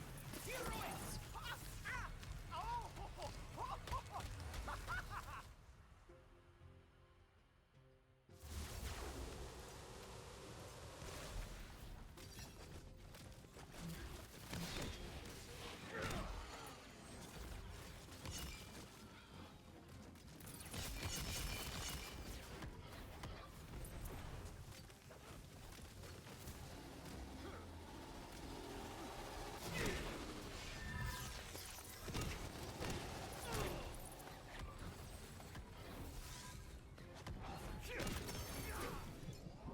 This world is not for you. Time for a spell. The wheels of justice turn and turn and turn and turn. Carouser's trying.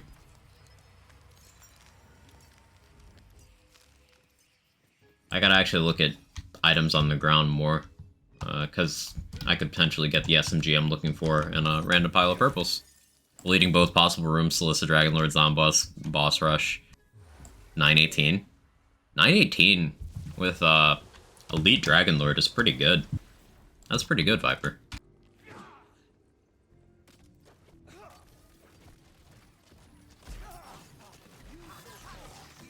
Oops.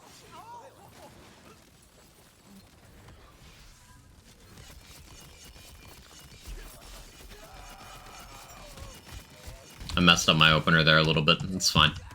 You saw nothing. Sacred circle.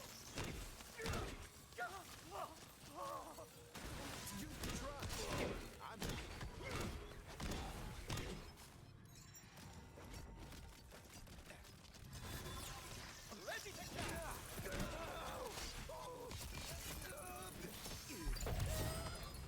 SMG you looking for? any Hyperius SMG with 40% melee damage. There's a few different ones that can get it. Fucking gnat in here.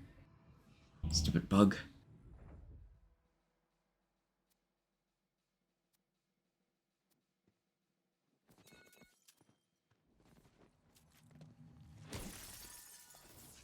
Some of the shadows benefit from ability damage. It does not. Spraying can others are possible too? Yes. Lazy got one on stream yesterday, so possible.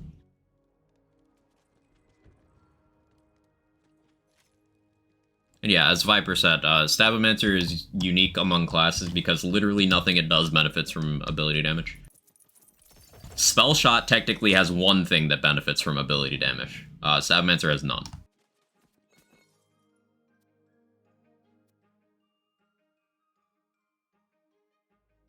That's a really good ring. That's a lot of spell crit damage. That's a lot of spell crit damage. Got a 4% melee, 21% crit the other day, pretty nice. Yeah, I have one of those on my my hammer build. I want to get one for this build.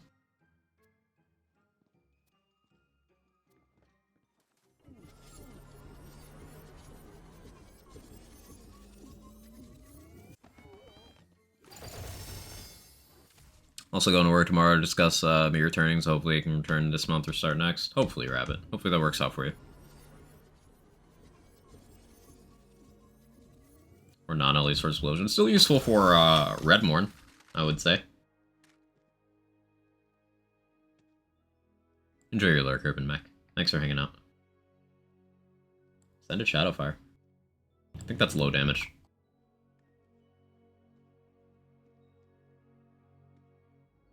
Yeah, see, that one's much higher. There's a Spriggan. I was hoping for a different one, but, you know, beggars can't be choosers.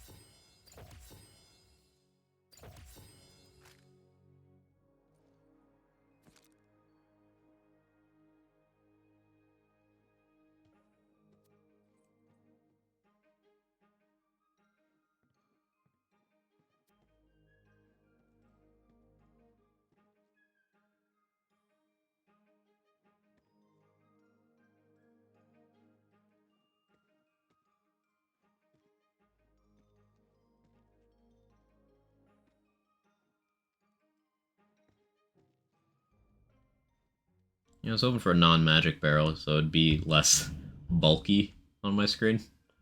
But I won't have to see it much, because I'll be spinning. So, 'tis fine.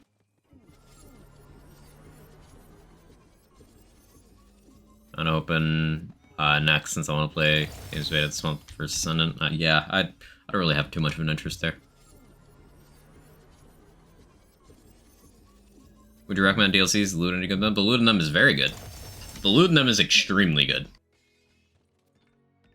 I'd say of the flaws with the DLC season of this game, loot is not one of them.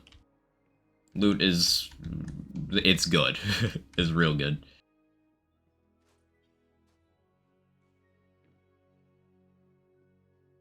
Most slots have a contender for best in slot somewhere in the DLC.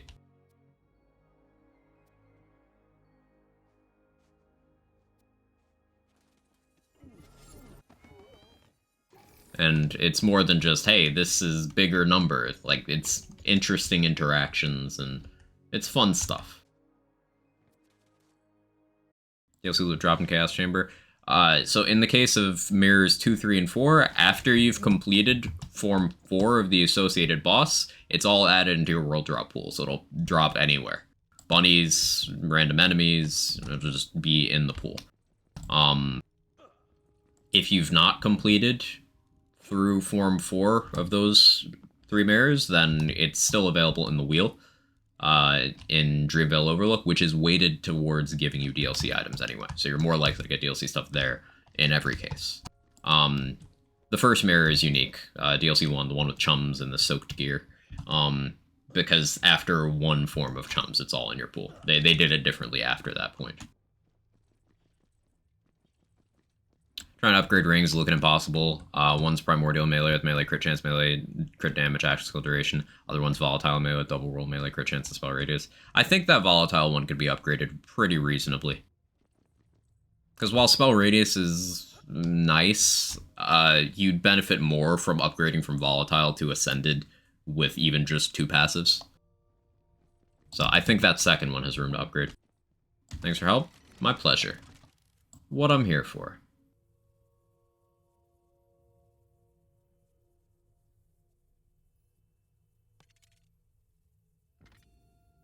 Do I currently have my live wire? Oh, just that.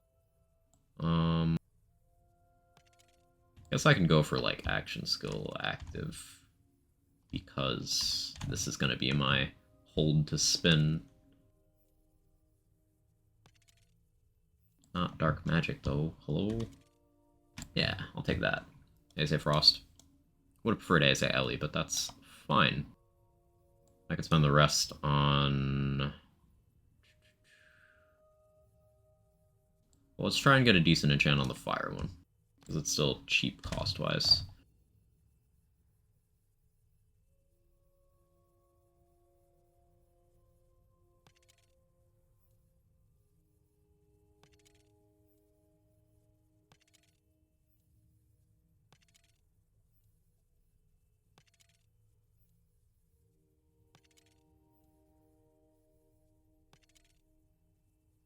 It's not bad.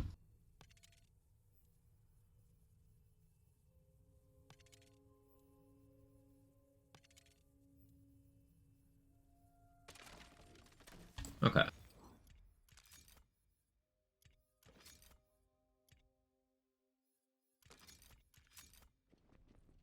So...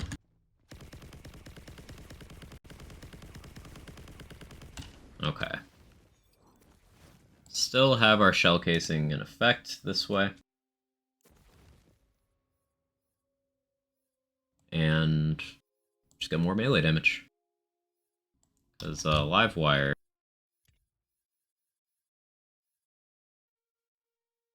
does not give the 40%. Now, live wire is supposed to be able to roll a barrel accessory for melee damage, but it is bugged and does not actually happen.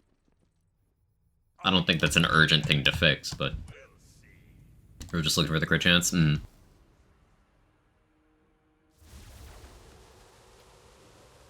I don't think it's unreasonable to hope or plan for a primordial or ascended at least double roll melee crit chance. I don't think that's at all unreasonable at this point.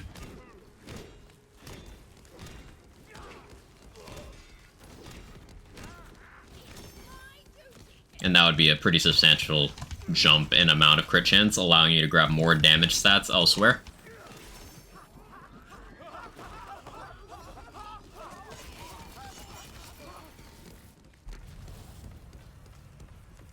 That's a much better Shadow Fire than the one that dropped before. That Reviver is trying on the damage, holy. That's only Primordial, too. You could get an extra spell damage part and be ascended. So you can break 10k card damage on a Reviver. That's mildly interesting. You know what double roll crit chance is at Primordial Ascended? 89 is triple at Ascended, so quick maths.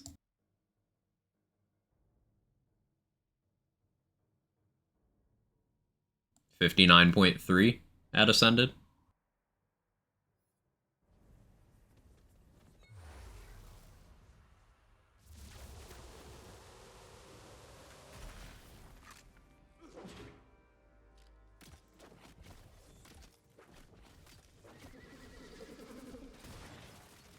Arcane armor.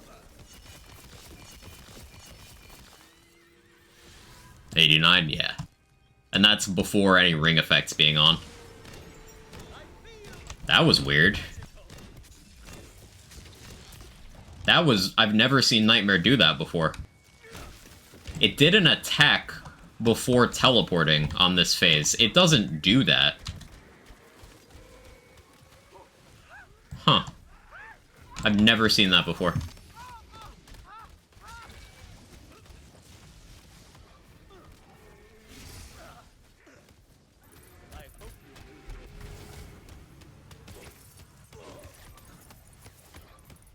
Also, there's a bug flying around and now I'm itchy. I know it's not on me, but I feel like it is.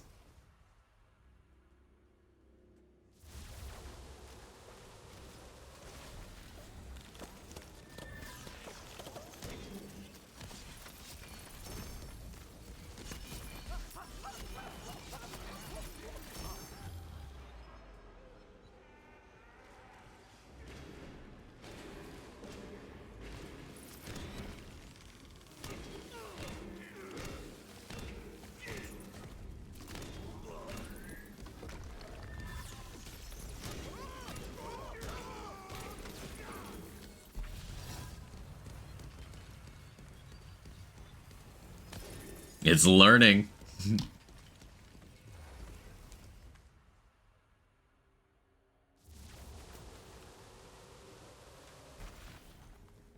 What's the ascended single roll per chance? 29.6. Which is competitive as a single roll, provided you have a weapon with a high enough base.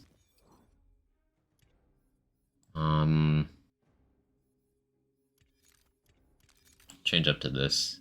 We'll just not run with a live wire equipped anymore. Hey Brucey, how you doing?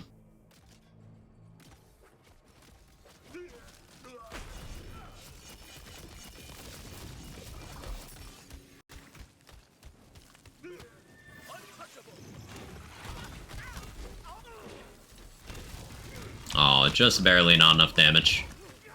Sad.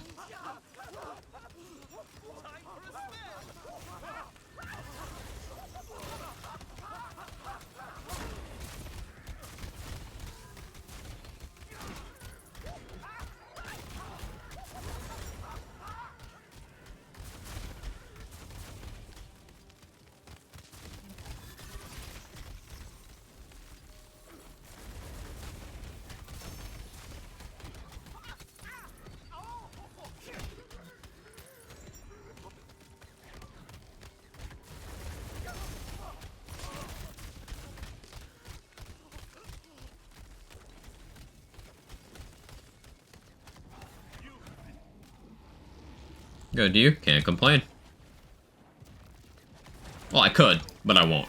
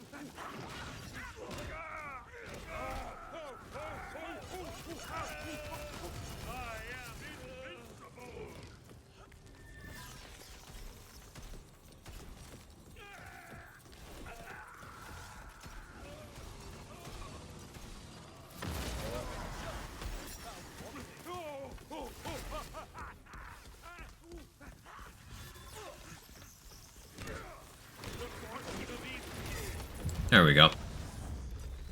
Different note, been exceedingly lonely lately. I've lost some friends, and your streams community would help me through it. Thank you, Cog. Thank you, chat. Hey, happy to be here for you, Archimedes.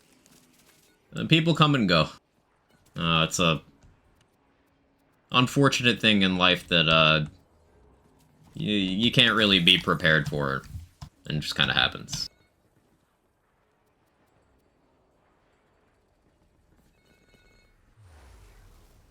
But I am happy to have a corner of the internet where people can, enjoy the same shit and just have a good time.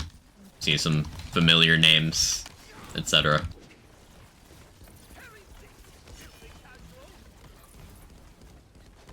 That's the goal at the end of the day.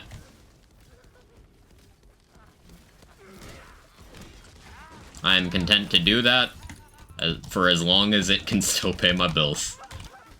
Pretty much it.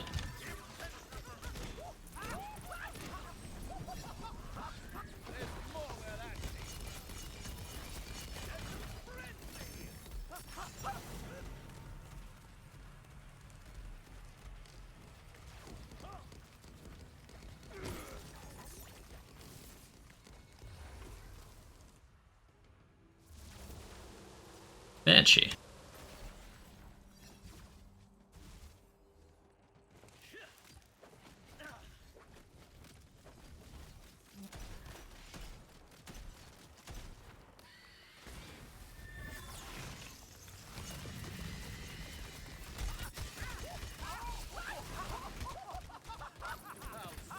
The one spin on Banshee.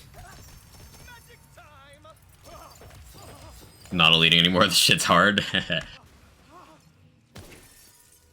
We got any more big updates, patches, you want to see changed or adjusted and added?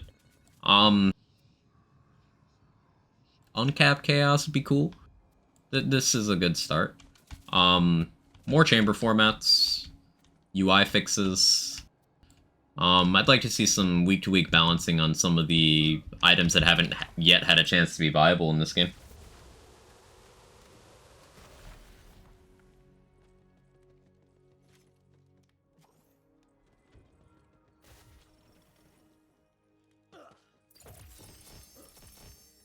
Unnerf everything? I wouldn't say that. Would not say that at all. And like, how much do you think they've nerfed? Everything mean bosses on the gear? Okay, there we go. By everything meaning bosses, yeah, I'm down for that. Gear? They balanced some stuff well. I know you clarified you didn't mean that, but I'm gonna go into the subject anyway, Jamlot. Because some people do think that way, which is why I made that assumption. Like, in terms of gear that they've actually knocked down a peg, they fixed a bug with the Buffmeister where it was doing something it wasn't supposed to, and then they left everything else about it alone, yet people still cry nerf about that. They put the Livewire and Mosquito from absolute insanity to really good items, still frequently best in slot, just not universally anymore. The Rogue Imp nerf ultimately meant nothing, the Liquid Cooling nerf ultimately meant nothing. People forgot about the Catatumbo nerf.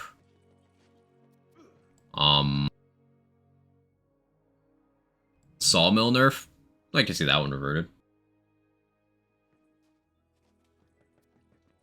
Dahlia AR nerf maybe could be looked at again in current state of the game. Buff Pookie? No, Pookie does not need a buff. It's still good, Rabbit. Pookie took a 25% nerf and remained good. Ruby Spite nerf was needed? Yeah. Like, it's still one of the strongest things in the entire game, post-nerf. Just insanity to me. Like, Pigword Parade boss. Let's see some help for Spore.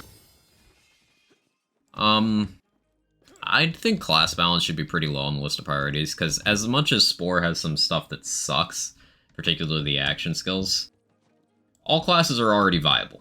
I'd like to see things that are not viable be made viable. For example, Mage Staff for damage at high chaos levels, it's not gonna fucking happen. It's just not. You'd be better off using almost anything else in that slot.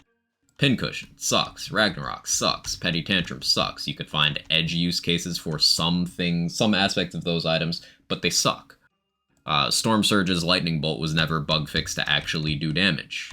I'd like that fixed. You know, things like that. I'd like the ward slot to have a few things brought up to a level where they're worth using. As much as class balance, you know, some classes have some things that are like, wow, you're not for anything. The classes as a whole are all still viable for something.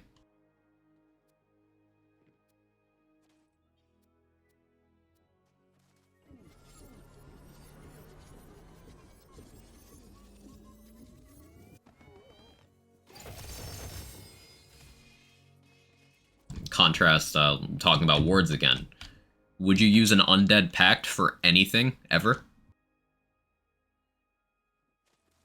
That's the kind of stuff I'm talking about.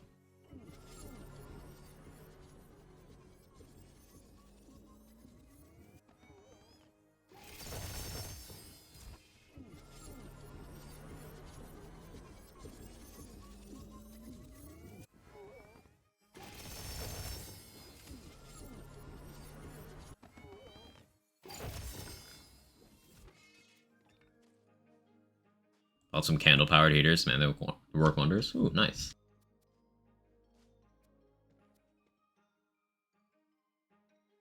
When you use the last gas, find it difficult to use guns in this game instead of melee or spells. Guns have a lower level of performance than melee spells and dots, which is an interesting thing to think about. Actually not a gun game. Most gun builds will start to struggle on the highest of casters right now. Without very optimized choices.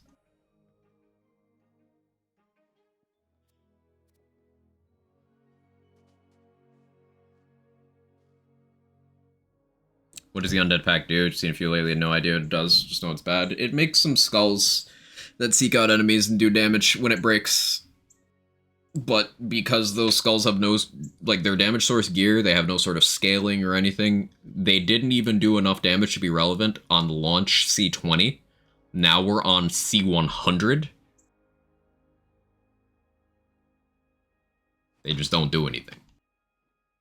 And it's a difficult to trigger condition, and it's in a highly competitive gear slot. Like, you would never take an Undead Pact over Body Rune, Mace Wardu, Cursed Wit, Spirit Rune, Bad Egg, Lich's Augur. Like, those are just winning. Amp Wards. You're just not gonna use an Undead Pact. There's no niche for it. Basically, Borderlands gun game, Wonderlands not. JK, I'm here to spread love. Hey, Foster. Well, as we've proven in many areas, for the most part, Borderlands 3 is not a gun game either. Wonderlands just took that concept and amped it up further.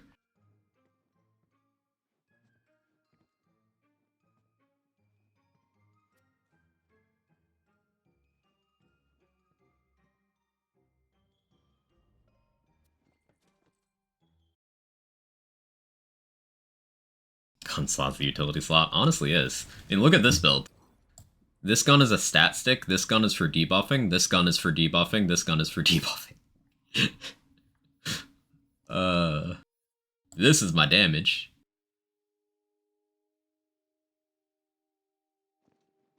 Borderlands a ground slam game, we all know it. Based. Based and true.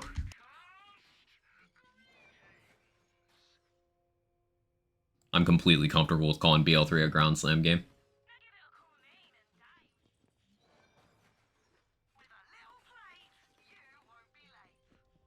I have a cat hair, like, in there, but I don't want to dig. Ugh. Borderlands 3 is melee without the melee. Real. Gunfire is a stat that shows how much of your total damage is done by each weapon. It's wonderful for proving no build is a gun build in that game. Lance sees the same stat. I agree. The stat breakdown part of the Chaos Chamber, like, end screen, if that properly tracked things, it'd be great. My son pooped in the toilet for the first time today. Yo, let's go, Stomp. Congrats to him.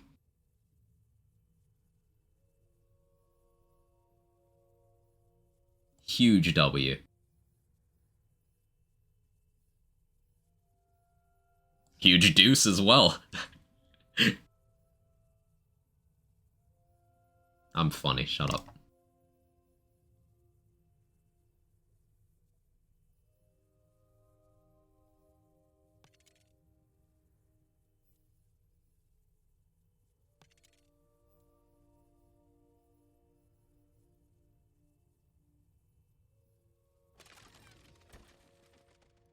Alright, one more run.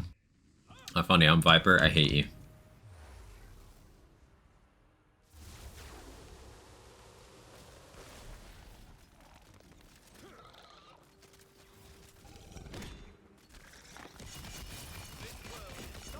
big stinky W.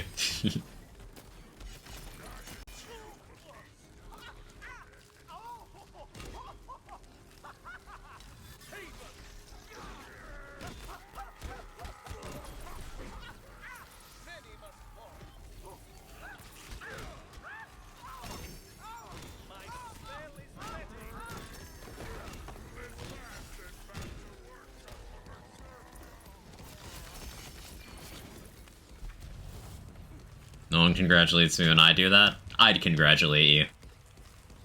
I would also check your work.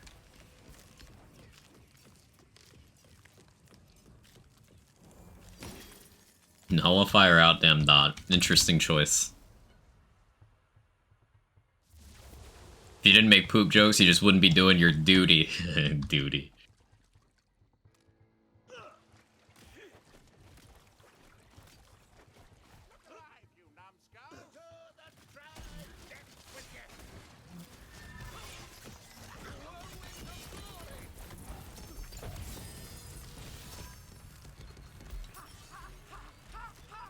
Well, that's an Ascended Cannonball. 11k?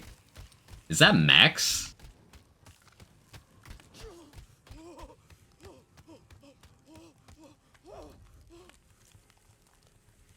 That's a lot of damage. No, I said the thing by accident. But no, seriously, that's a fuck ton of damage. Yoink.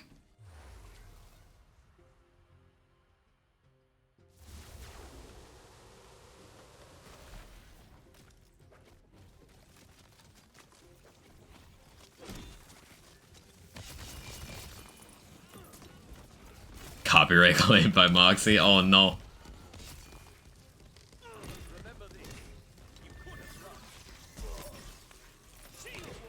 Or like copyright claim by Flex Seal on behalf of Moxie.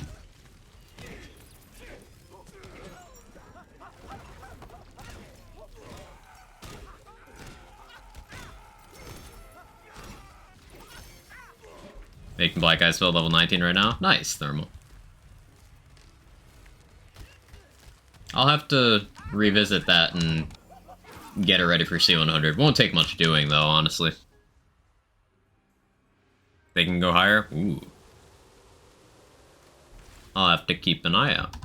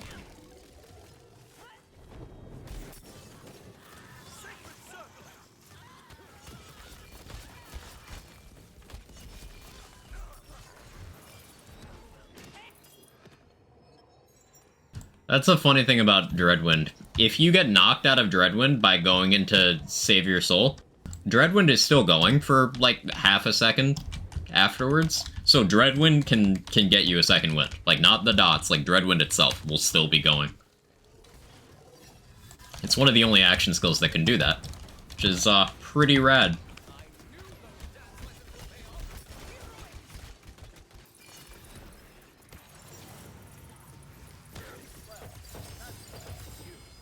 Future Destroyer. Wait, are you calling me a destroyer, or are you saying there's someone who destroys me?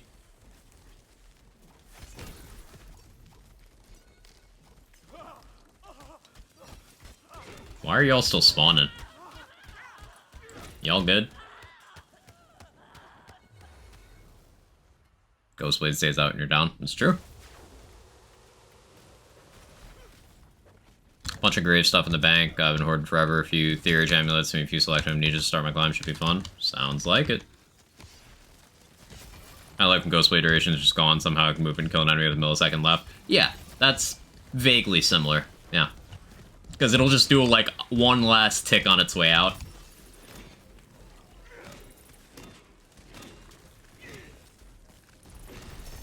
You're the destroyer, depends on your tastes. So, the most degen option, usually, yeah.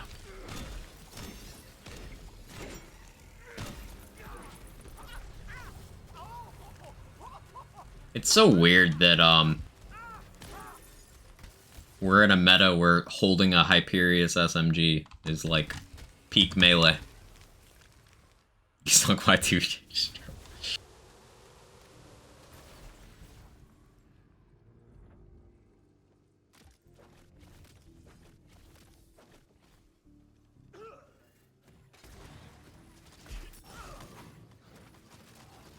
I didn't reload my Tootherator.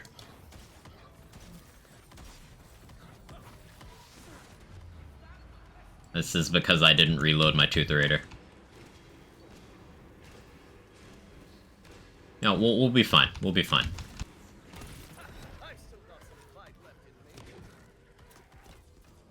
Just reload my guns.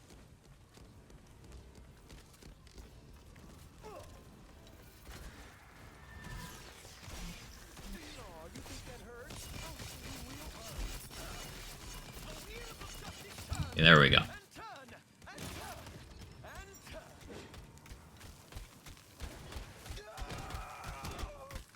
How the runs going? They're going well, son. Got an upgrade greatsword wise. I just need to roll it to the right enchant. You know, same parts, 10% more crit.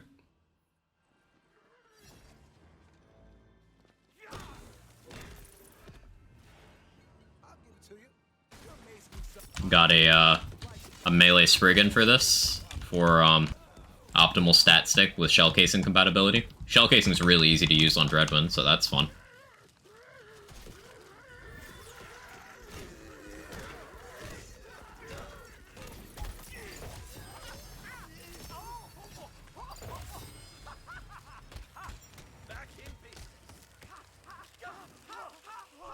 That is a 550 damage Ascended White Rider. It's times 1, but like, that's really high. Ugh.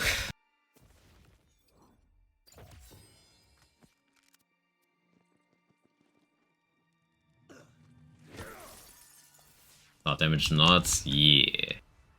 A Dreadwind Enchanted Mace Warder should keep that? Absolutely. Absolutely. Showcasing DLC item? No, it's a base game ring. It's been in the game since launch.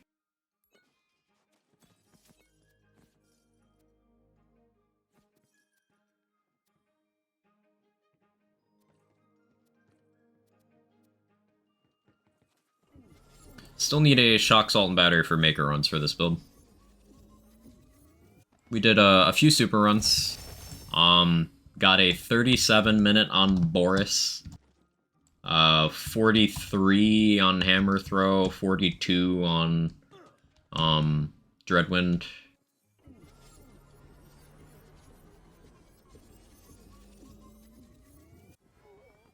That was cool. Accidentally killed Bark before having a chance to hit any of his weak spots on one run. Because I missed and Blade just killed him anyway.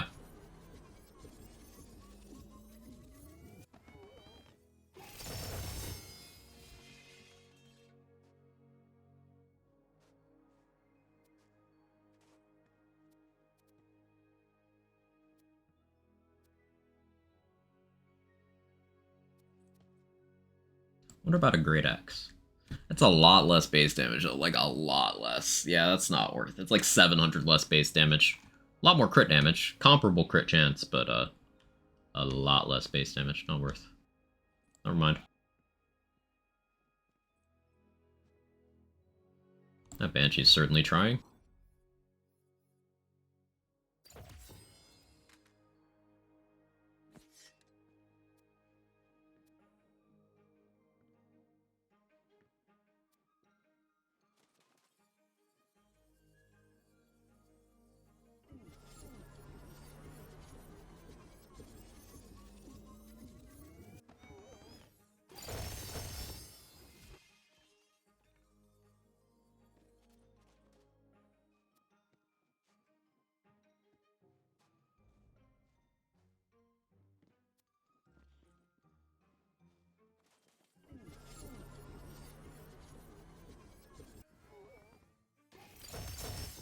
No salt and battery? It's Viper's fault.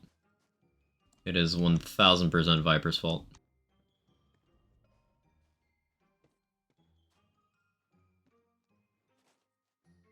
I'll keep messing with it.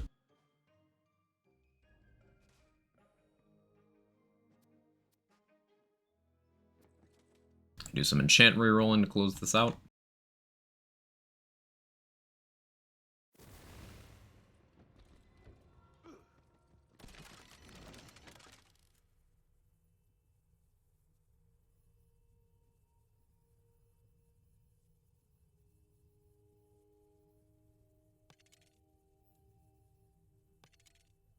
More.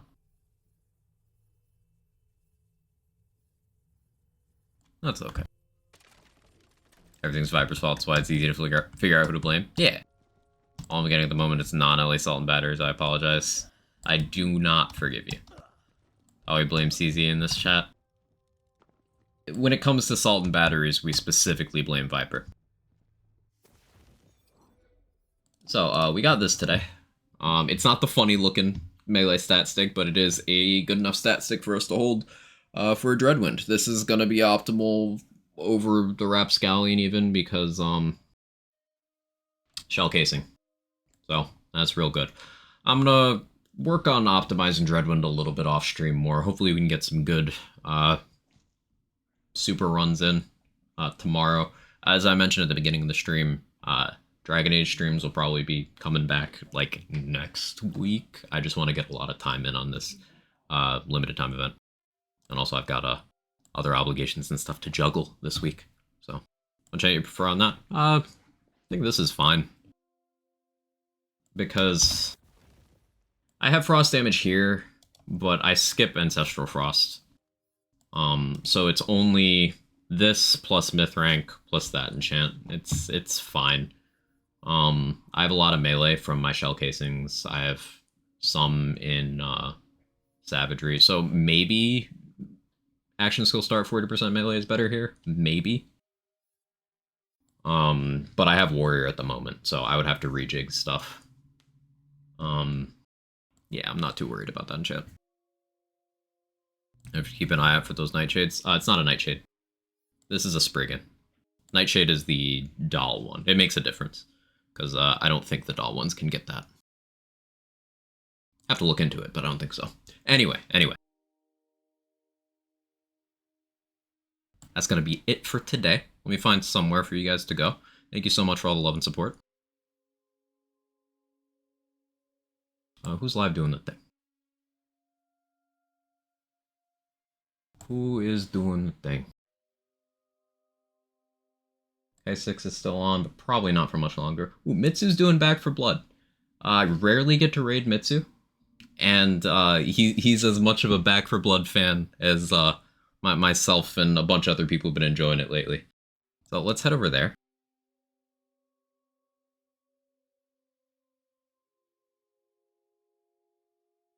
Let's do some Quag Chads. If you don't know Mitsu, he's another content creator mostly known for Borderlands stuff, but he's one of the hosts of the Bordercast and the Wondercast, if you're familiar with those, and just all around fun guy to talk to. So yeah, let's do some Quag Chads. Make sure to drop a follow, say hi, and then go about your day as you see fit. I appreciate you guys. I will be live tomorrow, I'm pretty sure. Same time, same place, same thing, most likely. But yeah, thank you again. Bye-bye.